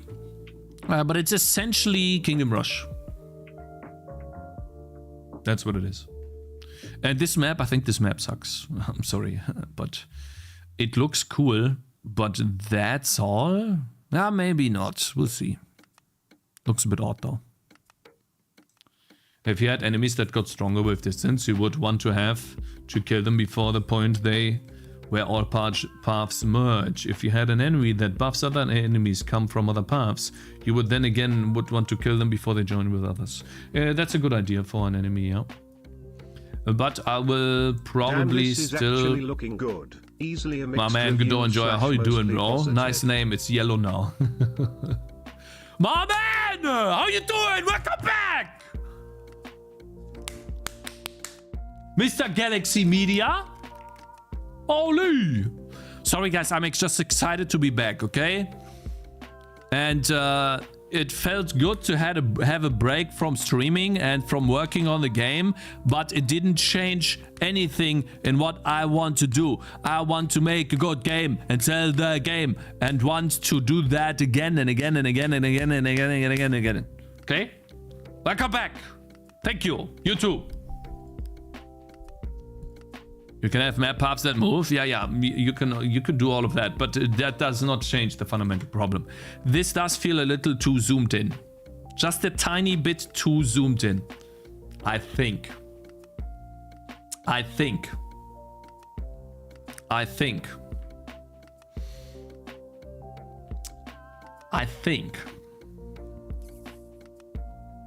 Maybe not. Let me see. Let's look at the range here. Do we see the range on any of these screenshots? We can even compare this with Kingdom Rush. Is the range?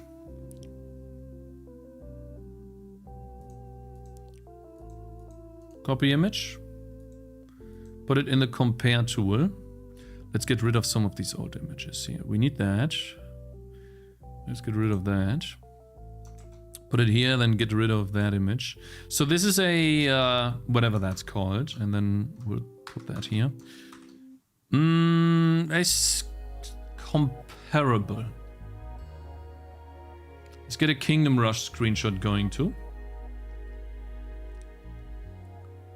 How do we do that with Kingdom Rush, actually? Is it not true pixel art? Yeah, the other game is not true pixel art. This is a pixel art game, Shade11. A pixel art game is a pixel art game when you use pixel art. The resolution does not change a pixel art game to a non-pixel art game. This is still... this is still pixel art here. The resolution just means how many pixels you use. The more pixels you use, the more you draw. The more detail you can put in the game.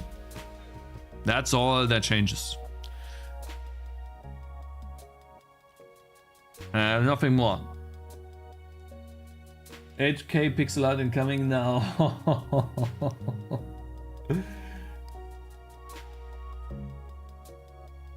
I played the first time at TD, I didn't have problem with the map. 25% gang, very bad for the first boss. It should be at least 75, I think. Yeah, so anyways, does look similar. This is more, definitely more. In my image, I have more of an attack radius, so bigger. So I cover more. This guy covers less from the path. And, but we need to look at the goat, Kingdom Rush.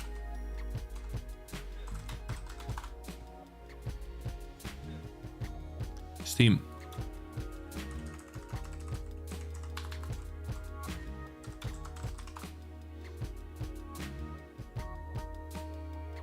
Blasphemous pixel art when? Blasphemous? Cakez, I got an idea. What if we try and clone Gnomes instead? Copy the tile-based positioning and the enemy paths and enemy movement.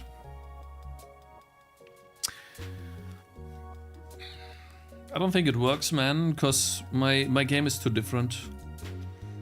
I think I would need to literally make that game. I think I'm like... Yeah, no, I'm not copying that pixel art. Okay, that's too much. Okay, I'm not that great. I mean, I could, but no. That would take way too long. No. Guys, no. Yeah, I'm not copying that. Here, nah. Kingdom Rush. Let's show me a tower range. Yeah, it's also, look how zoomed out the game is. It's just much cooler when you zoom out the game like that, because you can also spawn more enemies and you can have thicker roads, which is nice. But this is definitely a different type of game too. That being said though, there are only 8 screenshots.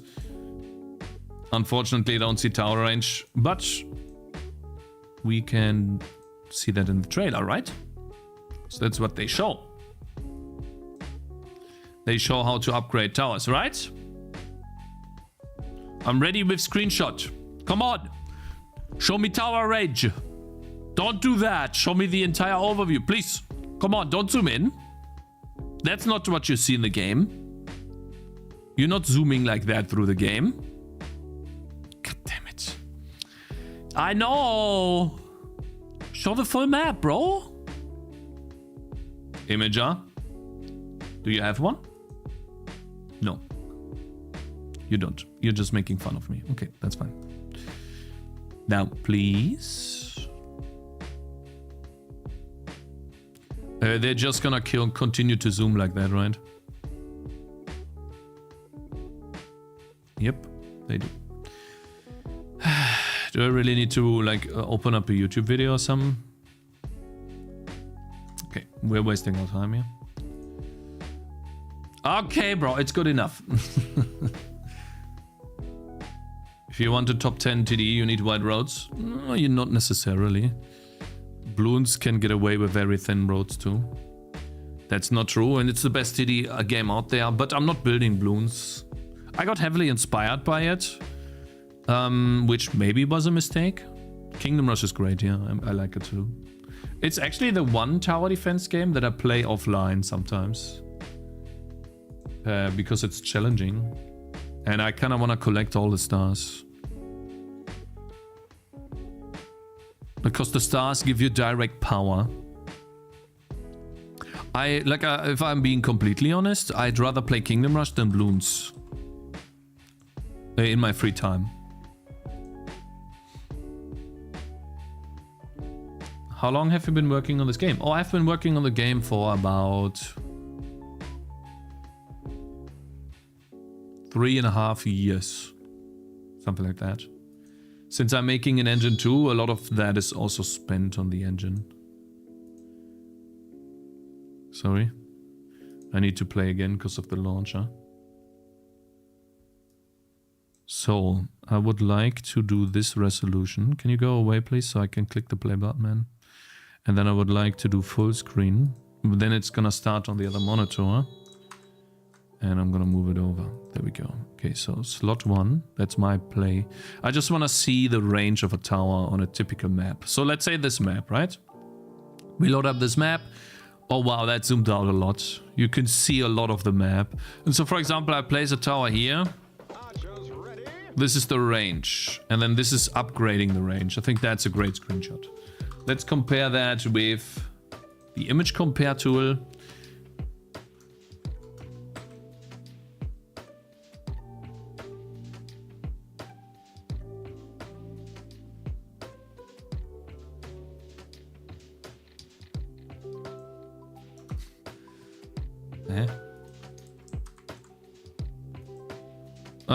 Bro. Okay, wait. So it does not allow me to make a screenshot there.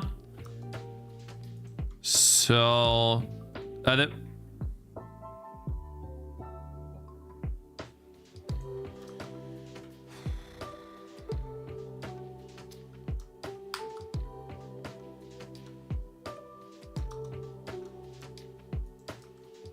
There we go, finally.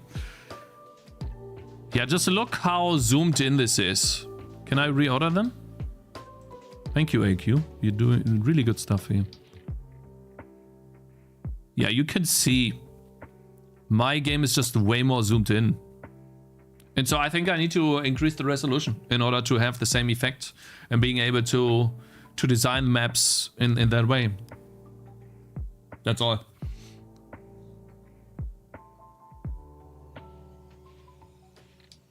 Best part of Kingdom Rush are the voice lines. Yeah, they help a lot as well. You can you can see every form of object. Yeah, this is like, you guys can't see it, of course, because it keeps just flickering around and just does not want to go there.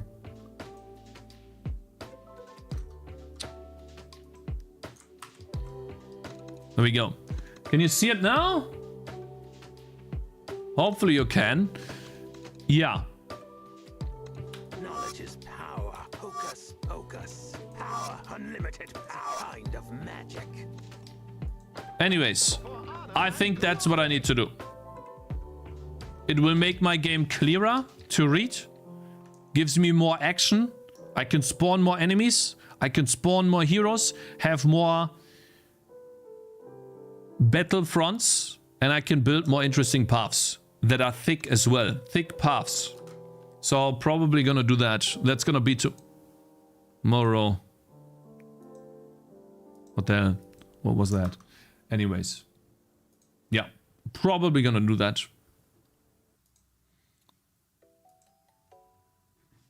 Create a possibility to have different map resolutions. You would still need to zoom out. Ugly characters be smaller. I see what you mean there, but I think my characters are not that ugly. I don't know. If you guys want to see what that would look like, I'll show you, okay?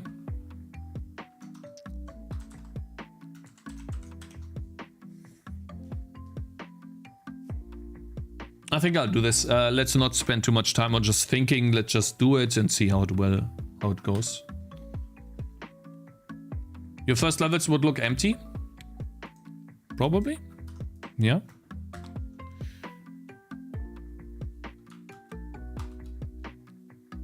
It's much better. You could get a much better overview of what's going on. Look at this. I think it just feels better.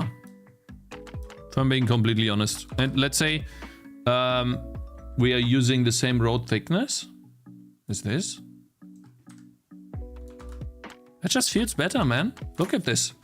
Just, you see how it already, it's much better to read what's going on, even though it's smaller now.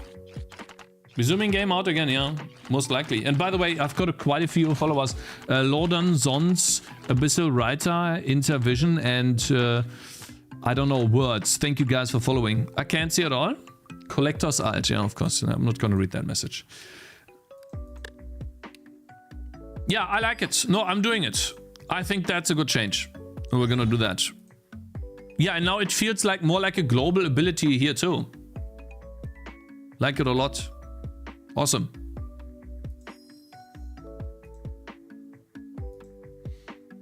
Doesn't look like a pixel art game. Oh, it does. It does. Awesome. Very happy about this. Looking nice. Damn, it looks good. I can already see, yeah, the boss battles I can do here. Very nice. It's not very pixel art right now, but it looks good. No, it does. It is pixel art, guys. It's just zoomed out. Looks a lot nicer with the dense pixels. Yeah, I think so too. Good. Okay, so there's one last thing I want to talk about. People linked that to me. Even Rico linked that to me. So, thank you. I appreciate that, Rico. Is tower defense genre dead? What do you guys think? Is the tower defense genre dead? Where's that post?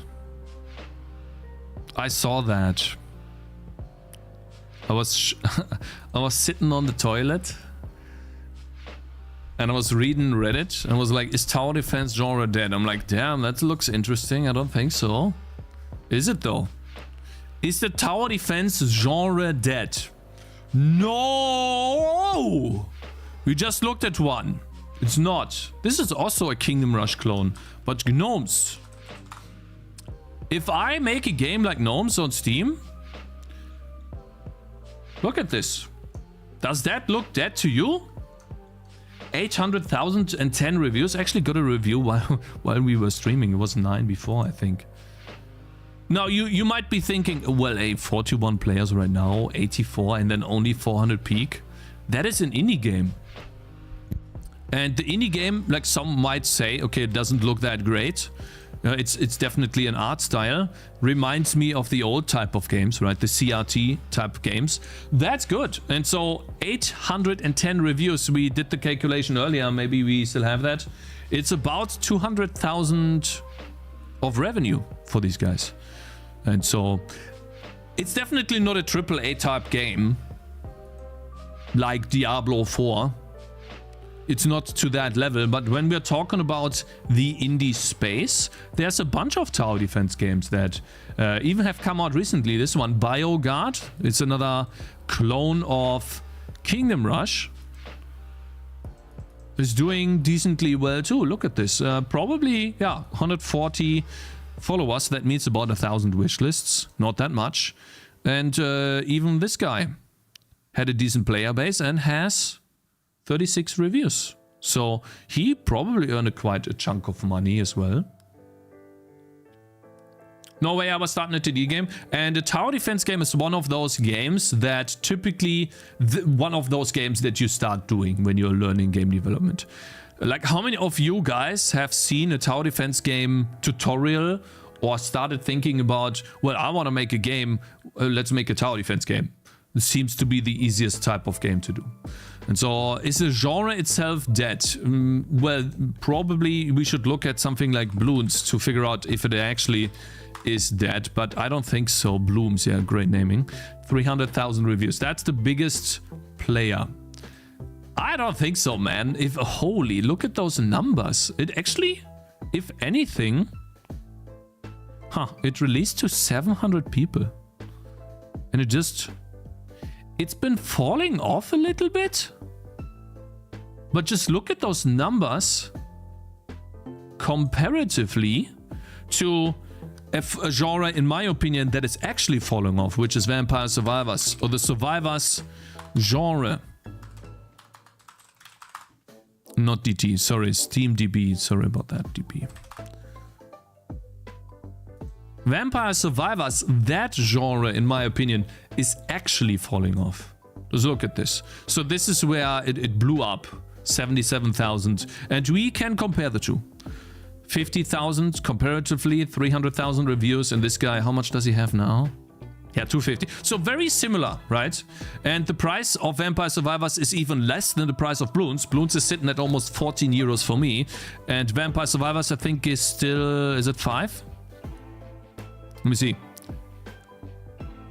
Oh, sorry, that is players. Where can I see the price? Price history. Yeah, still 5. So, very much cheaper than Bloons. Yet Bloons is still, like, very strong. 11,000 players. There are AAA type of games that would kill for these numbers. I want to see. Dragon Age. The Veil Guard. How much do they have? Oh, man. Holy, that doesn't look too good. Oh, my God. God damn it! Holy, that's a genre that's dying. Holy, not a genre, the game. Because I don't think the genre will ever die. Oof. Yeah. Okay. Damn! Bloons is better than this? It's like some indie game. Holy. Anyways, so is it dying? I don't think so. I think it's still going strong. I think what is dying, or what the perception of tower defense games dying, is because, well, everyone is making a tower defense game and all of the games suck. And I can sing a song of that because my game sucks too. I'm just wondering if it's worth building a tower defense game in. I think it is, yes. If the genre is still alive. Chris Zaworski keeps saying build a crafty. Yeah, this works until it's oversaturated. Yes. Buildy crafty simulation horror games. They are the way to have a commercially viable product. I'm a game developer. My first game was a horror game. What game is it?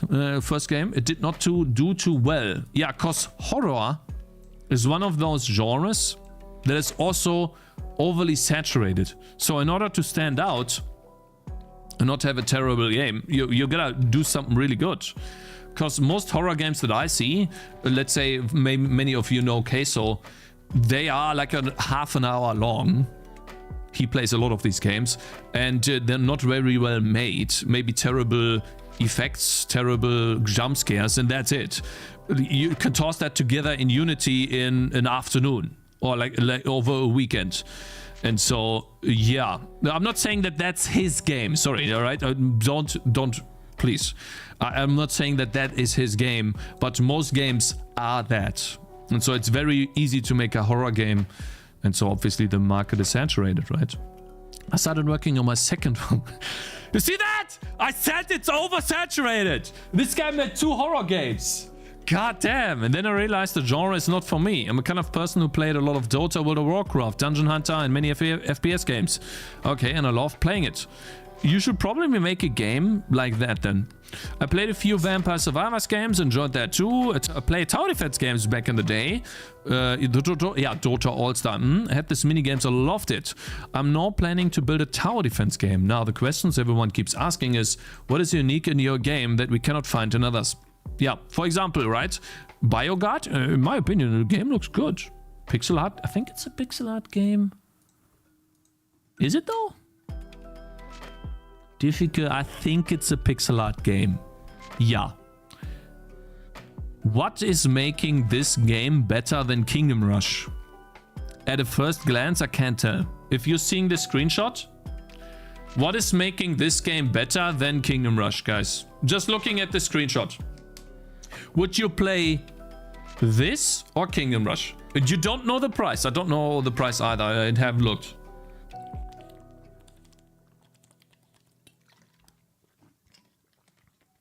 Kingdom Rush, yeah, I would play Kingdom Rush too. Why should I pick this game up? I like, at a first glance, I can't see anything. I just see some mean enemies. And maybe some cheaply designed enemies. I don't want to be rude, but this looks a bit odd here. I would play Baldur's Gate 3. I like Bloons, yeah, me too. I like Kingdom Rush more than Bloons, but Bloons is awesome too. How much? I mean, now I would play this game, probably. I actually would play Kingdom Rush. Cause on discount, it's the same price. I would still play Kingdom Rush. Cause this... I think I know why there are no humans. After having played Kingdom Rush, I fell in love with the human aspect, or the humans in the game. Their voice lines and the way they look. And just in general. This doesn't have any characters, if that makes sense. This one here, maybe it's is that a raindrop or something? Yeah, but let's not use one game as an example all the time, right? That's not good. So yeah, what can we not find in others? I don't know. This game, for example, doesn't show anything. How do we read that here? Initially, I did not had any ants now, but I think I have one. I see. Initially, I did not have any, but now I think I have one. I'm mixing genres. Which genre?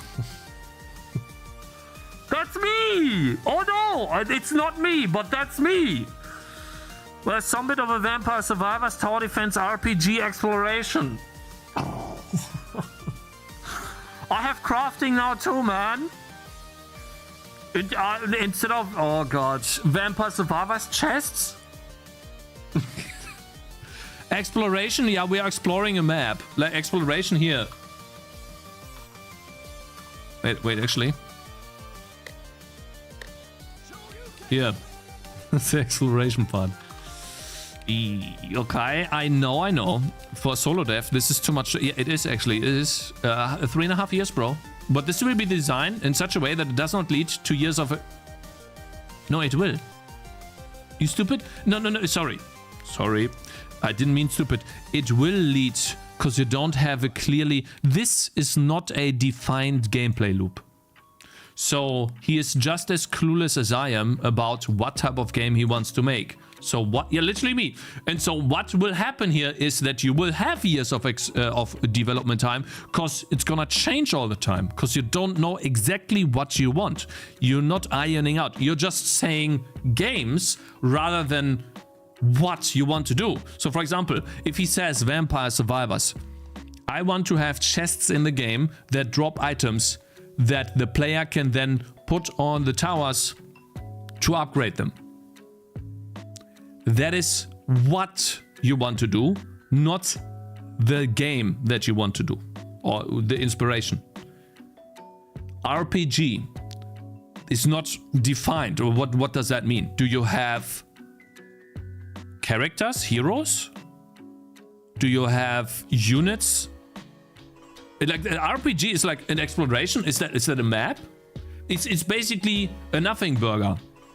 And so in order to build a game reasonably fast, you need to say, I'm going to have a medieval type setting where the heroes are the towers and the heroes can grow in power by leveling up. The way you level up is through completing missions, or even in Kingdom Rush, you complete the missions and then you can distribute the power that you earned by completing missions and put them into the towers to make them stronger. Make the upgrade stronger, something like that.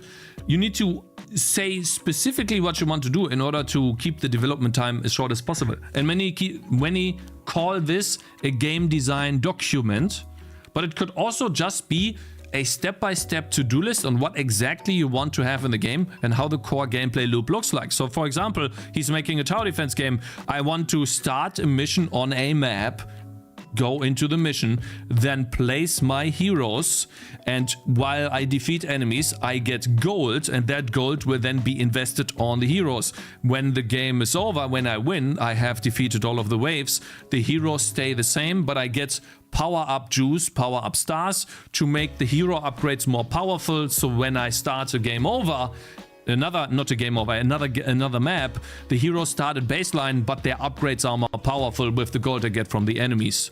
That is a defined gameplay loop. Somewhat. You still need to say, okay, what type of towers do I have? I know for solo, blah, blah, blah, blah. It will lead, yeah. Below are some thoughts. Okay, tower defense game with only one ancient stone. And that ancient stone attacks the waves. Plus you have a hero that can defend the stone by attacking the waves in between the waves. So now you want to make a hero. Can the hero move? In between the waves you can do solo dungeons and level ups. Now your level up will be permanently with you. You can upgrade the tower when it's... What do you mean tower? The hero? Which tower are we talking about? When the tower is upgraded, you can spawn some special things that will not attach not attach wave, but will do different aspect. Now you can explore different biomes. Yeah, well, I mean, this guy is clearly making the game for the first time. You can teleport back into it, defend it. What? Now you can explore different biomes and fight few creatures, and then when the tower needs you, you can teleport back. This is a crazy idea, but it's something in my mind. Feel free to share your advice. Thronefall is relatively successful newer indie game that adds to the genre, so no, it's not that. True. Amberwatt is another good example. Amberwatt is maze building. Yeah, he says it here. Amberwatt, yeah, Amberwatt. How does Amberwatt do, by the way? 2,000 reviews, maybe more? 3K? 2.6K, okay. Oh wow, look at this. The player numbers here is probably better. Oh wow, it's consistent. Look at this, guys. That looks promising for this type of game. It is a top-down 3D tower defense game where you build your own maze based on these cards. I don't really like these cards. I feel like the power is a bit weak on those, but the game works. And you place your towers on those Tetris type blocks. Really cool. Time to yoink? No, I'm not making that game, and it's a roguelike game too. But if you're making a game like that, then yeah. And the other one, a Kingdom Rush. I think Kingdom Rush is sitting at like 100 players or something. Yeah, 200 actually. Wow. Damn. Oh, wow. Oh, it's going up too.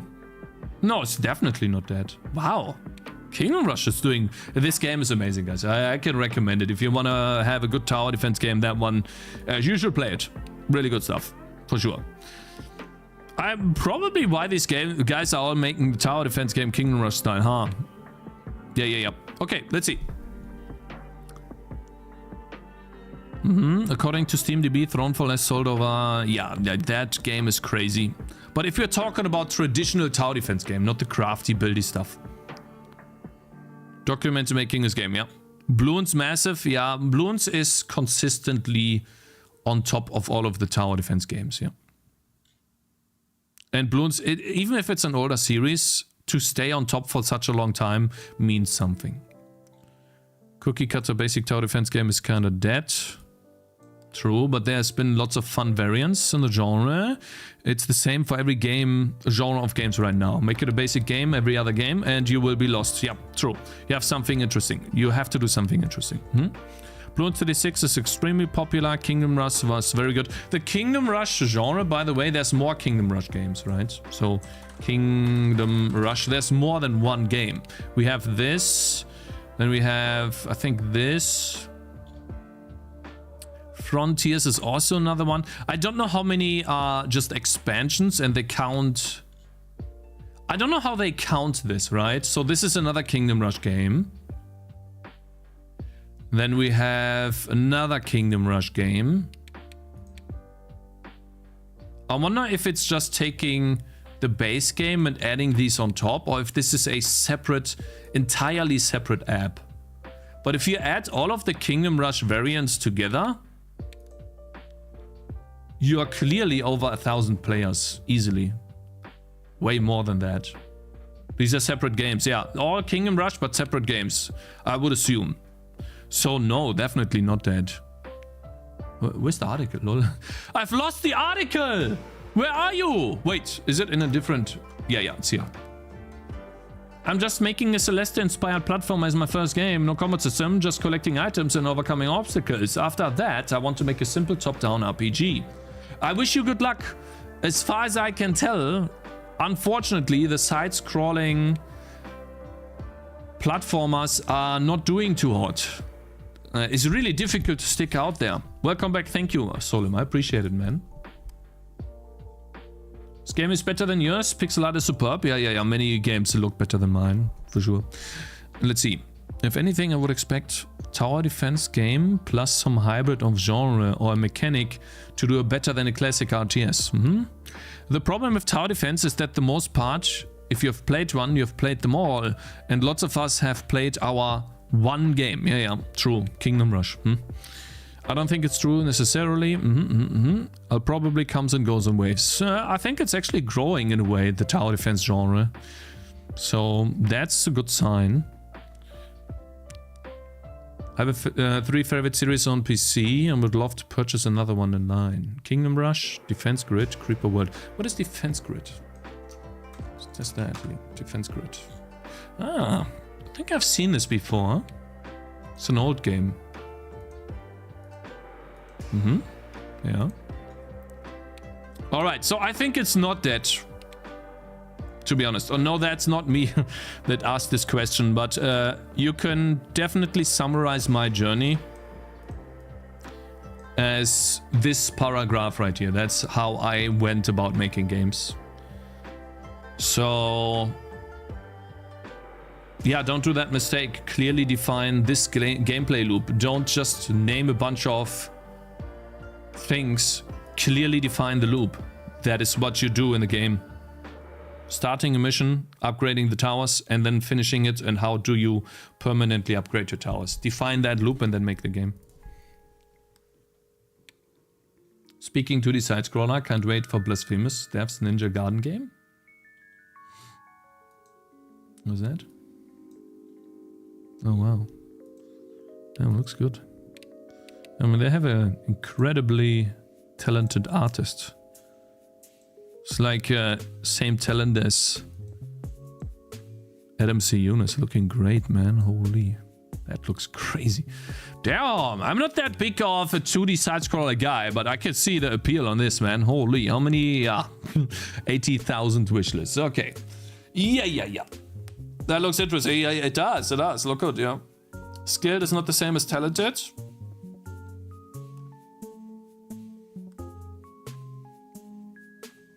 Dungeon Defenders, other TD.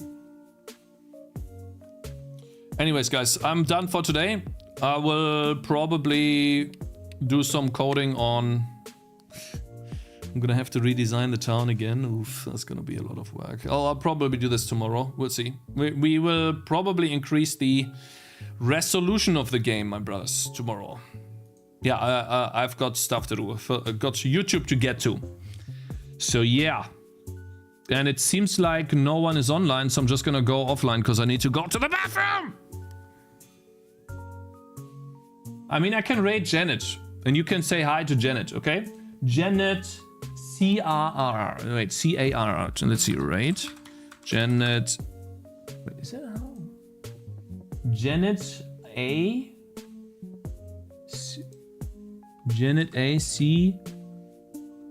A. Prime is not in the category. So no. I'm not rating him. I'm rating him when he's in software and game development, okay? Guys, I'll see you all tomorrow. Hope you had a good time today.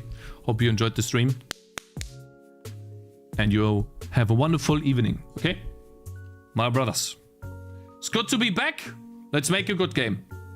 See you tomorrow, guys. Peace. And say hi to Janet. Say that I have to leave. I really need to go to the bathroom, man. I have to go. So, yeah. Say hi to her, okay? Peace. Bye-bye. On YouTube as well. See you.